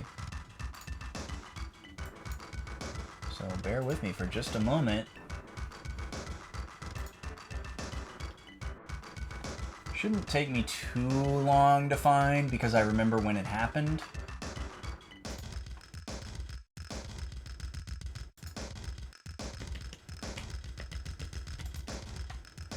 Okay, can't look at it from there.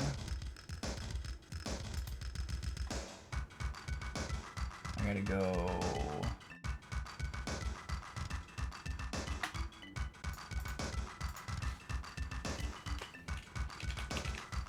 here. There we go. And then go here. There we go. All right. Give me 1 second.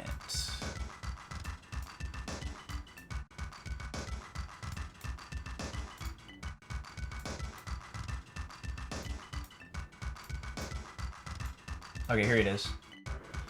All right, that didn't take too long. Should have done this a long time ago, probably. Like, right after. But hey, it resulted in us finding some cool sequence breaky stuff, right? That was cool. Okay, so I'm on the red fiery screen. We just found out that King Truffle's here. Here we go. King Truffle's talking.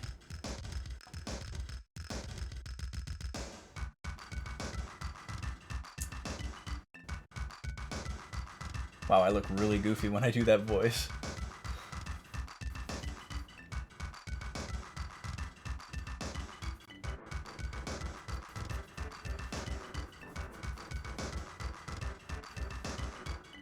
Probably look really goofy when I'm just staring and not saying anything, too. Okay, here's the Flammy Drum. Take me to Matango. It's to the southwest. Yep.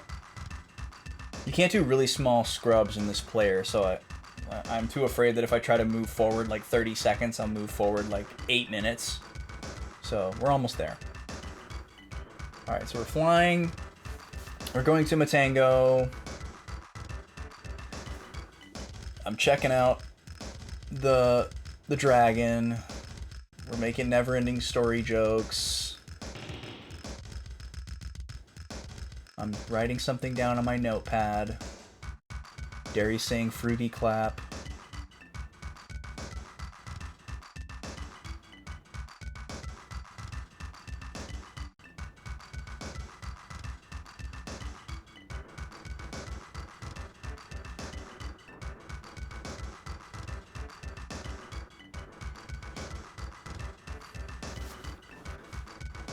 Man, I wish this thing had a thing like the YouTube player where you could just jump forward like 10 seconds with a keyboard key.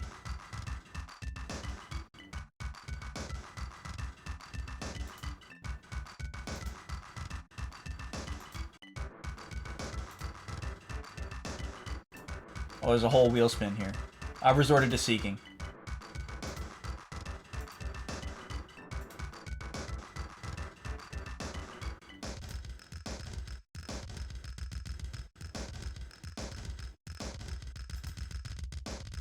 Okay.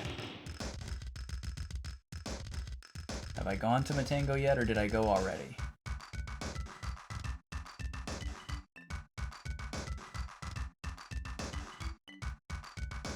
Looks like I went already.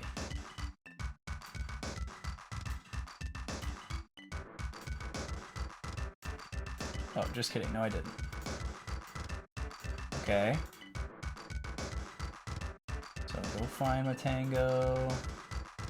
There we go. Got it.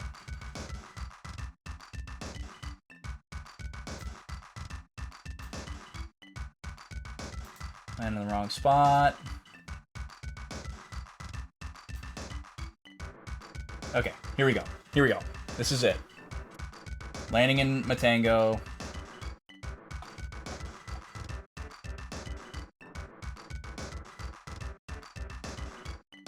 How do you like riding Flammy? When you get lost up there, use his special powers. Press start to see the map. L and R buttons change modes.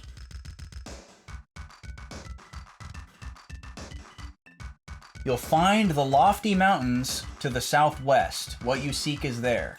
Aha! Okay. Didn't we go to the lofty mountains, though? Isn't that where the Palace of Darkness was? Alright, let me see what Azrael said. Most of these games are coded like Taurus, which you can see because they have no proper poles. Once you reach the northernmost part, you loop back to the south. Oh, I see what you're saying. Okay, hold on. Southwest. See, my brain was telling me southwest, but then I was second-guessing myself because I was like, no, southwest was the first direction that we got. It's not going to be southwest again, but it is. Okay, so yeah, this is that town. This is the lofty mountains.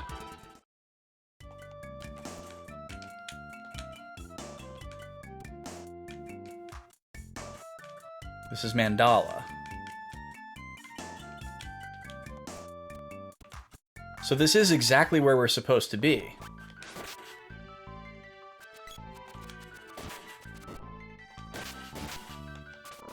So should I be like exploring the world map, maybe? Him just saying what you seek is there is not specific enough. Let's explore the town a little bit more again.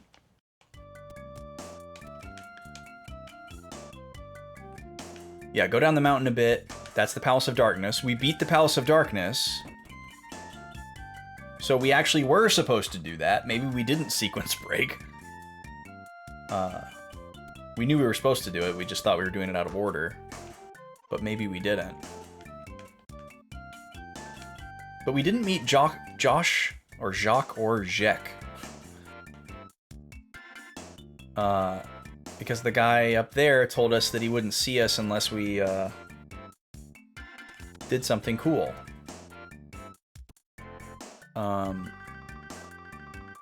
So what does that mean?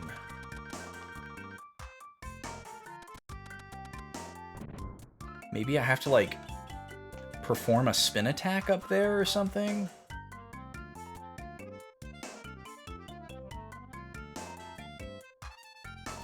Like a charged attack of a certain level? This place is only accessible by flight, though, so I don't know why there'd be another check to make sure we didn't get here too early.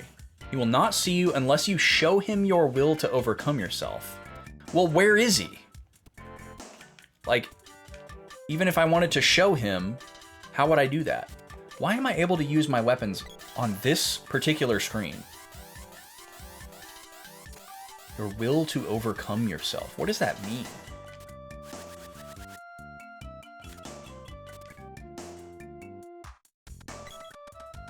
Like, I'm allowed to use my weapons on that screen and this screen and no other screens. That's really bizarre.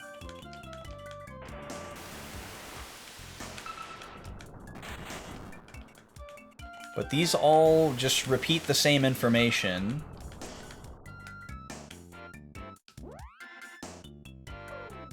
Maybe I can target these now that I have the new elemental?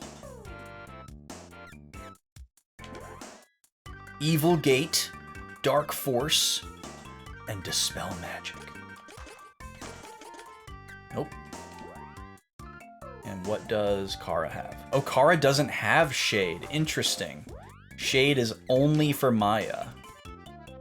So we only got 3 new spells instead of 6.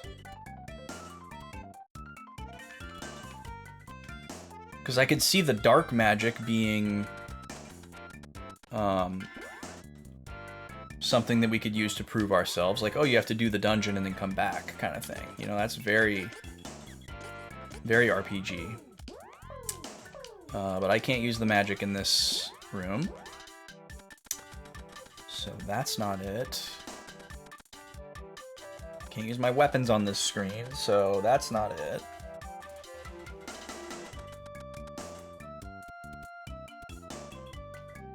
I guess, let me go back to those other two screens. Maybe there are things I can target on those two screens, even though it looks like there aren't.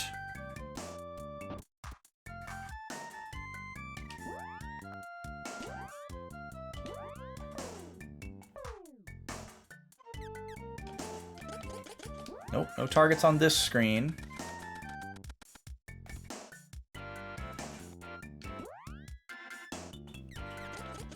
And no targets on this screen, okay?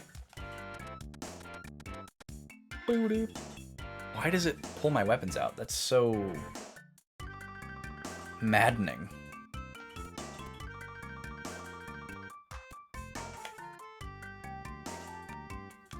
Alright, let's talk to everybody. Everybody's very zen, very meditatey.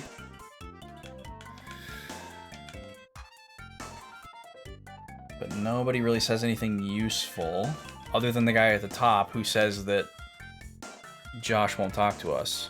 But we don't even know where he is.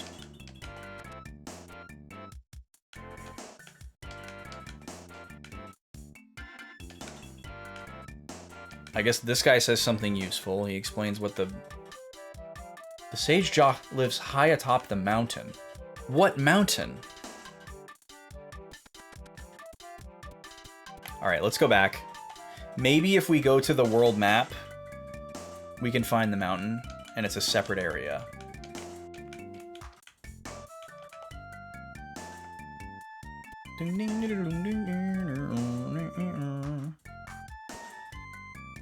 I'm too afraid that if I use the world map, I will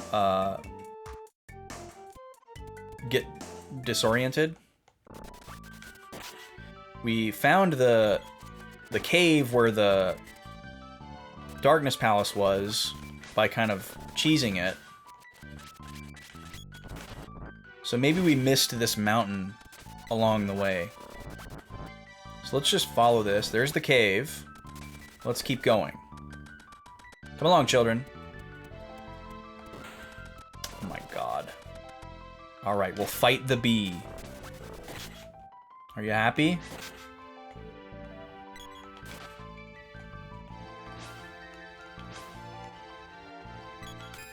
Oh my god. Thank you. Let's go. No, you can't fight that one too. No, no, no. We're leaving. I guess I need to turn their aggro down. I have them in boss mode still. We'll switch to... Oh, I screwed that up. Switch to explore mode. There we go.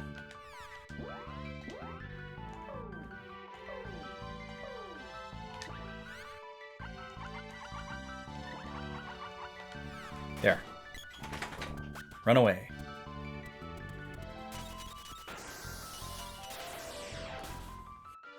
What is that? Egatris. What a silly enemy. That smug face. It's funny. Come on. Okay, whip time.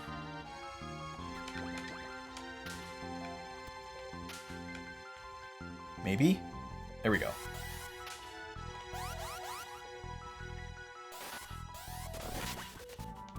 Ooh, that drop. That's so cool. Such a cool effect.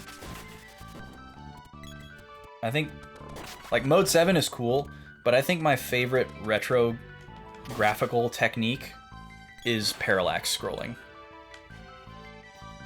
It's so cool. It's so effective.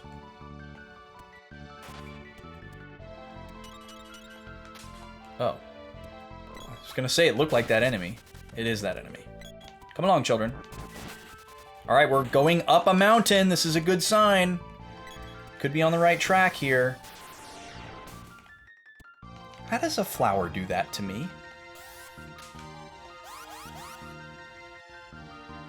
Alright, so it's possible that we need the darkness elemental for whatever we're about to do, and that's the test. Alright, here we go. Oh. Whenever I freeze like that and they're in their, like, crouched attack positions, my first instinct is, boss fight.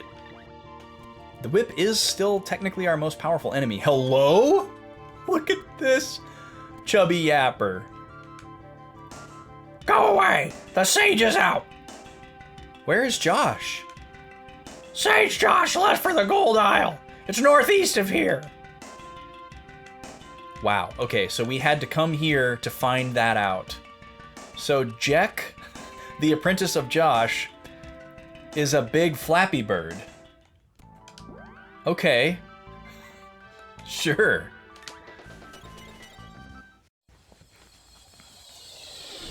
Alright, we met Jack atop the mountain.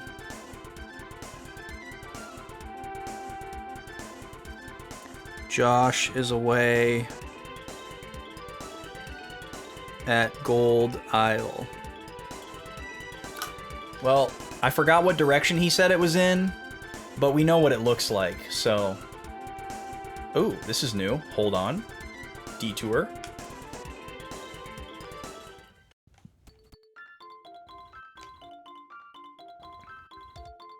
People! Aye! Hello. How'd you get here? See, these people are asking the right questions.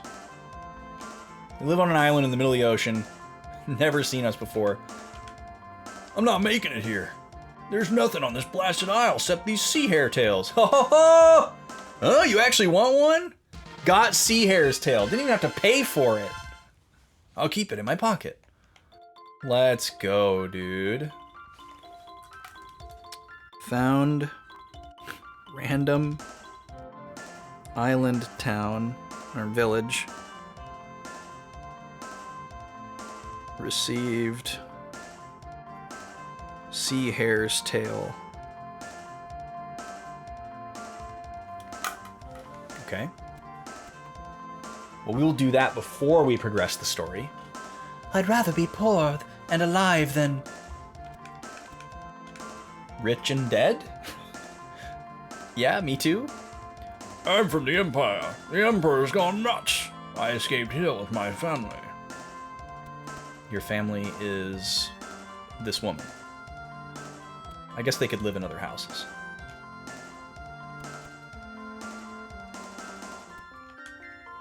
Age means nothing, as long as there's love. Adults just don't get it. What is going on here? We're married. Wow. When a little 5-year-old girl says we're married, you know it's real.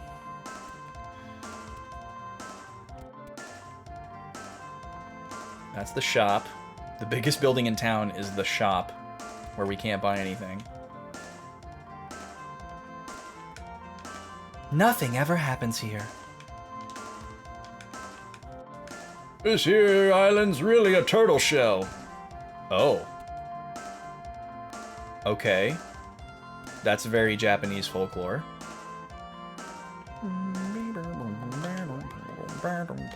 Okay, well that was a lucky find. So now we need to find Kakura, right? Here's the desert continent.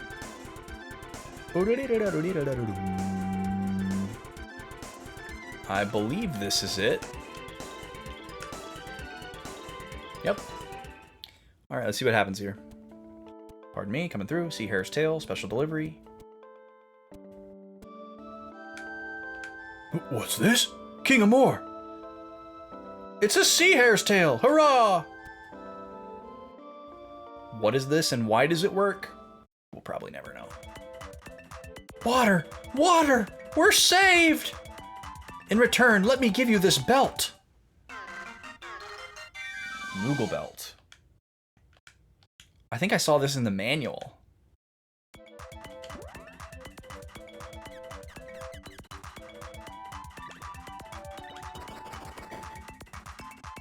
it turns me into a Moogle.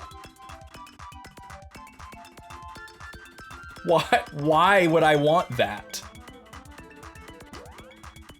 Oh, I bet I can use it to talk to Moogles. That's the only thing I can think of. Maybe it lets me talk to Moogles. Or it's just a fun little Easter egg, I guess, for a side quest. Brought Sea Hare's Tail.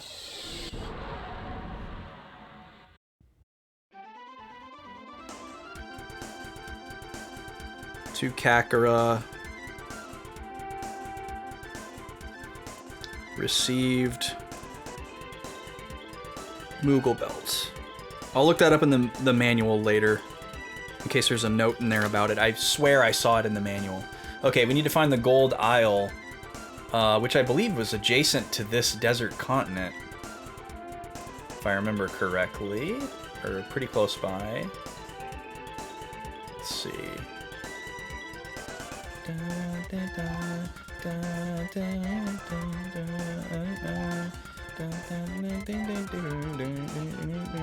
I guess I was wrong about that.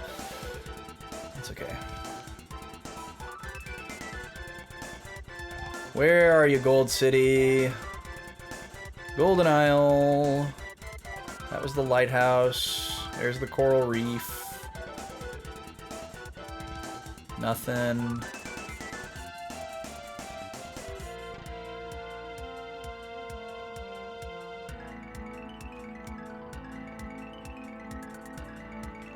Ice continent. It's off the coast of a larger continent. I remember that. Didn't think it was the ice continent. That's not it. Okay.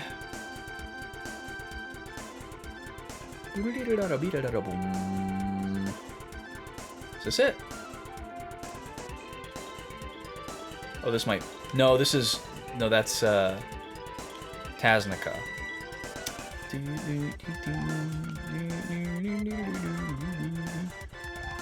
Okay, that's, where we just came from.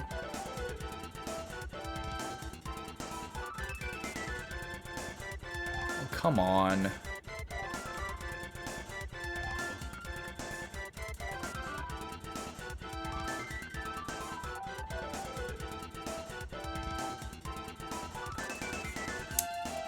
Where are you?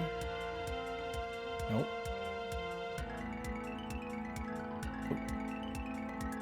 Oh, City of Gold! I might be able to find it if I go to the globe version of the map. Here it is. They're so pumped that they have water. I mean, it's kind of understandable, right? Alright, so we've already been here, but I'm assuming we needed to hit that flag in order to make the character actually appear here. So hopefully, because we've been here already, they'll stick out. We don't know what they look like, so we don't have that, but hopefully they either look like Gemma or Jack, which would stick out like a sore thumb. Maybe they're in the inn here talking to the king.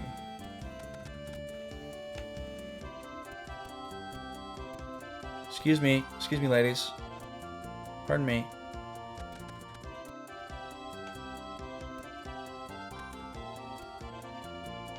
Okay, not here. Hey Kay, how you doing? What's up? How's your night?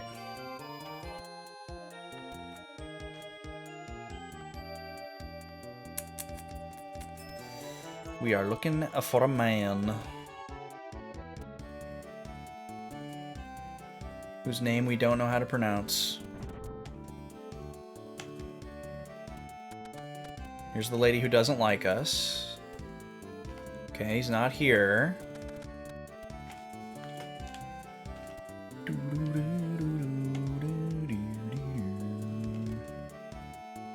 probably not in the weapon shop. Your night is good? Movie night in the park. Oh, that's nice. Like a projector type of situation? Or was it like a drive-in? I guess either way, that's technically a projector, but that sounds fun. You're peopled out. Oh, were you like with a group? Yeah, I know exactly what you mean. Wow, peopled out from a movie. Must have had some chatty Cathys with you.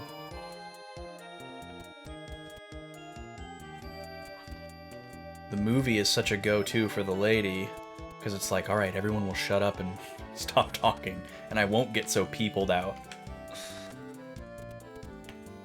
Hopefully that's not what happened to you.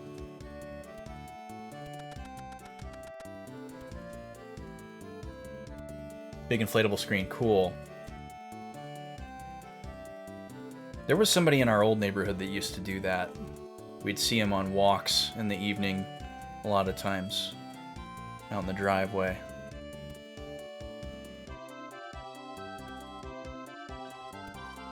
It's a cool vibe, especially if there's like lots of kids in the neighborhood.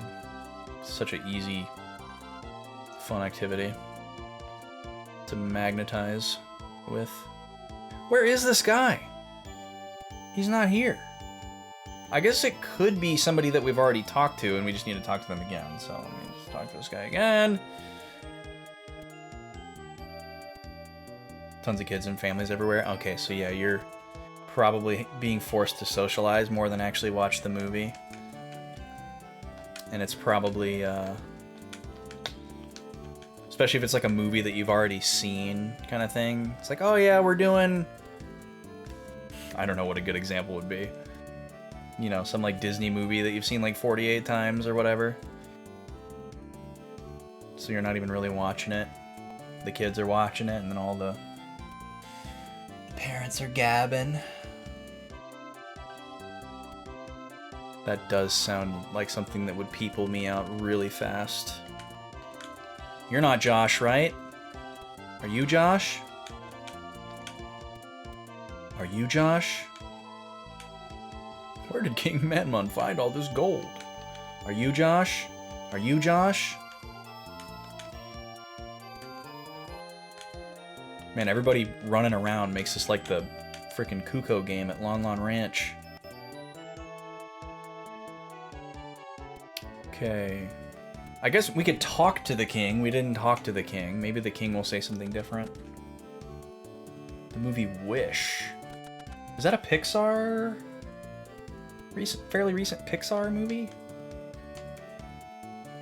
Sounds familiar. I definitely haven't seen it though. Are you Josh? No, you're not Josh. Where is Josh? Or Jacques? Maybe if we pronounce his name correctly, it will appear. He will appear.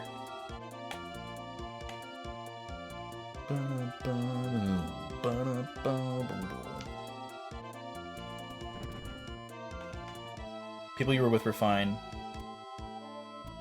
You get tired from the chaos around, yeah. I definitely get worn out if there's a lot of kids running around, even if I'm not even directly interacting with them. That's definitely a real thing.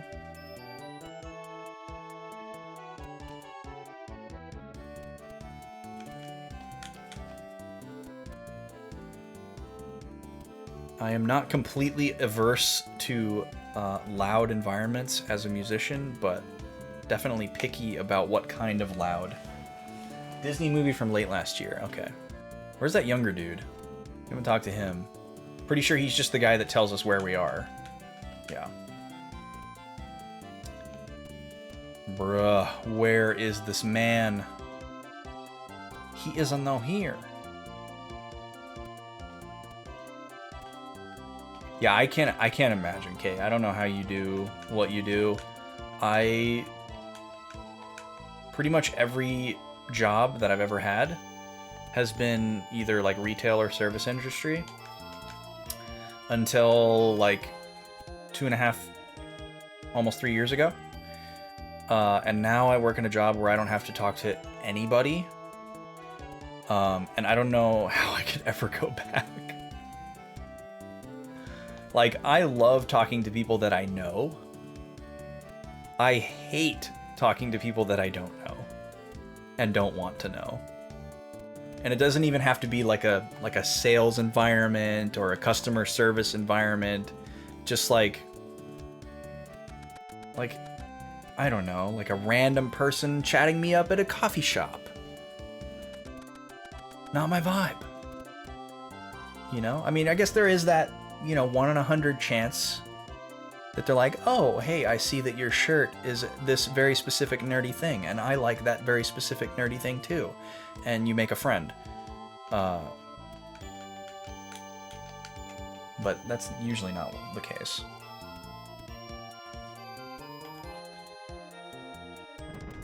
But I guess that doesn't happen very often either. Where somebody just randomly talks to you and wastes your time. As friendly as people are here. I don't think this guy is here. Yeah, oh, that's cool.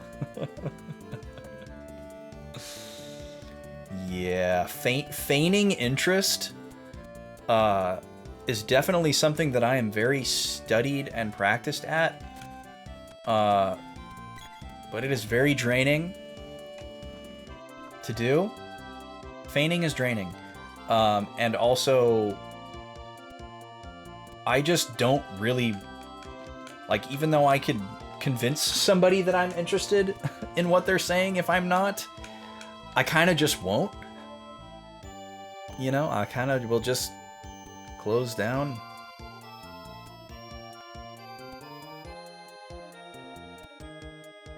It actually happens a lot with my extended family, unfortunately.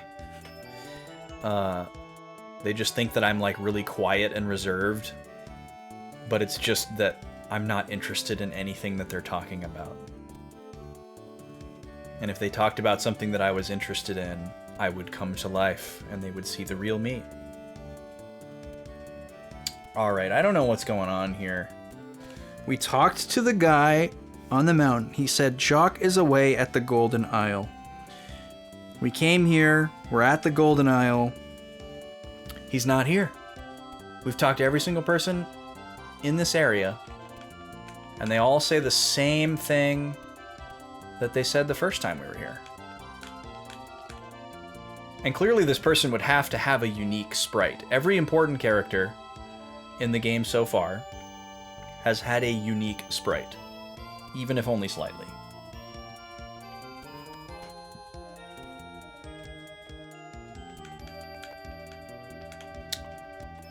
And we haven't seen any here. So they should stick out like a sore thumb.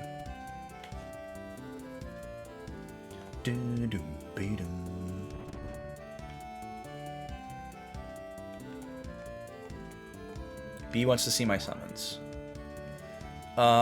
Girl has Salamando, Undine, Gnome, and what's this guy's name? Sylphid. And then we did do Darkness Palace, so Maya has Shade as well. That's what we got. Yeah, we were up on the mountain, and that charismatic bird person said that our guy was here. But I don't believe them. Unless he's hiding behind this tree.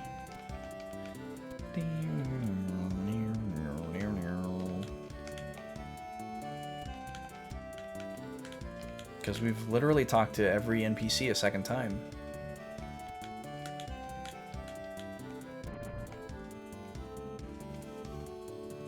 You want an RPG in a SNES-era art style where all the playable characters and main villains share the same sprite, while every town NPC has a unique sprite.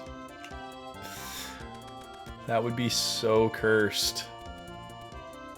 That would be awful. I don't want that to happen. What they were talking about is on this island. Yeah, I still feel like there must be a way to leave this town that I'm not realizing? And it seems like it should be to the south or the east, but I'm not seeing it. So I guess let's redouble that effort. Maybe it's one of those things where there's just like a part of this outer wall you can walk through and there's like no indication whatsoever. So let's just frisk. Oh my god, Kara, please. Can you please? Alright. Hugging the wall. Hugging the wall. Maybe, maybe, maybe. Nope. Okay. The two green hair ladies. That is a really fantastic sprite. Truly. Peak mana vibes on that sprite. Excuse me, ma'am. Walking around the city plaza in your jammies. I mean, no judgment, but out of my way. Okay, we can't walk through the wall. And we can't walk to the left or right on that little strip of land. We can't go in here. Can't mess with any of that. And then we have this other inner courtyard. And that's it. That's the entire outer wall. I guess we can go up on the wall again. Oh yes, and her purple-haired cousin, of course.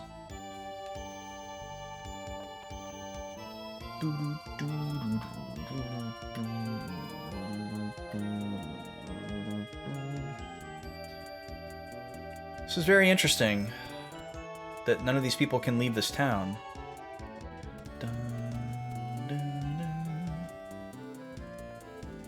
But that's it. We're trapped. The only way to exit this town is to fly. So I guess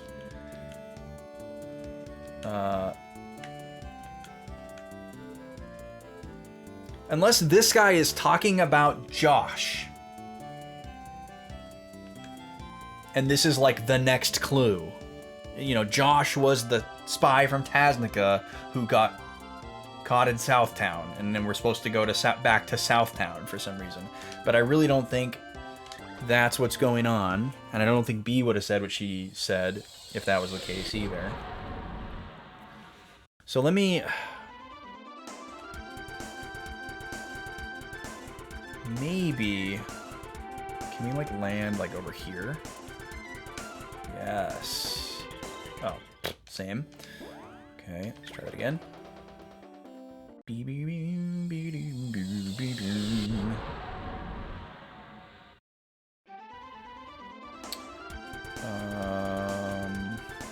Let's see, that was right here.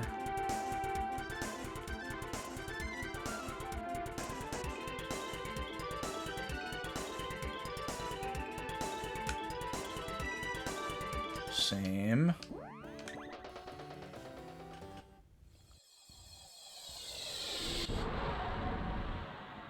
Once I observed something, I need to look further. Disregard your tip. Okay. What's up, Shudo? Well, I guess... If I can't land outside the town anywhere, then maybe I will go just do a lap around Southtown. That won't take that long.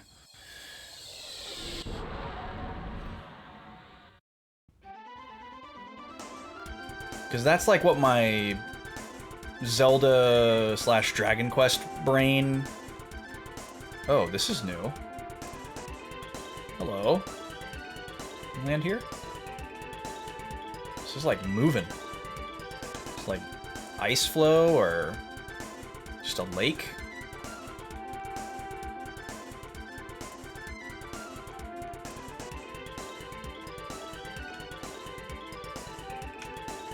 Maybe this is like a end game area. This totally has like a floating city shadow fits right here vibe. Alright, let's go find Southtown. Ice Continent. Lighthouse. This is starting area.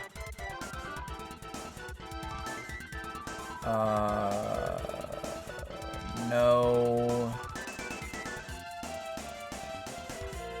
Okay, I think this is Northtown? Is this it? I don't think so. No, this is Fungi Forest. That's not what it's called. But I got the danged old Moogle belt, so look at me go. If I see Upperland, I'll stop by and see if I can talk to the Moogles, but I'm not gonna go out of my way right now anyways. Okay, it's definitely not in the desert. That's that place that led to Darkness Palace.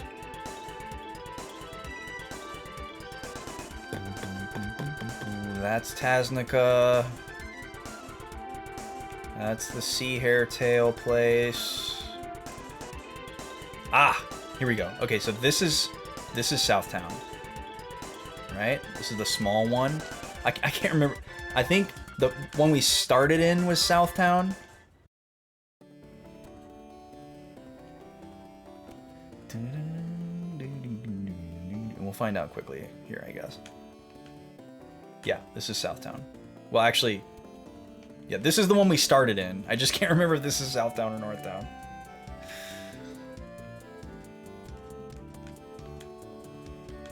Yep, we talked to Mara. Boom, boom. Mara always carries around a little box. I don't remember that piece of information from before. So there's the entrance to the sewer. Hello, talk to me. Okay, thank you. Let's see. Yo, the swag fam. Welcome in, everybody. So nice to see y'all. It has been a minute. How are y'all doing? Beige, Noosh, Humming Armano, welcome in. What's going on tonight? 358/2. Tell me all about it. Oh, you were playing this with Zen on stream? That's such a mood. That sounds great. Eric MG, nice to see you. Welcome in, y'all. Yeah, I'm doing first time Secret of Mana here. Never played a Mana game before, actually. First time Mana. Period. I don't really know exactly how far I am, but I also don't want to know, because that's part of the fun. This is new text! Oh my god, progress! Okay. Progress. Welcome in, everybody. If you've never been here before, my name's Austin. If you've ever seen BB_Austin in your chat, that's me. This is the channel I stream on. Long story. But I used to do YouTube with my good friend Vaughn. He and I are the Backlog boys.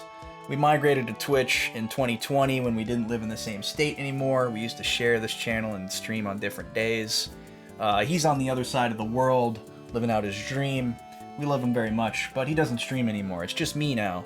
And there's not a good way for me to merge the account that I chat and subscribe to people on, and people know me as, with the one that I actually stream on. So it just is what it is now, I guess. Yo, Beach, thank you for gifting to Zen. You just explained my life to me. Yeah, you understand because you do the same thing. You're one of the rare few who has a shared stream channel, so I know you get it. Thank you so much for that gift sub. Let's let the spin wheel rip here. We have a spin wheel here. Every sub, every 500 bits, we spin the wheel. There's 12 wedges on the wheel. They're all different, and there's all kinds of stuff on there. We've had one spin tonight so far. which actually we haven't done yet because chat didn't follow directions. So y'all can help out with this if you'd like. We have 2 segments on the wheel. Here's a look at the wheel up close on your screen. We have a segment called Game Gush, where I pull a game down out of my collection and tell you what I love about it, what's amazing about it, any stories or memories that are associated. But we also have a new segment called Game Roast, where we do the opposite, where no matter how much I actually might like the game, I have to say all the horrible, worst things about it. We had a Game Roast get redeemed earlier, but a game never got selected. So if somebody says the name of a game in chat that is in my collection, and somebody else says that name again, if it gets a second support, that will be the game that we roast.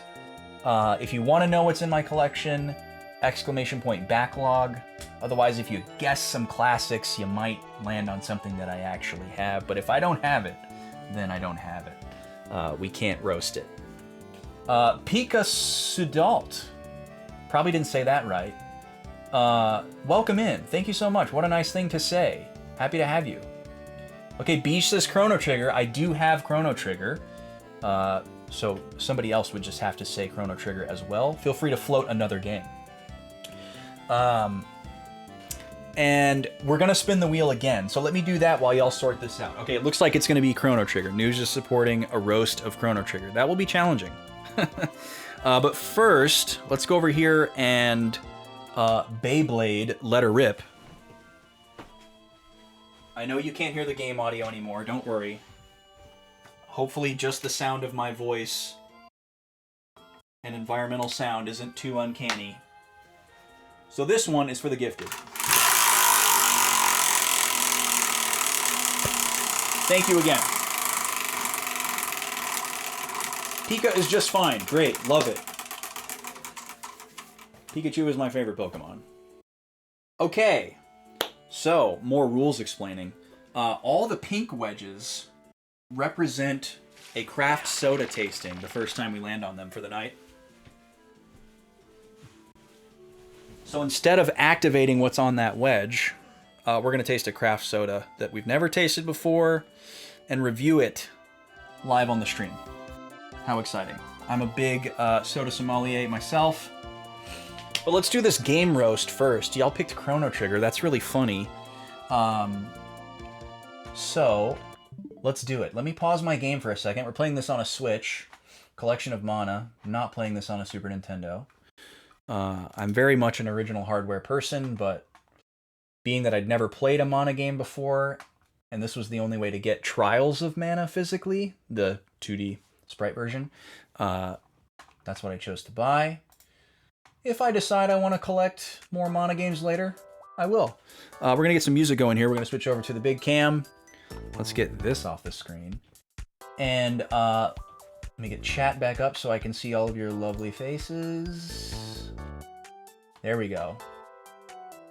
Eric, thank you for stopping in and coming in with the raid. Have a great night. Jer, you're just in time. We're going to roast Chrono Trigger. You're going to love it. All right. So, tonight's game roast is brought to you, we'll say by Beige and Nuge. And we're going to be talking about Chrono Trigger. A game that you don't hear roasted very often. Okay? But I'm going to do my best. I must say, preamble, caveat right up front, I do like this game, so don't come after me. This is a segment, okay? But first we're going to show off the cartridge, because I am proud of it. This is a fairly recent acquisition. It's in pretty good shape.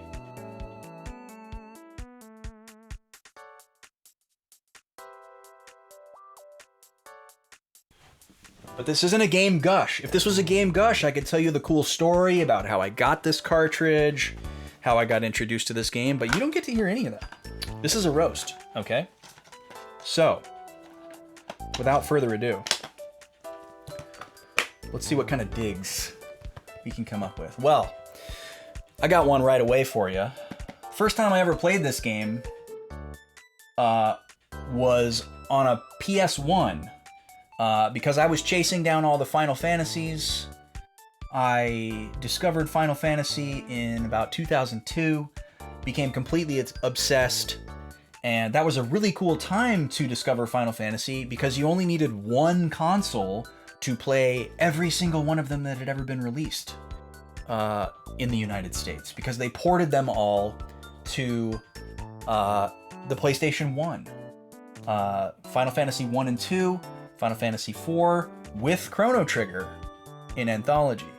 So I bought Final Fantasy Anthology because I needed Final Fantasy 4, and that was the only way that I was going to get Final Fantasy 4. And it happened to come with Chrono Trigger, which was a game that I had maybe heard of, but didn't really know anything about. But I could see that the art looked like Dragon Ball Z, and I thought that was pretty cool. So the first time I ever experienced Chrono Trigger was randomly popping that disc into my PS2 and seeing the amazing Akira Toriyama animated FMV that I had no idea wasn't in the original game, which, huge detraction that there's no animated cutscenes in this game. What a drag. Absolutely zero anime cutscenes in this game. Boo! So the first time I ever saw the cutscene, or the first time I ever saw the game, I saw that cutscene, and then you get to the title screen, and you're like, oh, this game doesn't look anything like that. What were they, oh yeah, excuse me, sorry, Chronicles. Thank you for the correction, Jared. Thank you for the correction. Chronicles was 4 plus Chrono Trigger. Anthology was 5 plus 6. Thank you for keeping us on track here. And I don't remember exactly how much of the game I played because I was definitely more interested in Final Fantasy at the time. But there were definitely a few sleepovers where we popped it in to show off the cutscene at the beginning because it's pretty rad. And then the first time I played the game, I had no idea what was going on because I was not RPG literate at all, and it doesn't even really play like a traditional RPG, but I was trying to ham-fist it like a traditional RPG, and I just totally bounced off of it. And I had already, I think, acquired a copy of Chrono Cross, which is clearly the better Chrono game still to this day. That's not even a bit. That's real. But yeah, I mean, you got a game that's really solid, really tight, pretty solid gateway RPG for a lot of people. But definitely also doesn't live up to the hype for a lot of people. Like, this game gets overhyped for a lot of people. Like, they hear that it's the best game of all time, that it's perfect, and then they go and they play it and they're like, okay, sure, it's good, it's fun, but it's not perfect. It's not the best game of all time. And another thing that sucks about this game, especially this particular version, is it's really cool that there's multiple endings and paths to the game, but it's not really spelled out to the player. And even if it is something that you catch on to or are told, there's no real way to track it or have anything to show for it if you get them all, until they made the DS version. But that's not what we're talking about. So that kind of sucks as well. It's like, if I were to stream this game, I would want to play it on the original version because it would look super sick. But one reason why I wouldn't want to stream it on the original version is because I would like to do a 100% run. But why am I going to do a 100% run if I have no way to, like, take screenshots after the fact and show it off to people? I'm going to end up streaming the DS version so I can get my little completion endorphins. So that sucks. Oh, and I love that the back of the box art here, this is not an original box, by the way. Don't freak out. I love, right on the back here, it says, the 32 meg quest begins. This is an aside, but I bring this up all the time, that there was this short period of time at the end of the Super Nintendo life cycle where the graphical style of Chrono Trigger, sort of Secret of Mana, definitely Trials of Mana, were referred to as 30 megabit game or 32 meg games instead of 16-bit. And there are a lot of people on the internet, on this website, twitch.tv, that have called me crazy for using that terminology and said that it is not real and that I am making it up. So, suck it, random people who aren't here right now. It's a real thing. It's not a real thing, but it was something that was said. This is still a 16-bit game, but they called them 32-bit. I guess it was just a marketing tactic. I guess that's what you'd call it. Okay, other things that suck about Chrono Trigger. Let's see. It really sucks that you can choose a conversation option that, like, completely locks you out of getting or not getting a character. And you have no idea that it's happening, and then it's just over. And then you either have to reload your save or just live with your fate. That sucks.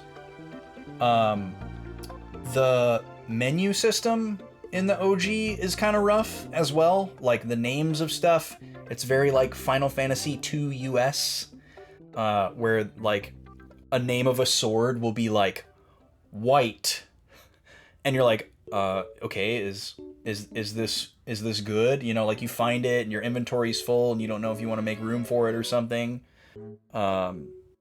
No indication of like whether or not it's a good item or not. I wish I had played this game more recently, because I would definitely have more bad things to say about it. Oh, it was about the disk space. I see. The higher memory cartridge, higher memory chips. That makes sense. Oh, another thing that sucks about this game. This is a bit of a reach. I'll give you this. But what sucks about it is, for a long time, we didn't really know who wrote what songs, because there's like a weird trajectory that the music in this game took. And I'm sure most of the people that are in this chat right now already know this story, so I'm not going to tell it. But that was like an annoying back and forth to have with people in like the early internet.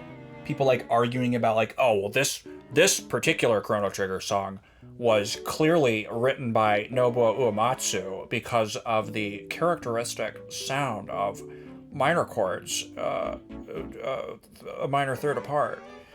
This is often used in other Uematsu sound, you know, like somebody like having a glasses moment. But there was no way to like disprove them if you felt differently, and there was no way for them to prove themselves right. But we did finally get that information. Now you can find that information, but it was not available probably 20, maybe even 15 years ago. So yeah, I guess we could say, Humming Hermano, good point, that part of the story is something that sucks about the game, is that Mitsuda didn't get to live out his dream. He had to wait until Chrono Cross. But I guess we could also see that as a positive, because we got a little extra Uematsu. And, fun fact, this is not a roast, fun fact, we got one amazing track in this soundtrack that was not written by Mitsuda or Uematsu. Anybody know? It's the boss theme. The boss theme in this game was written by Noriko Matsueda, a woman composer, and my band covered it on our newest album, so go listen to it. We mashed it up with Emerson, Lake and Palmer's Tarkus. It's insane. You'll love it. I'm gonna be done with that roast. That was a hard one. Yeah, fun fact, Noosh. They're out there. They do exist. They're not unicorns. And some of them are pretty good. All right. We're supposed to do a soda tasting. Where are we at for an ad break? We're due for an ad break. Perfect. I'm gonna run an ad to kill the ads for another hour. We're heading into our final hour of stream here. So in 3 minutes, I will be back with a soda that I've never tasted before. And I'm gonna taste it in front of you and tell you what I think. Talk about it. We'll chat for a little bit longer, and then we'll get back to the game. See you in 3 minutes. Thanks for being here. And if you're not here when I get back, still appreciate you. But hope you can stay.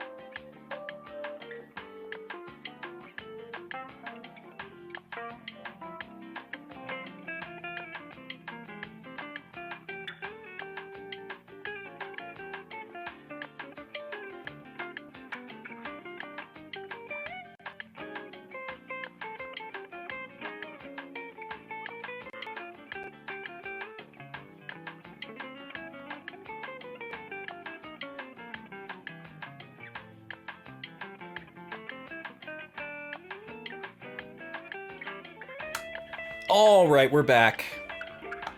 Thank you so much for sitting through those ads if you got hit with them.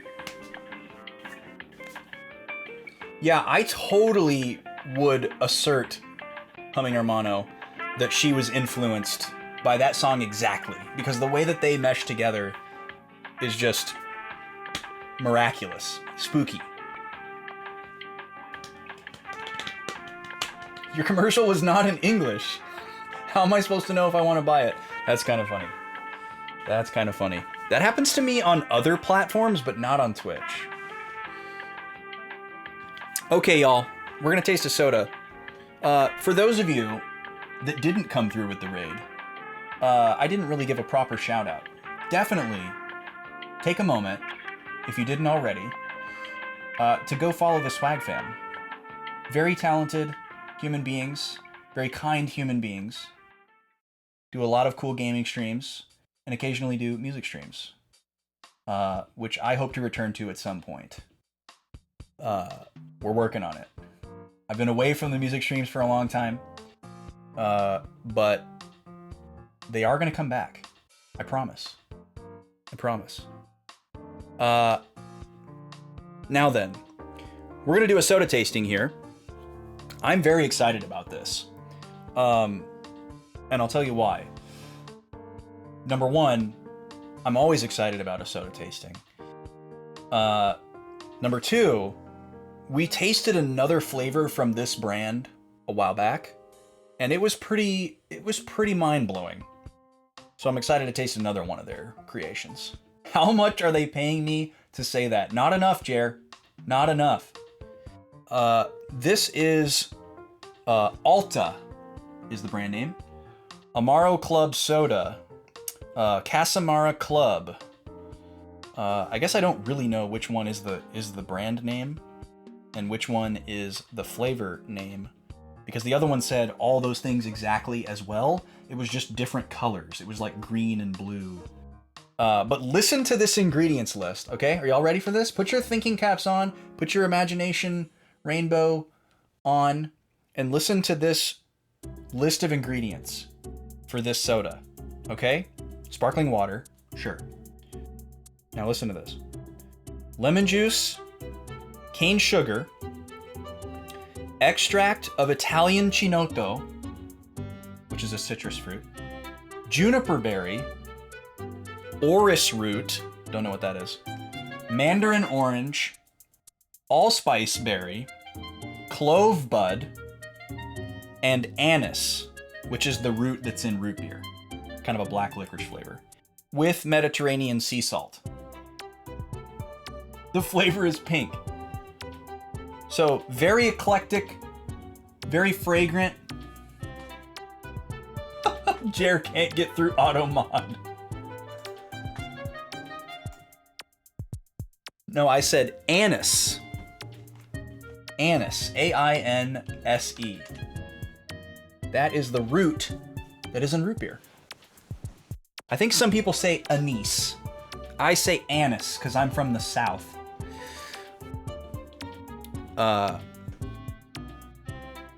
This comes to us from Detroit, Michigan. I got both of these from my aunt and uncle that were visiting. They roam around the country in an RV and go to all kinds of cool different places. So I don't know where they found these. I don't know if they got these in Detroit. I don't think they did. Orris root apparently tastes like raspberry. Interesting. Thank you for that, Luca. A knese. Yes, sure. Okay, so let's crack this open. The last one that we had from them was kind of like a lime herbal situation, and it was really good. So this one sounds like it's going to be kind of like a orangey citrus, but also maybe kind of like a Christmassy vibe. So like orange cider maybe, which definitely needs to be a thing. I've been saying this for a long time. Apple cider is great, but we need orange cider as well. If you guys have never had orange mixed with cinnamon, you are missing out. And then you throw some of that clove and allspice in there. Woo! Yeah, orange and cinnamon, goated combination. All right, this smells really good. And it smells like I'm on the right track here. It has that kind of orange cider, harvesty, fall time bouquet. Oh, it smells so good. I can smell the juniper too. I used to drink this kombucha that was like a non-alcoholic gin and tonic, which juniper berry is where gin is made from. And it had a similar kind of smell to this as well. It smells great. It smells really good. Why do people talk about goats so often these days?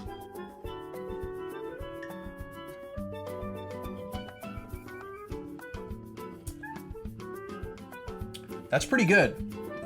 It's very bitter. Something I forgot to say about these, they're very lightly sweetened. There's only 4 grams of sugar in here. So it's more like a really elevated seltzer with lots of complicated flavors, and then just a little bit of sugar. Traditional 12-ounce soda has got like 48 grams of sugar. If we're talking about like a Coke or a Pepsi, 48 to 50 some grams of sugar. And there's a lot of brands that we frequent on this program that'll be in like the teens or the low 20s, you know, kind of like a half sugar, which is a great sweet spot for me. But this 4 grams is like really low sugar. You can taste just a little bit of the sweetness in there, but it's more like putting salt on a piece of meat. It just makes the flavors happen a little bit more for you and not get lost in the bitterness of just the seltzer. Yeah, you could potentially use this as a mixer, Luca. That's possible. I don't think the flavor of this is strong enough to where diluting it would take you anywhere. But I guess if the alcohol didn't really have a flavor, maybe. This is really good though. It's quite bitter. So if you don't like bitter things, you probably wouldn't be drinking seltzer anyways, I guess. But this is not for you. The orange flavor is kind of like an orange zest type of flavor, orange peel. Despite lemon juice being the second ingredient, I don't really taste that.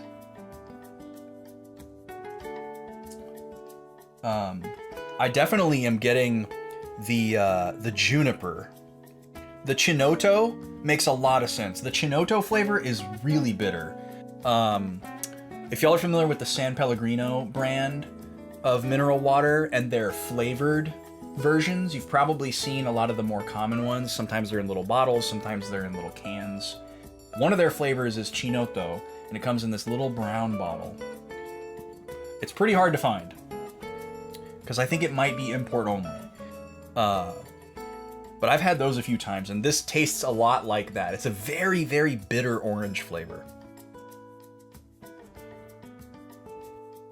This would be great after a very heavy meal to kind of open things back up. The orris root tasting like raspberry. I can sort of imagine raspberry in here, but I don't think I would have picked it out if you hadn't put it in my head.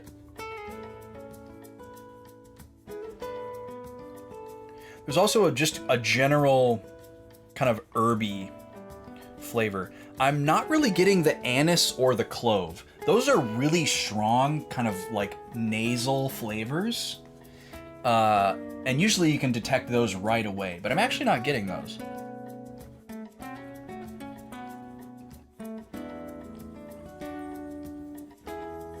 They are at the bottom of the ingredients list, so maybe that has something to do with it. I think I'm getting a little bit of the allspice, kind of that warm cinnamon type of adjacent flavor. It meshes so well with the orange citrusy stuff, it's hard to separate it. I think I'm just tasting them at the same time. But this is very good. This is quite nice. This makes you feel pretty fancy, I would have to say. I like it a lot. It's been a long time since I tasted the other one. If memory serves, I think I would say that I liked that one a little bit more, but they're both fantastic. I need to figure out where these came from and where I can get more of them, because I bet they have more than 2 flavors, and even if they only have 2 flavors, I would love to just have more of them.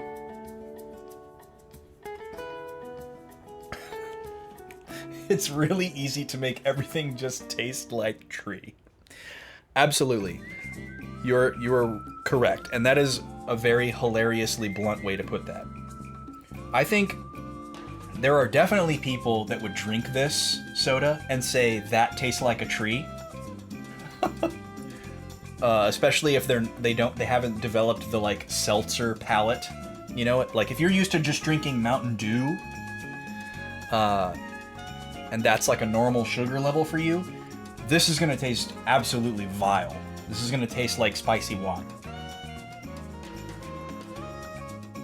But if you're a regular seltzer drinker, or if you like bitter things, yeah.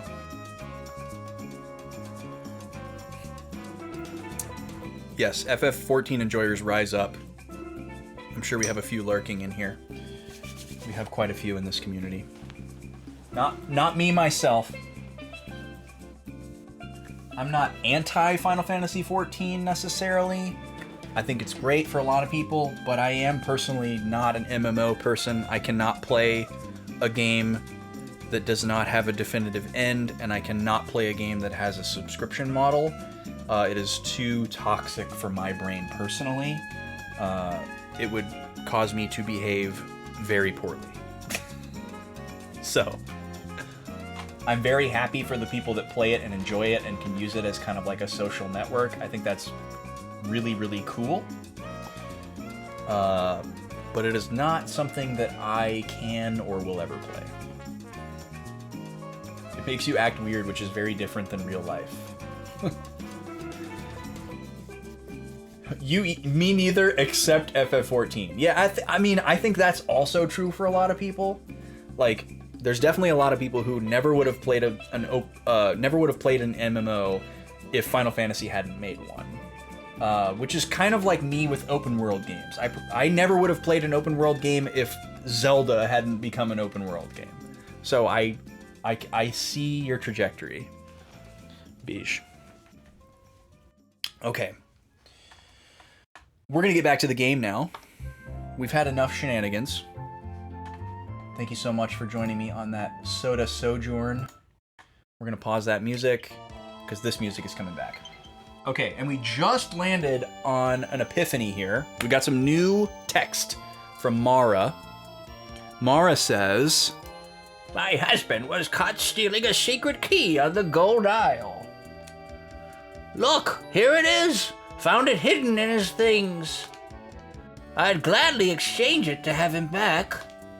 Here, it's yours. I'll get my revenge. we got the gold tower key. Look at that. All right, so my early Zelda/Dragon Quest brain paid off. We went from one hint to another. We've got our gold tower key. Now we can head right on back to the Golden Isle and go to the gold tower. Right in the front door, got the key. I don't know what this character is. Brock, welcome in. How's it going? Now, let's see how long it takes me to find the Gold City again. Because this map is completely disorienting. Let me go up high. No. And you'd think that I would have made a mental note of where it was. There it is. Okay, cool. Didn't take me nearly as long. It's your only MMO as well, Noosh? Yeah. I think it's a lot of people's only MMO. And that's actually something pretty incredible about Final Fantasy XIV, too. Final Fantasy XIV as well is the way that it converted so many people that would otherwise never play an MMO. I mean, I guess it's probably reasonable to assume that most people don't play more than one MMO, at least at a time, because that would just be something.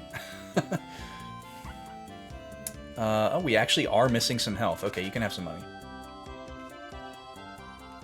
Which weapon is my favorite in mana so far?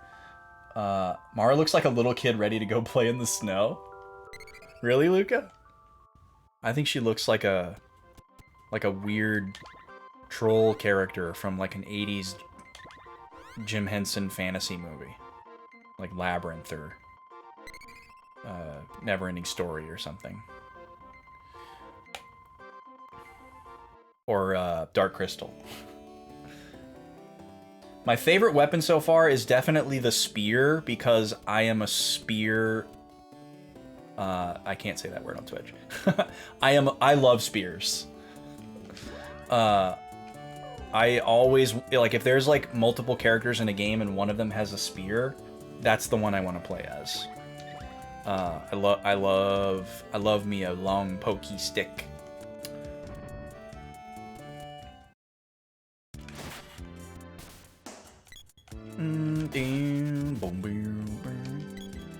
So that's an easy one for me. Ooh, speaking of which, time to upgrade the spear again. Beast Zombie. Looks more like a raspberry wolf to me. Whoa! Shredder's here. That's such a cool effect. I bet that was hard to code. Oh, I accidentally left. Well, I guess while we're here, I'll go upgrade my spear. It's over here. What about you, Beach? You got a favorite? Oh, no, it's not over here. Unless your name is Arrow, so you know somebody who plays multiple MMOs. I hope they are okay.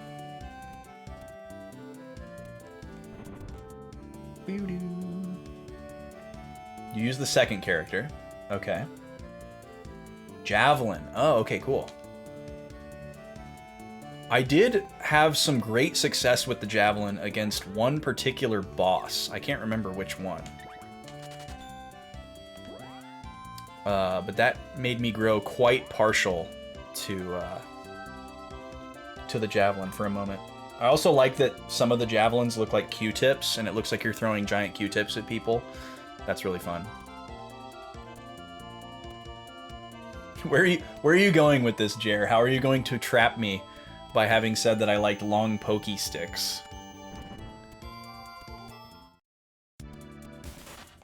Okay, let's try this again. Let's try to not get pushed out the front door.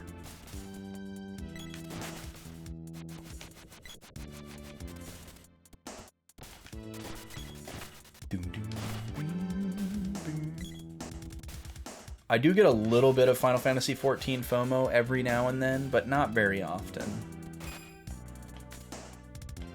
Like, it doesn't actually... I'm sorry, you're dead? What is happening here? What is happening here?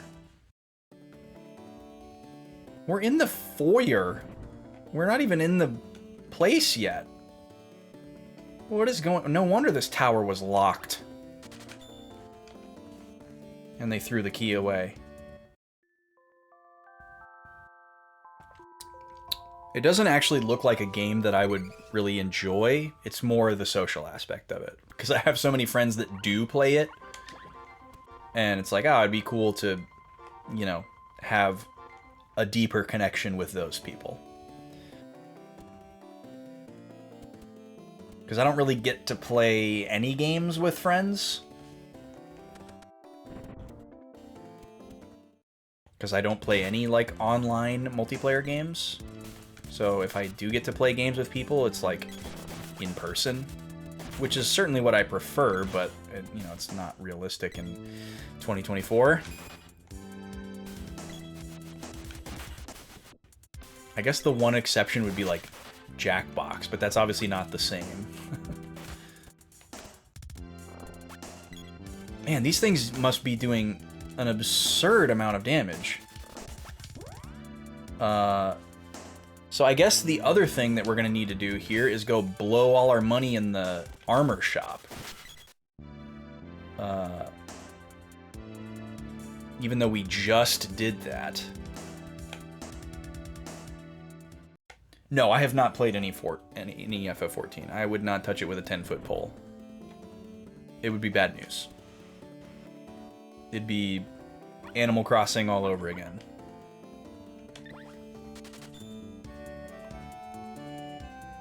You didn't think you would like it either? So you got you acquired the taste. You got kind of roped in, possibly. There's definitely been some light encouragement and peer pressure from the friend group that does play.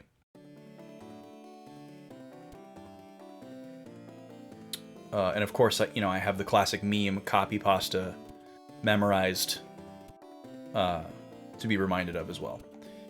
Okay, not in there. It's the item shop.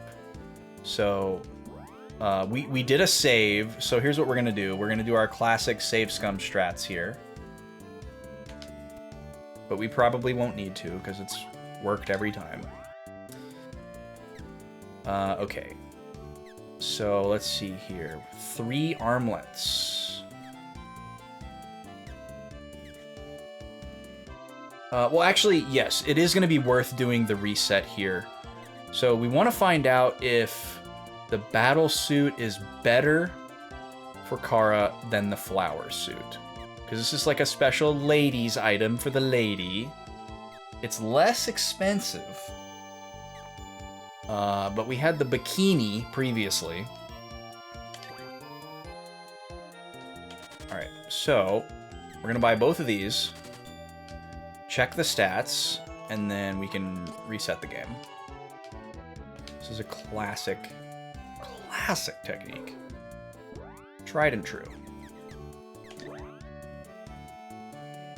Yes, thank you, Sen. I don't know if you're saying that non-ironically, but that's the meme copy pasta I was talking about. 139! Wow, excuse me. What is this stat curve? Okay, let's switch over to Kara here. That is a wild increase.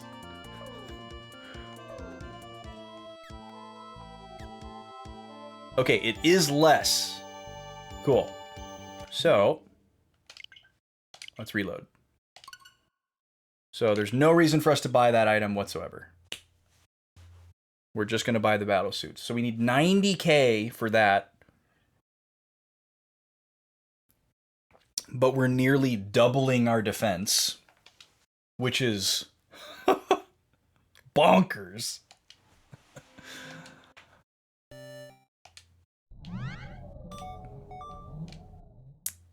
Absolutely bonkers. We thought the last armor increase was nutty. The last one was like 20 points. Ding ding ding ding. Okay. Ding ding ding ding ding.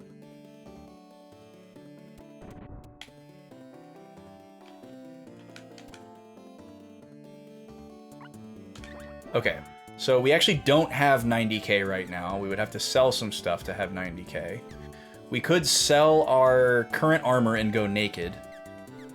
And we'd easily be there, because our current armor is worth quite a bit. We probably wouldn't have enough left afterwards for anything else. We'd have to save up for these helms. But the price of the item indicating the level of increase has been very reliable thus far in the game. So we're going to lean on that. So here's what we're going to do. We're going to sell the clothes off our backs. We just bought these. We haven't had these for very long at all. Luckily, we found one of them for free. So this is technically a slight profit. Alright, so we're gonna get naked right in the middle of this shop. Or shirtless, I guess. Which could be a bit problematic. And now we're gonna buy 3 battle suits.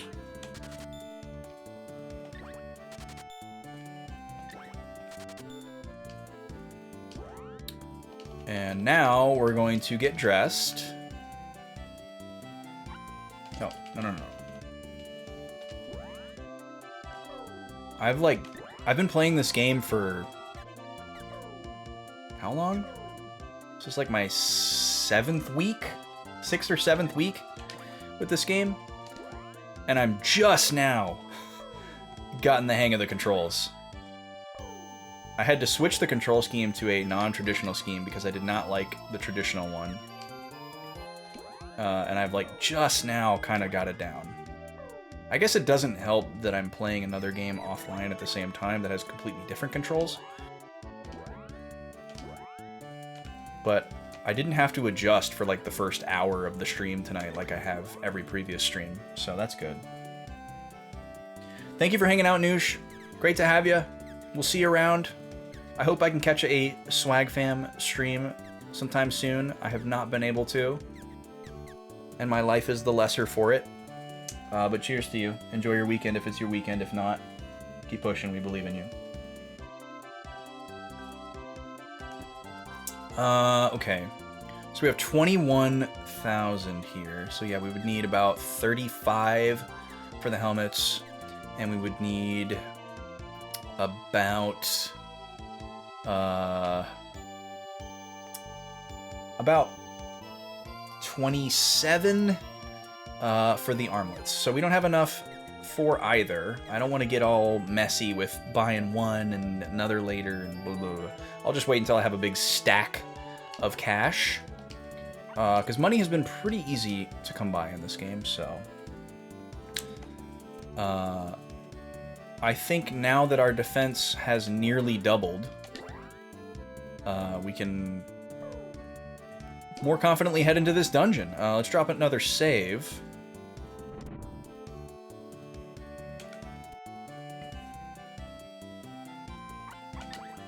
No, I don't want to stay. Yes, I want to save.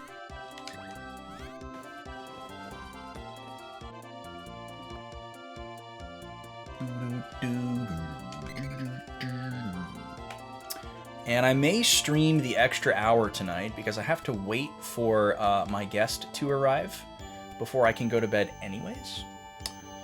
So I'll be staying up either way until they get here. Oh, that chest is still here. That's very surprising. We reloaded the game. We did a hard reset. Why is that chest still here?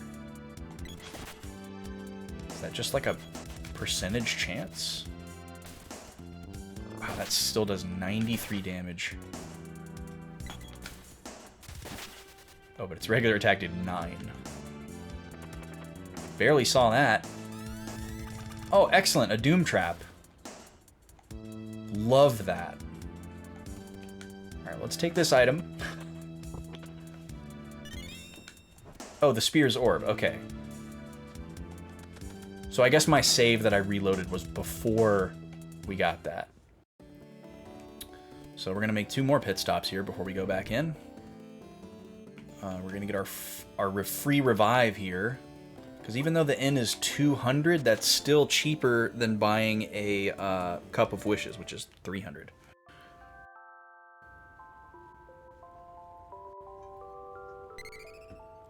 I love how ghosts don't need beds and they just stare at the wall.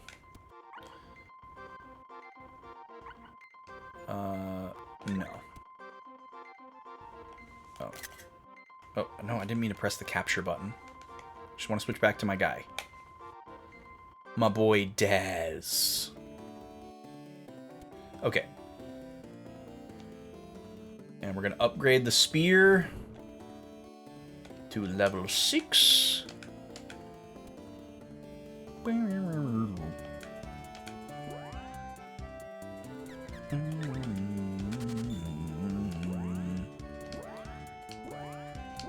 Okay, I want to check out the weapon strength for my other 2 characters. I also need to switch them back to attack formation. Oh, this is not what I meant to do.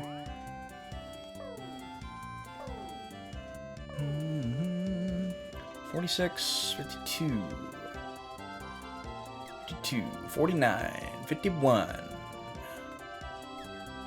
So they're all pretty much the same. I like them having ranged weapons because it makes me think that they're gonna stay out of harm's way a little bit more.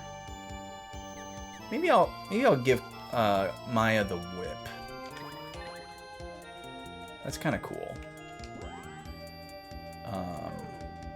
And then I've still got my spear on. And then Kara with the bow just seems perfect. Okay, in we go.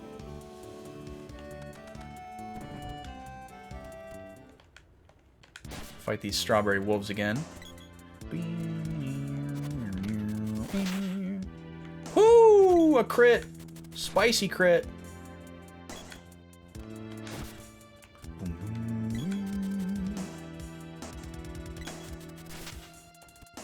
Alright, that was pretty good. Here's Shredder. Me on Shredder.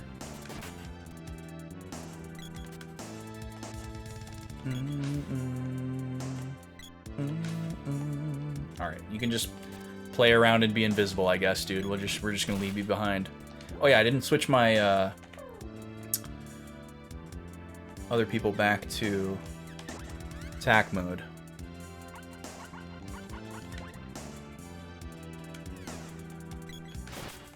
Oh, Maya has level 0 whip.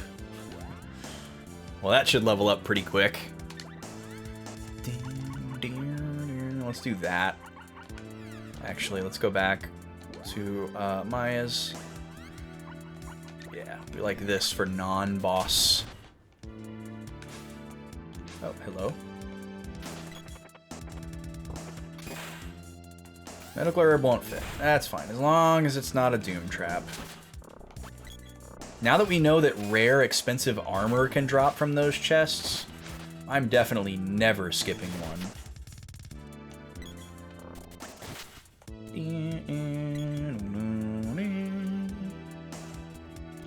Oh, excuse me.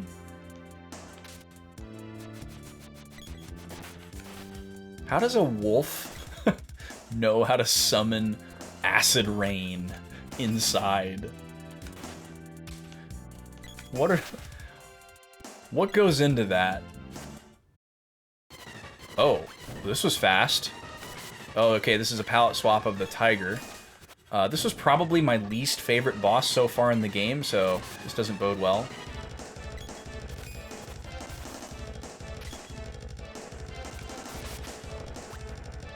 Blue spike.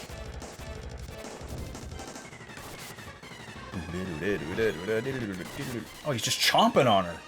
Sheesh. Take it easy, man. Okay, we can't do anything while he's up there.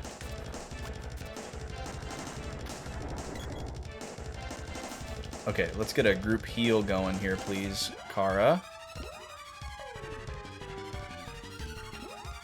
I guess we can throw magic at him.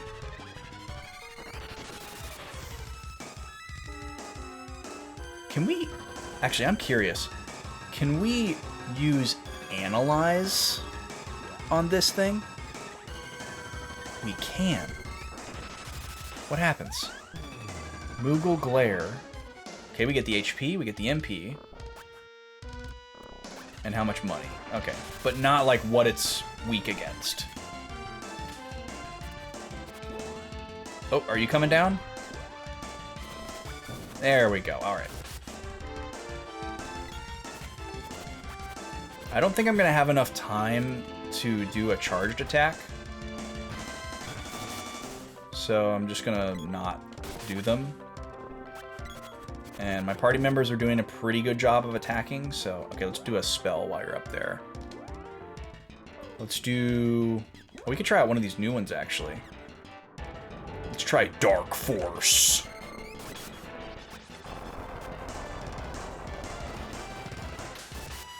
One damage. Sick. It seems like there's been several instances where things do 1 damage, and it seems like that's this game's way of telling you, hey, that target resists that.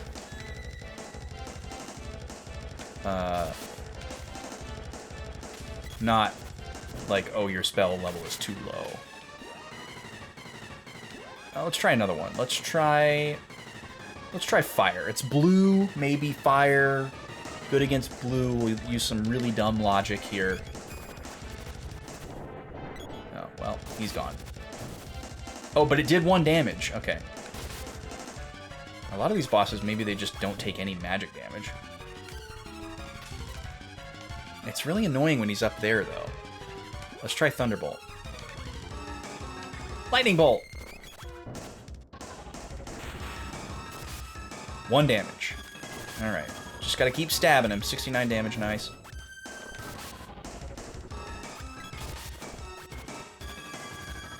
It's cool how the damage number, like, follows him up into the ceiling.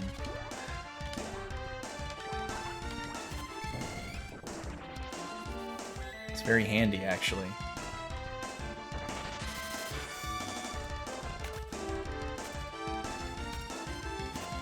I wonder if the Moogle Belt makes us impervious to Moogle? He keeps trying to use an attack that's turning us into a Moogle, and it's not working. But maybe we're just getting lucky. Alright, I'm going to try to do a charge attack, because I'm bored now.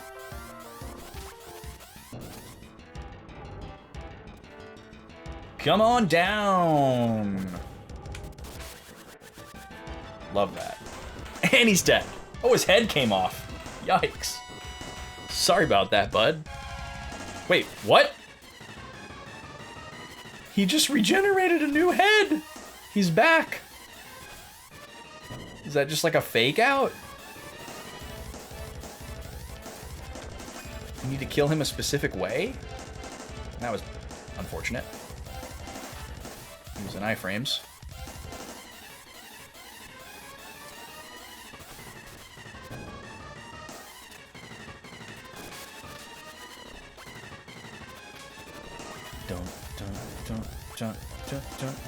He didn't show a blue number though, like he healed. So that's good. Okay, he's exploding again. Okay, this one's for real. There was just a fake out for no reason.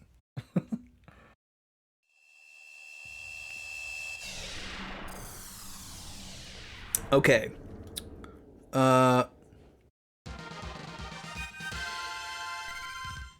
Josh was not in Gold Town, but Old Man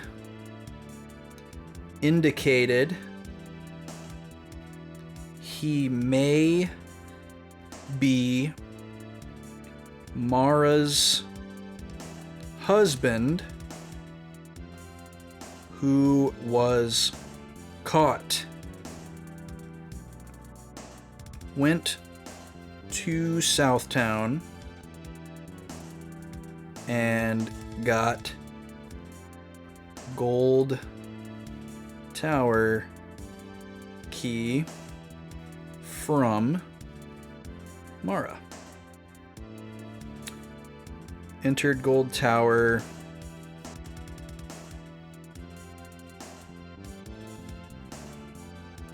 Defeated Blue Spike.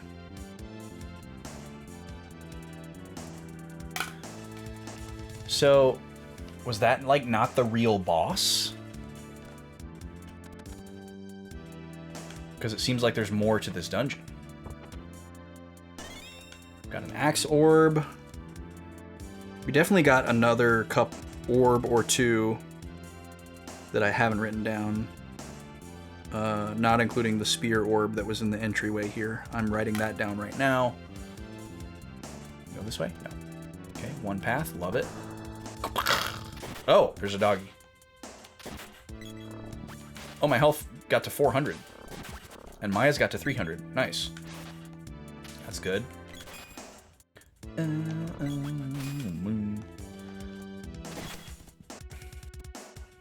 It's weird how this song is like so active and busy, but also chill.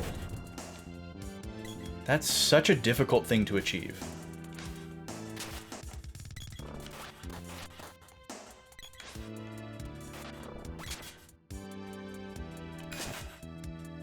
Like if you set out to do that, I don't know how you could pull it off. Like if someone told you, okay, you have to make a song that's really active and has like a lot of fast subdivisions and is really busy and dense rhythmically. Oh, this is a boss rush. Now we have a blue minotaur. Okay, I see. But then you have to also make it sound chill. I don't know how the heck you would do that. Wait, why did my thing restart? This boss had a gimmick the first time we fought him. I don't remember what it was.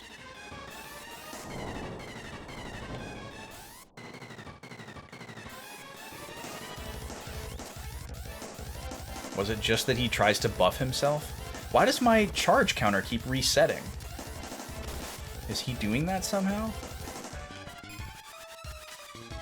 Crap. Okay, I was not paying attention to my other character's health. That's gonna cost us a cup. Cup for Maya. And then, if you could please. Thank you. Alright, back on track.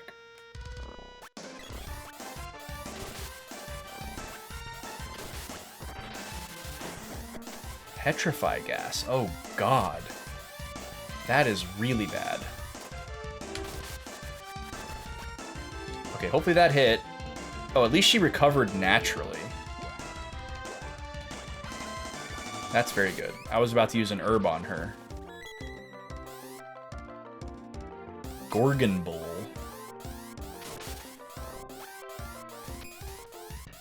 Alright, we gotta make sure this one hits. There we go. Okay, we need another heal. So this guy's doing massive damage.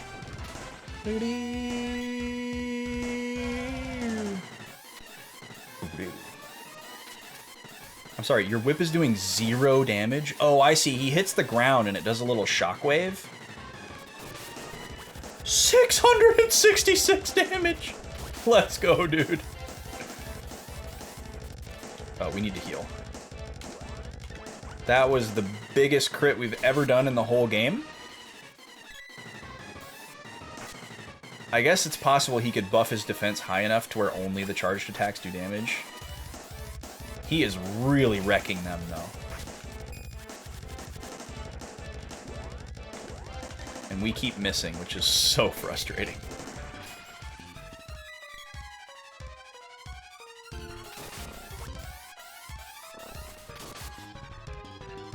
Sheesh! That is a crazy amount of damage. Alright, I can try the defense up spell, but I don't have a lot of faith in it because every time we've used it, it like immediately wears off. So, where is it? Speed up, defender. It's also at level 0.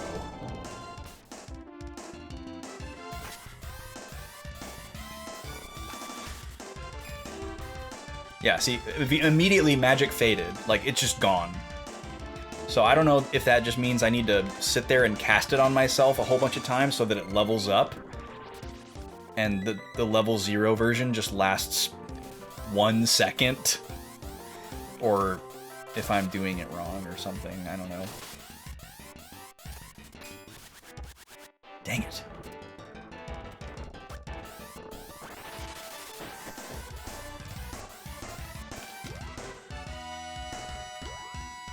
Okay, we're gonna use an herb for that. She died. Okay, that's another cup. Oh, she's not fully dead yet. We gotta wait. Now she's dead.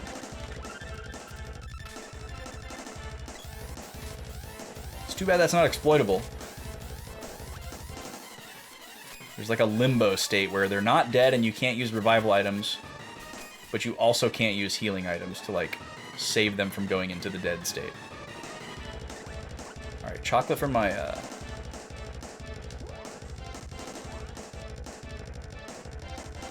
let's try a spell from Maya, actually. Maybe. Just maybe. Oh, actually, this is a good idea. Maybe we can get rid of his defense boost. Okay, that looked like that didn't go off. That was a nice attack. Okay, there we go. I feel like the first time we fought this guy, his gimmick was that he just had really high defense, but couldn't really do any damage. This guy seems to be the opposite, actually. That's a level 8 spell. That's kind of crazy.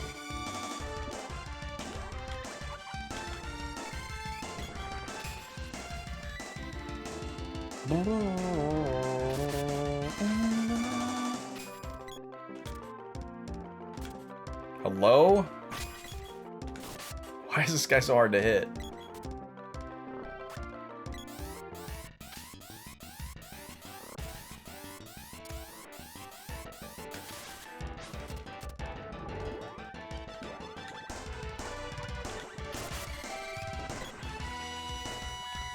And I guess like doing a really small amount of damage and just stunning him is worthwhile and useful. At least he seems to miss us unexplainedly sometimes too. Sheesh, Gotta heal like every 2 attacks.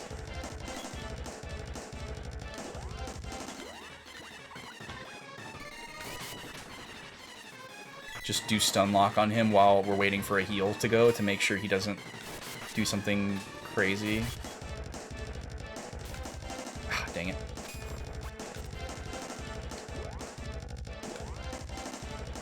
She's out of MP. That woman a walnut. Oh, he just threw me. That wasn't called for, sir.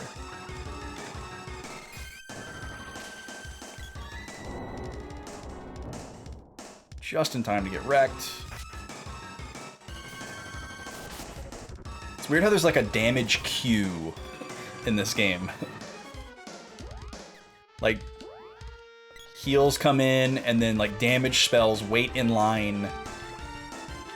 This guy is so much harder than the last guy. If there is another boss after this, we are screwed. Because we are out of items. Thank God he's dead though. Holy moly.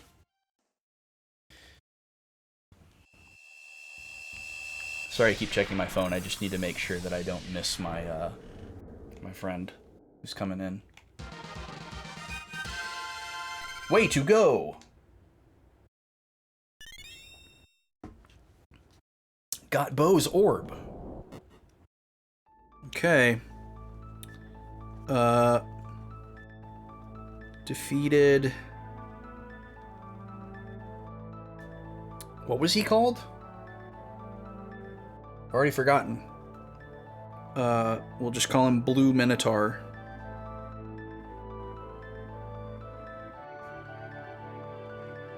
Bo's orb.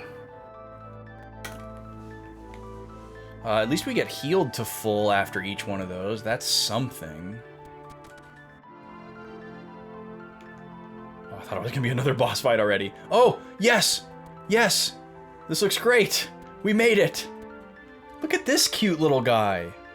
I like him. He looks like a... kinda looks like a Watt from Mario. I'm Lumina! The king was robbing me of my power. He was forcing me to make gold. My power should not be used by anyone but you. Take my powers before evil engulfs us all. Gained Lumina's powers.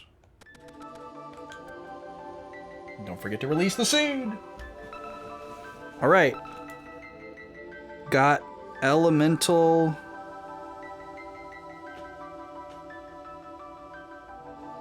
Lumina. And released seed.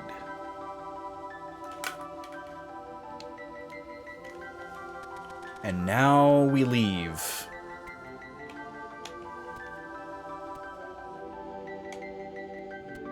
Okay, so the next story beat, I'm guessing, is probably...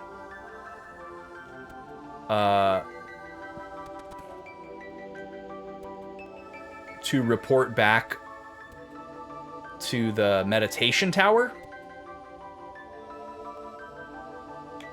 Or I guess that's my best guess. I don't know if I should say probably, but that's my best guess. Or maybe something changes in town here. Maybe they lose all their gold. I don't know. We'll go talk to the king. I feel like if anybody was going to say anything different, it would be him.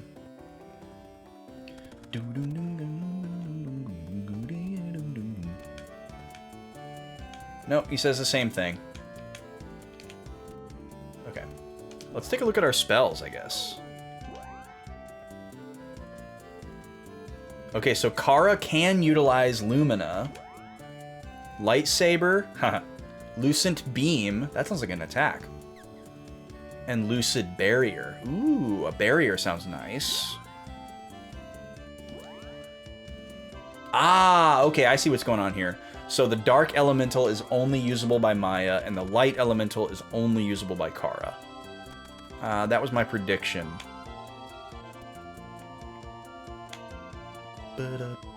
Also, the 5 number for the Elemental wheel looks really nicely spaced.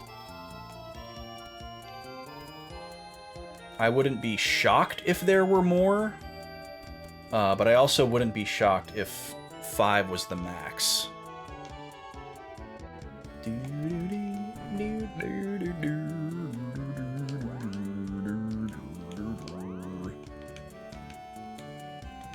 Welcome. What am I saying? I don't want to deal with you.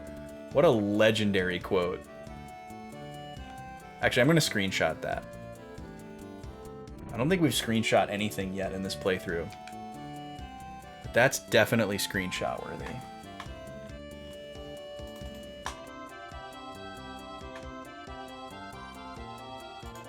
We had lots of funny quote screenshots in Eternal Sonata. Okay. Oh, what's our money at? We might want to buy some more stuff before we leave here. Although, it's also possible that we'll end up going to another town that has even better stuff. So, maybe we should hold off until we get there. We can always come back here. But we will go ahead and do the weapon upgrades that we got. So, the boomerang is going up from the red cleaver to the Cobra Shuttle. Holy crap, what a name.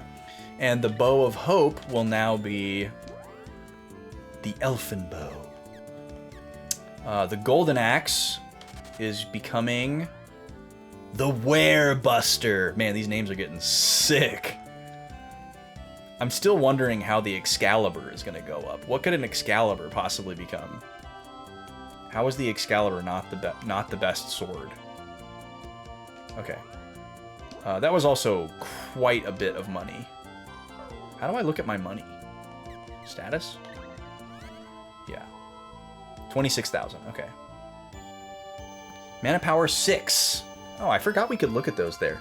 So these are the seeds that we've gotten, but also the elementals. Water seed, earth seed, forest seed, or wind seed, probably. Fire seed, light seed, dark seed. Looks like there's room for 2 more. But light and dark not being last would be very unconventional. Okay, I'm looking for the exit to town, and there isn't one.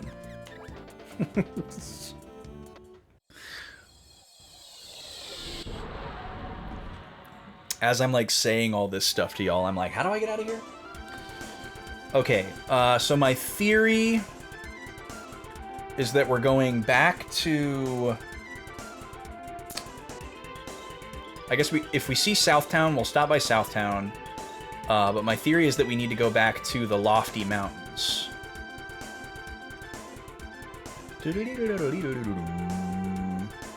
Oh, that could be what we try next, though, is the Coral Reef. There is a dungeon there, we just couldn't get in because the game wouldn't let us.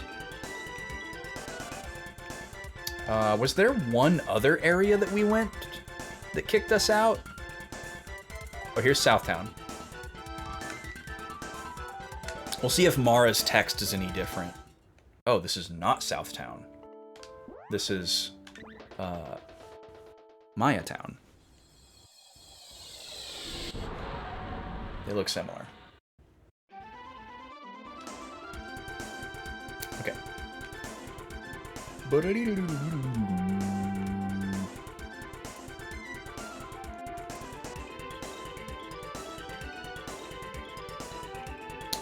That's Fungus Town, I think.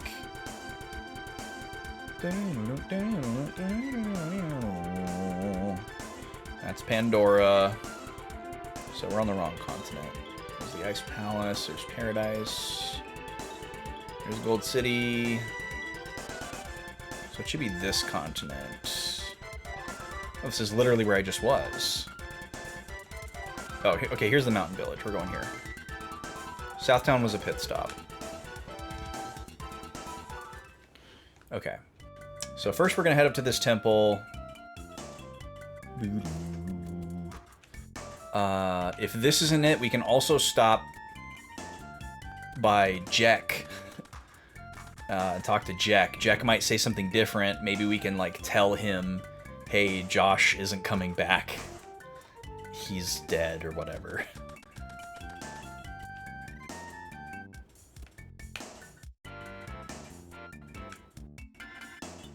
Will not see you unless you show him... Ooh, okay. Well, as far as we know, we're never going to see Sage Josh, so that guy's text is totally meaningless. Ding, ding, ding, ding, ding, ding.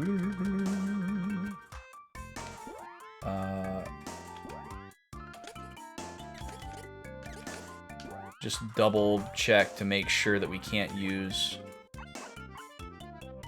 any of our new magic on these objects. Oops. Okay.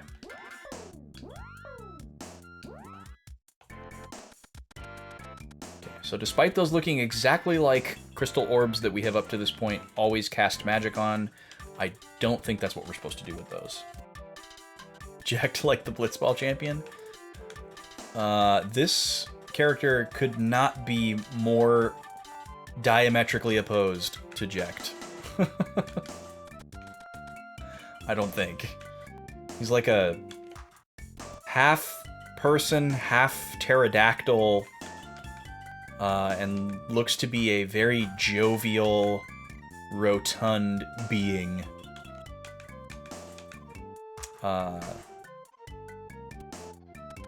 I don't think I could find one thing between Jek and Jekt that is similar, other than their name. Alright, so that didn't turn up anything. I don't think any of these NPCs are going to turn up anything. They don't seem important.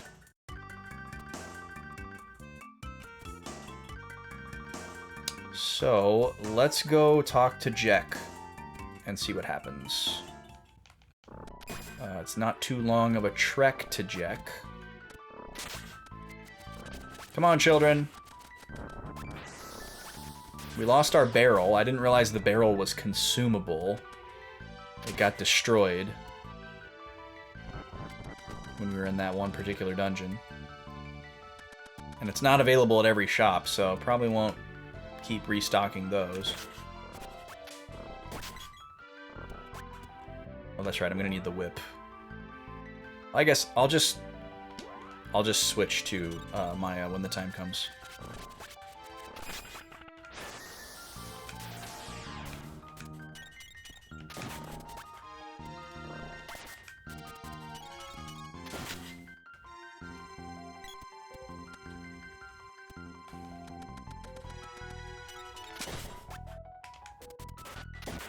Excuse me. Excuse me. All right. Okay. Now we switch to the little guy.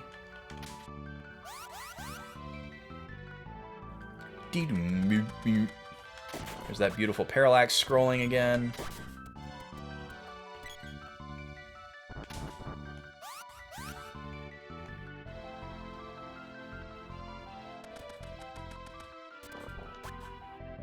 Come along. Come along, children. Go away, Mr. B. Excuse me. Excuse me. Coming through. Stuff to do. All right.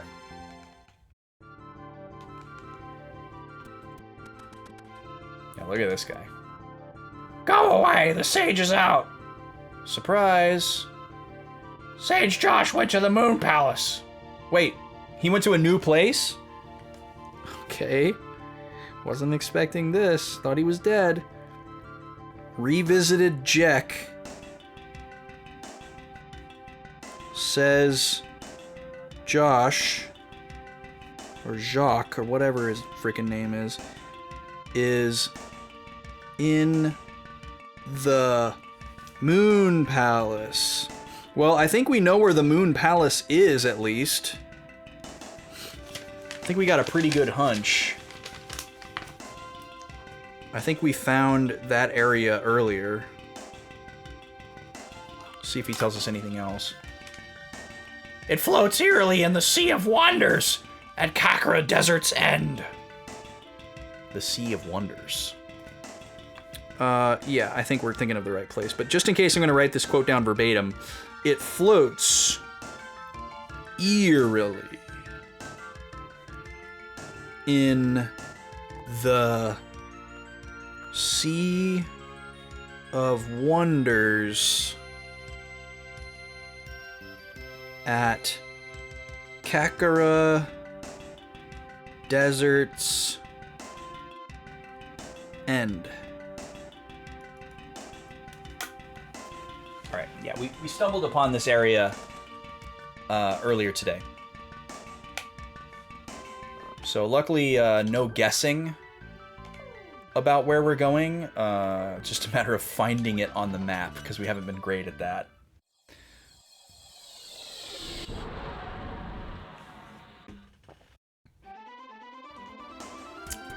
Okay.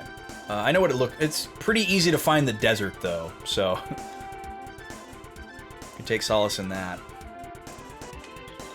There it is. So this is where we're going.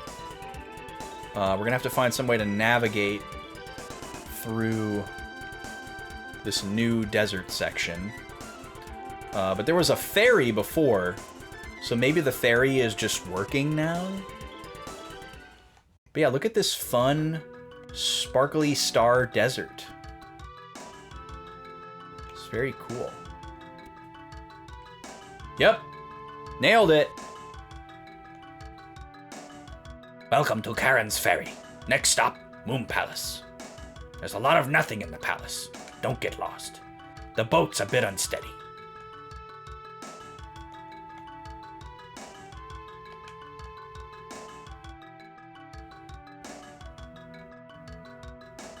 Can't move. All right, guest is on his way. I'll wait here. I probably should have saved.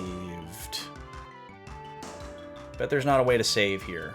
Let's go back. Hopefully we can. Okay, yeah. Leaving so soon? You don't look too happy. This is just an ancient planetarium. Look carefully, and you'll find a crystal orb. Oh, so he's actually giving us like a hint. I guess he's assuming that the player like gave up. And so they're giving us a hint about the next time we come back. All right, so Desert Ferry. Yeah, I was thinking of Cave of Wonders as well, Jer. Desert Ferry. Also, the driver of the ferry's name is Karen, with a K instead of a CH. But if you know your mythology, you would perhaps chortle a little bit at that, because Charon or Karen, depending on your pronunciation preference, I don't know if one is empirically correct, was the driver of the ferry across the River Styx. All right, we're gonna go over here to Kakara and save at an inn.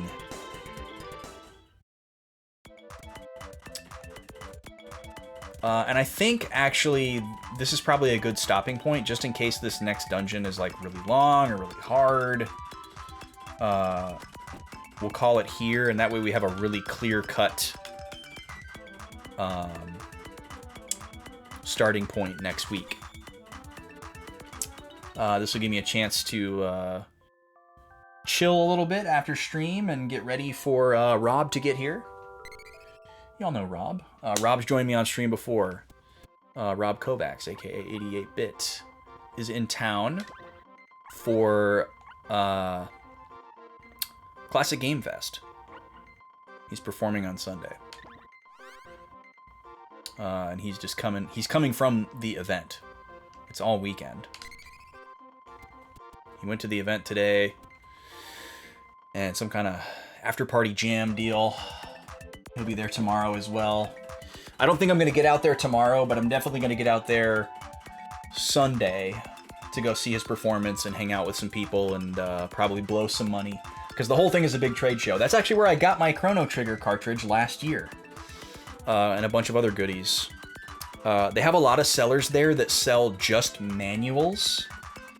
And I need to make an inventory of games that I I'd love to make a complete list for which games have the manuals and which ones don't, because I've never done that before. But I mostly just want to look at ones that I'm interested in having the manual for that don't have the manual. Because I'm not interested in, like, having a manual for every single game that I have.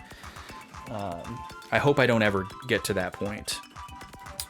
Desert Fairy goes to Moon Palace. That's our last note of the night. But I appreciate y'all being here. I'm going to pause this music because we're going to start the sign-off music in a second here. But first we got to find a raid target. Let's see who's on. Let's see what's going on here.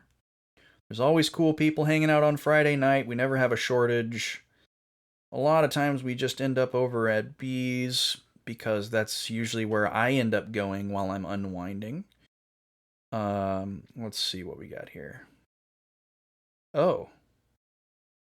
It always throws me off when you go into your following list and you see a name that you've never seen before and you're like, I don't remember following this person, and it's like a name change. We'll tell you what, since Luca's here, we're gonna go see Mel. Melody Loves Luna, because Mel is an extremely nice human being, and she's actually a really talented Mario 64 speedrunner, and I think she speedruns a couple of other things as well. But just super nice, cozy, chill, late night vibes. But she's doing a crafting stream tonight, and I think Luca will appreciate this. So we're gonna go say hello. Haven't seen her in a little bit. She's making some K-pop photo cards and phone charms. So we're gonna go say hello, see how things have been going. And I hope you'll join me. In the meantime, we'll see you in Discord and such. Appreciate y'all being here. Tonight was fun. We had a great time. Thank you for all the people that came through with the raids. Thank you for the new follows, the subs supporting. Really appreciate that. Everything really, really super counts right now. But we'll be back on Tuesday with day 1 of Metroid Fusion. Got my cartridge all primed and ready. We're going to be playing on the GBA player with a SNES controller. Really excited about that. First time playing a 2D Metroid game since 2016. And then more of this, more Secret of Mana back a week from today, next Friday. But until then, if it's your weekend, enjoy your weekend. If it's not your weekend yet, keep pushing. We believe in you. And let's go say hi to Mel.